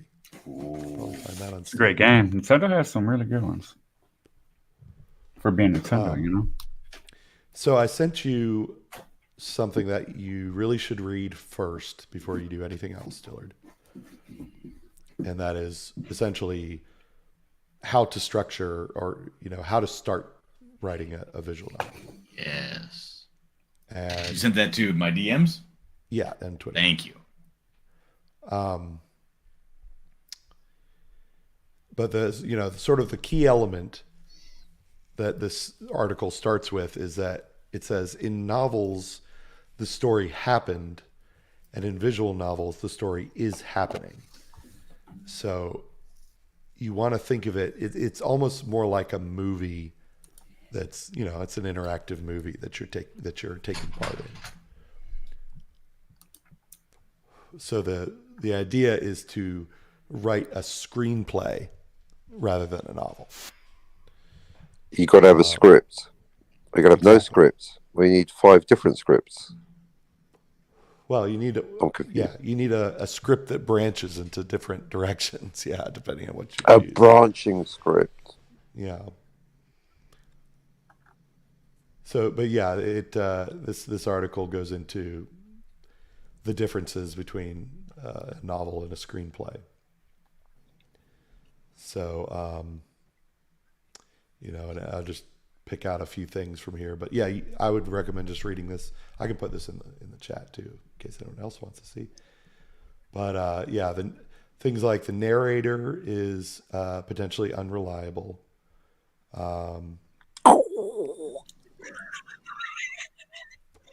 Action has an upper hand against impression.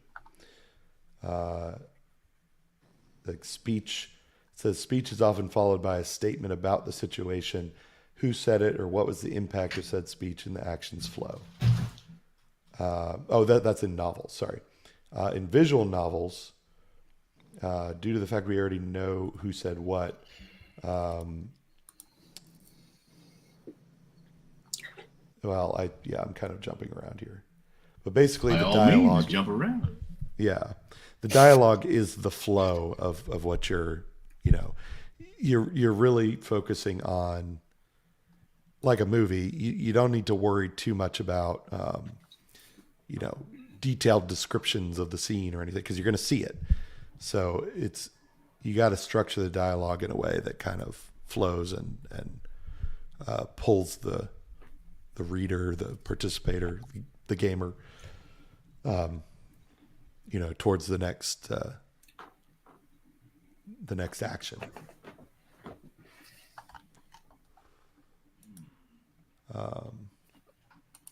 Yeah, I was going to copy this.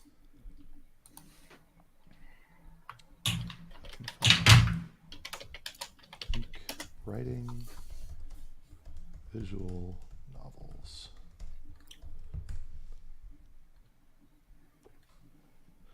There's also a so you write in present tense. The story's point of view is always first person, in combination with an unreliable narrator, because you're not, if you're in first person, you're not omniscient. You don't know everything, and you don't want to necessarily. I don't know that there's. If you wanted some, dramatic irony, basically information that the player knows, but that the main character doesn't know. That's where you might get into these sort of cutscenes, where you'd have the buckler doing something off in a different area, that impacts what happens, but the main character doesn't know, what's happening in a place where he's not. But on the other hand, you don't want to spoil things, so you don't want to tell the reader. I'll just call it the reader. You don't want to tell the reader everything. Yeah. The buckler is a replicant. No, that's a stupid ending. But yeah, kind of like a movie. It says the writer has control over the reader's flow, versus a novel where the reader has absolute control. So yeah, you want to, and we're going to have to think about even music, whether, a scene has some sort of dramatic music in the background, or if it's calm and peaceful, and match it with sort of the art of that scene.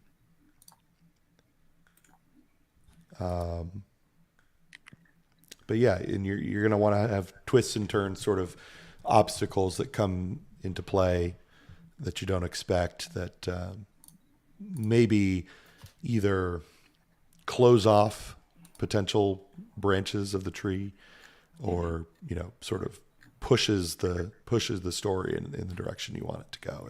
Especially if you're going to want to have only like 3 or 4 different possible endings, it can't all be open-ended. You're going to have to sort of force, a lot of different directions are going to have to collapse into a few different possible conclusions. But yeah, and maybe it might be a good idea if I could do a live stream of either Doki Doki Literature Club, or there's another one called Dengen Ranpa, which is a very popular sort of visual novel. Dengen Ranpa Trigger Happy Havoc. Yeah, trigger happy. I like that. Yeah. It got a Steam Award in 2022. Nice. But yeah, there's going to be potentially, if you're trying to figure something out, like you're trying to trap a spirit or something like that, there can be little mini games. Try to find the combination to a lock, or combine things to lock something in, or open something up, or Yeah, I mean, some of the parts could even be like when they do those online. You've seen the people that do those online escape rooms. Yeah, like that kind of small stuff.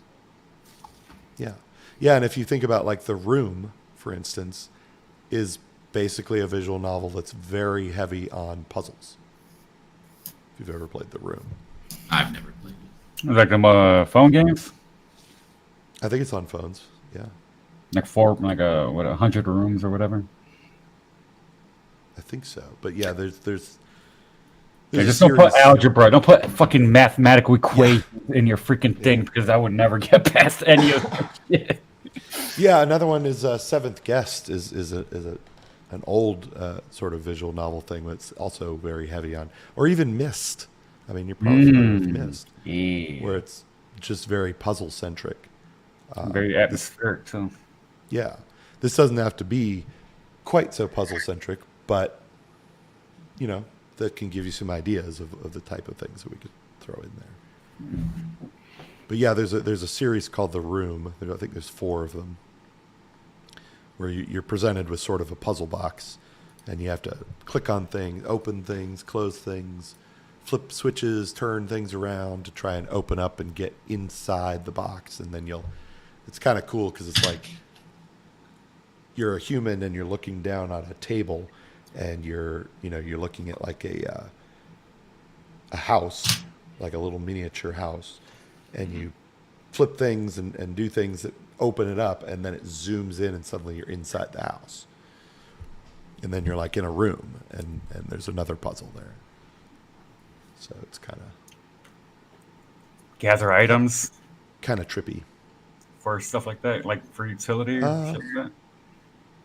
There can be a little bit of that. Yeah, like if you gather pick up a key that you can use later. I don't know how much of that. I mean, yeah, that's probably if you're going to make it more puzzle focused than I think Dillard would want. Maybe you pick up 1 or 2 items at a time that you almost immediately use up. But you don't want to be managing inventory. Is my point. Okay. You don't want to have like 50 different things and you're shuffling through like, what do I use here? No, it's got to be story driven. It's got to be really heavily dialogue and story driven. Yeah, Finatra. Yep. I'm full of ideas. Not many good ones. No, that's all right. No, it's just we're just kind of deciding on what sort of genre, because like I said, you can take visual novel and you can say, well, okay, but is The Room a visual novel? Sort of, but it's really, yeah, you do have like an inventory, and you find keys and you find little tools that help you proceed, but I don't think that's the direction we're going. All right. But yeah, I've had Danganronpa sitting in my Steam library forever. I actually bought it like a year ago, and I haven't played it yet. So, as an extremely popular visual novel, I should probably play it. John should probably play it.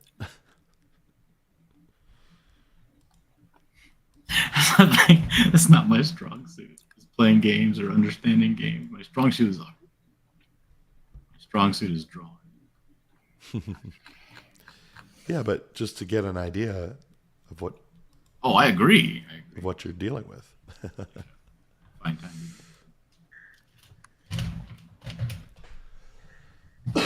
All right, what do you think?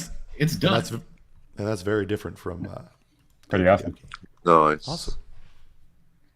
See if I can back it up a little bit. It is very bright. It's kind of faded. I'm sorry. What do you call it? Washed out by the light. Let me get a piece of paper to. Oh, I can use this thing.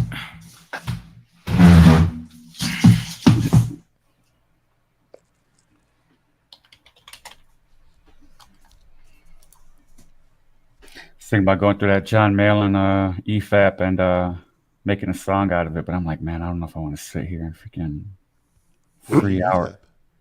3 hour, huh? What did he EFAP? Oh, Patrick Thomas Parnell. Oh, yeah, he got real upset about it. I would too, though. Yeah, that looks awesome, John. I could see all the details. Yeah, there we go. Now I can really see the details. Mm-hmm.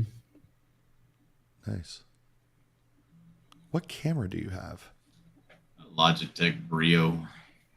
Oh, it's the same one as me. Huh? That's the same one as me. I think your lighting is just. Well, my lighting, it doesn't seem like no matter what I harsh. do, because I just turned off, I had a whole bunch of lights on this thing, and it's very nice, very bright, but it seems like it's not make any difference at all to what it's picking up. No, it's too bright, is what I'm saying. It's Yeah. I don't know. I don't know. I thought when I had set it up earlier, I thought I was like, oh, this is the perfect settings for the camera. And then once I went live, I can't really do anything about the settings anymore, So it's like, Yeah. Well, here I'm also going to send you the what do you call it? Basically the user's manual for Visual Novel Maker, because it has a section on preparing a script, and there's more links in here on screenwriting info, how to write a screenplay, story structure, and that sort of thing. Writing a script is key. No one knows how to do it. Yeah. I know you've written scripts for comics, but this is going to be a bit different. Yeah, games are different. Multiple branches, Dillard. You've got to deal with those branches. Yeah, and this even has instruction, or instructions on how to break the visual novel up into chapters and scenes, and it even goes into branching story paths. So I'm going to send you a link that goes directly to this with like 5 or 6 different links that I would recommend at least. please and thank you. So, for anyone in the chat, writing. Let's see. More on visual novels.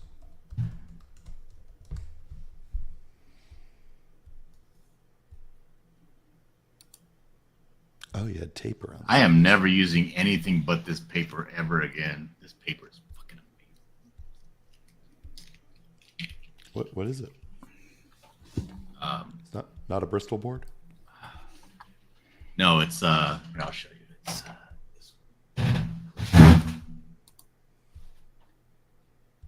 Arches hot press watercolor. It's pricey, but it's fuck me, it's worth it. It is such damn good fucking paper. And if you want to get careful, like real careful with your fuck you, Tree Goblin, I'd give it second place. If you haven't heard, Marsupial, I won second prize in the Eric July contest. Oh, yes, I heard.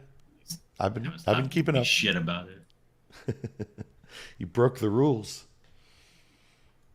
Was it supposed to be color? Was that? Yeah, it was supposed to be color. Taylor doesn't play by the rules. Ooh, very drooly. He's a smoker, I can tell. But very straight teeth. Do you have braces? Sausage smoker.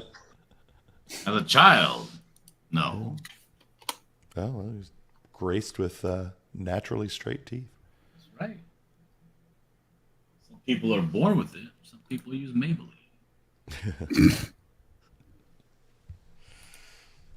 I wasn't. I had to have braces. Damn it. This thing ain't let me download shit. Earth Comics says congrats on second place. I would recommend to the buckler, there are these whitening strips that he could use. For those yellowed teeth.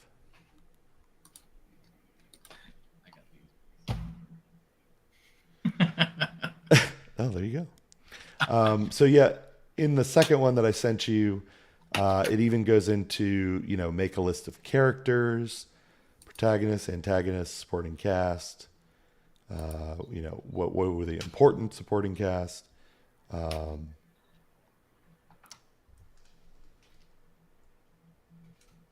Furniture, it even goes into.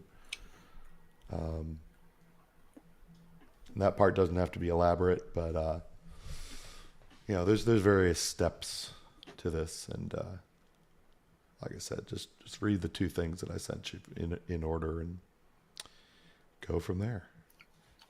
Sonic. Can't see shit. Everything's so washed out.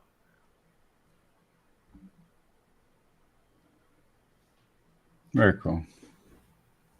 I wonder if your camera has like, it looks fuzzy, like there's something on the lens. No, it's not. It's the setting I have it at. I guess I have the exposure too high or something. Perth just noticed the Blackgate Games sticker on your table. Yeah. I'll have to think about either reinstating that I company. got 2 more. So I got Blackgate Games and I got Marsupial Gamer sticker. Oh, that. Maybe that's what he was referring to. Yeah. Which you designed, by the way, the marsupial one.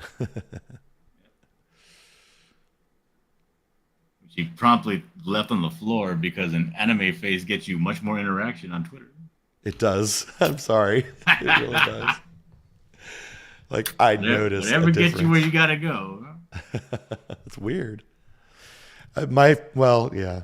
When I lose some more weight, I'll probably put my actual face in that. You know, that'll get even more. Whew, that was not easy. I thought that was gonna be a breeze, but that took me some time. You've been working on that for how long? A week? 2 weeks? Almost 2 whole days. Really? Felt like longer. I thought you've been working on that forever. No, I started the drawing yesterday. Oh, that's funny. I guess the time's just gone slowly. Yeah, if anybody's out there looking for the best paper in the world, Arch's watercolor, make sure it's right here. Hot pressed paper. If you get the cold press, the texture is so fucking rough. Hot pressed, very nice. Have you done a trademark search for the buckler?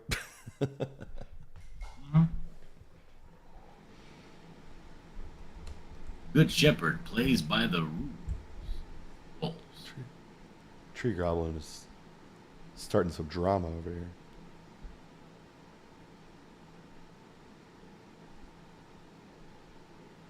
Let's take a look. I can do it right now. Basic word mark search. Search term. Buckler. Want to hang out after? Because I'm going to end right now. Oh, sure. All right. All right, everybody. Thanks for hanging out. I will see you guys later. I'll take a picture of this. I'll scan it in right now and post it on. Well, and I don't think this lighting is doing a very good job of showing you. So look for this on Twitter. Make sure to give it a like, share it around. But thanks for hanging out tonight. And I will see you guys later. Peace out. Have a lovely time. See ya. Peace.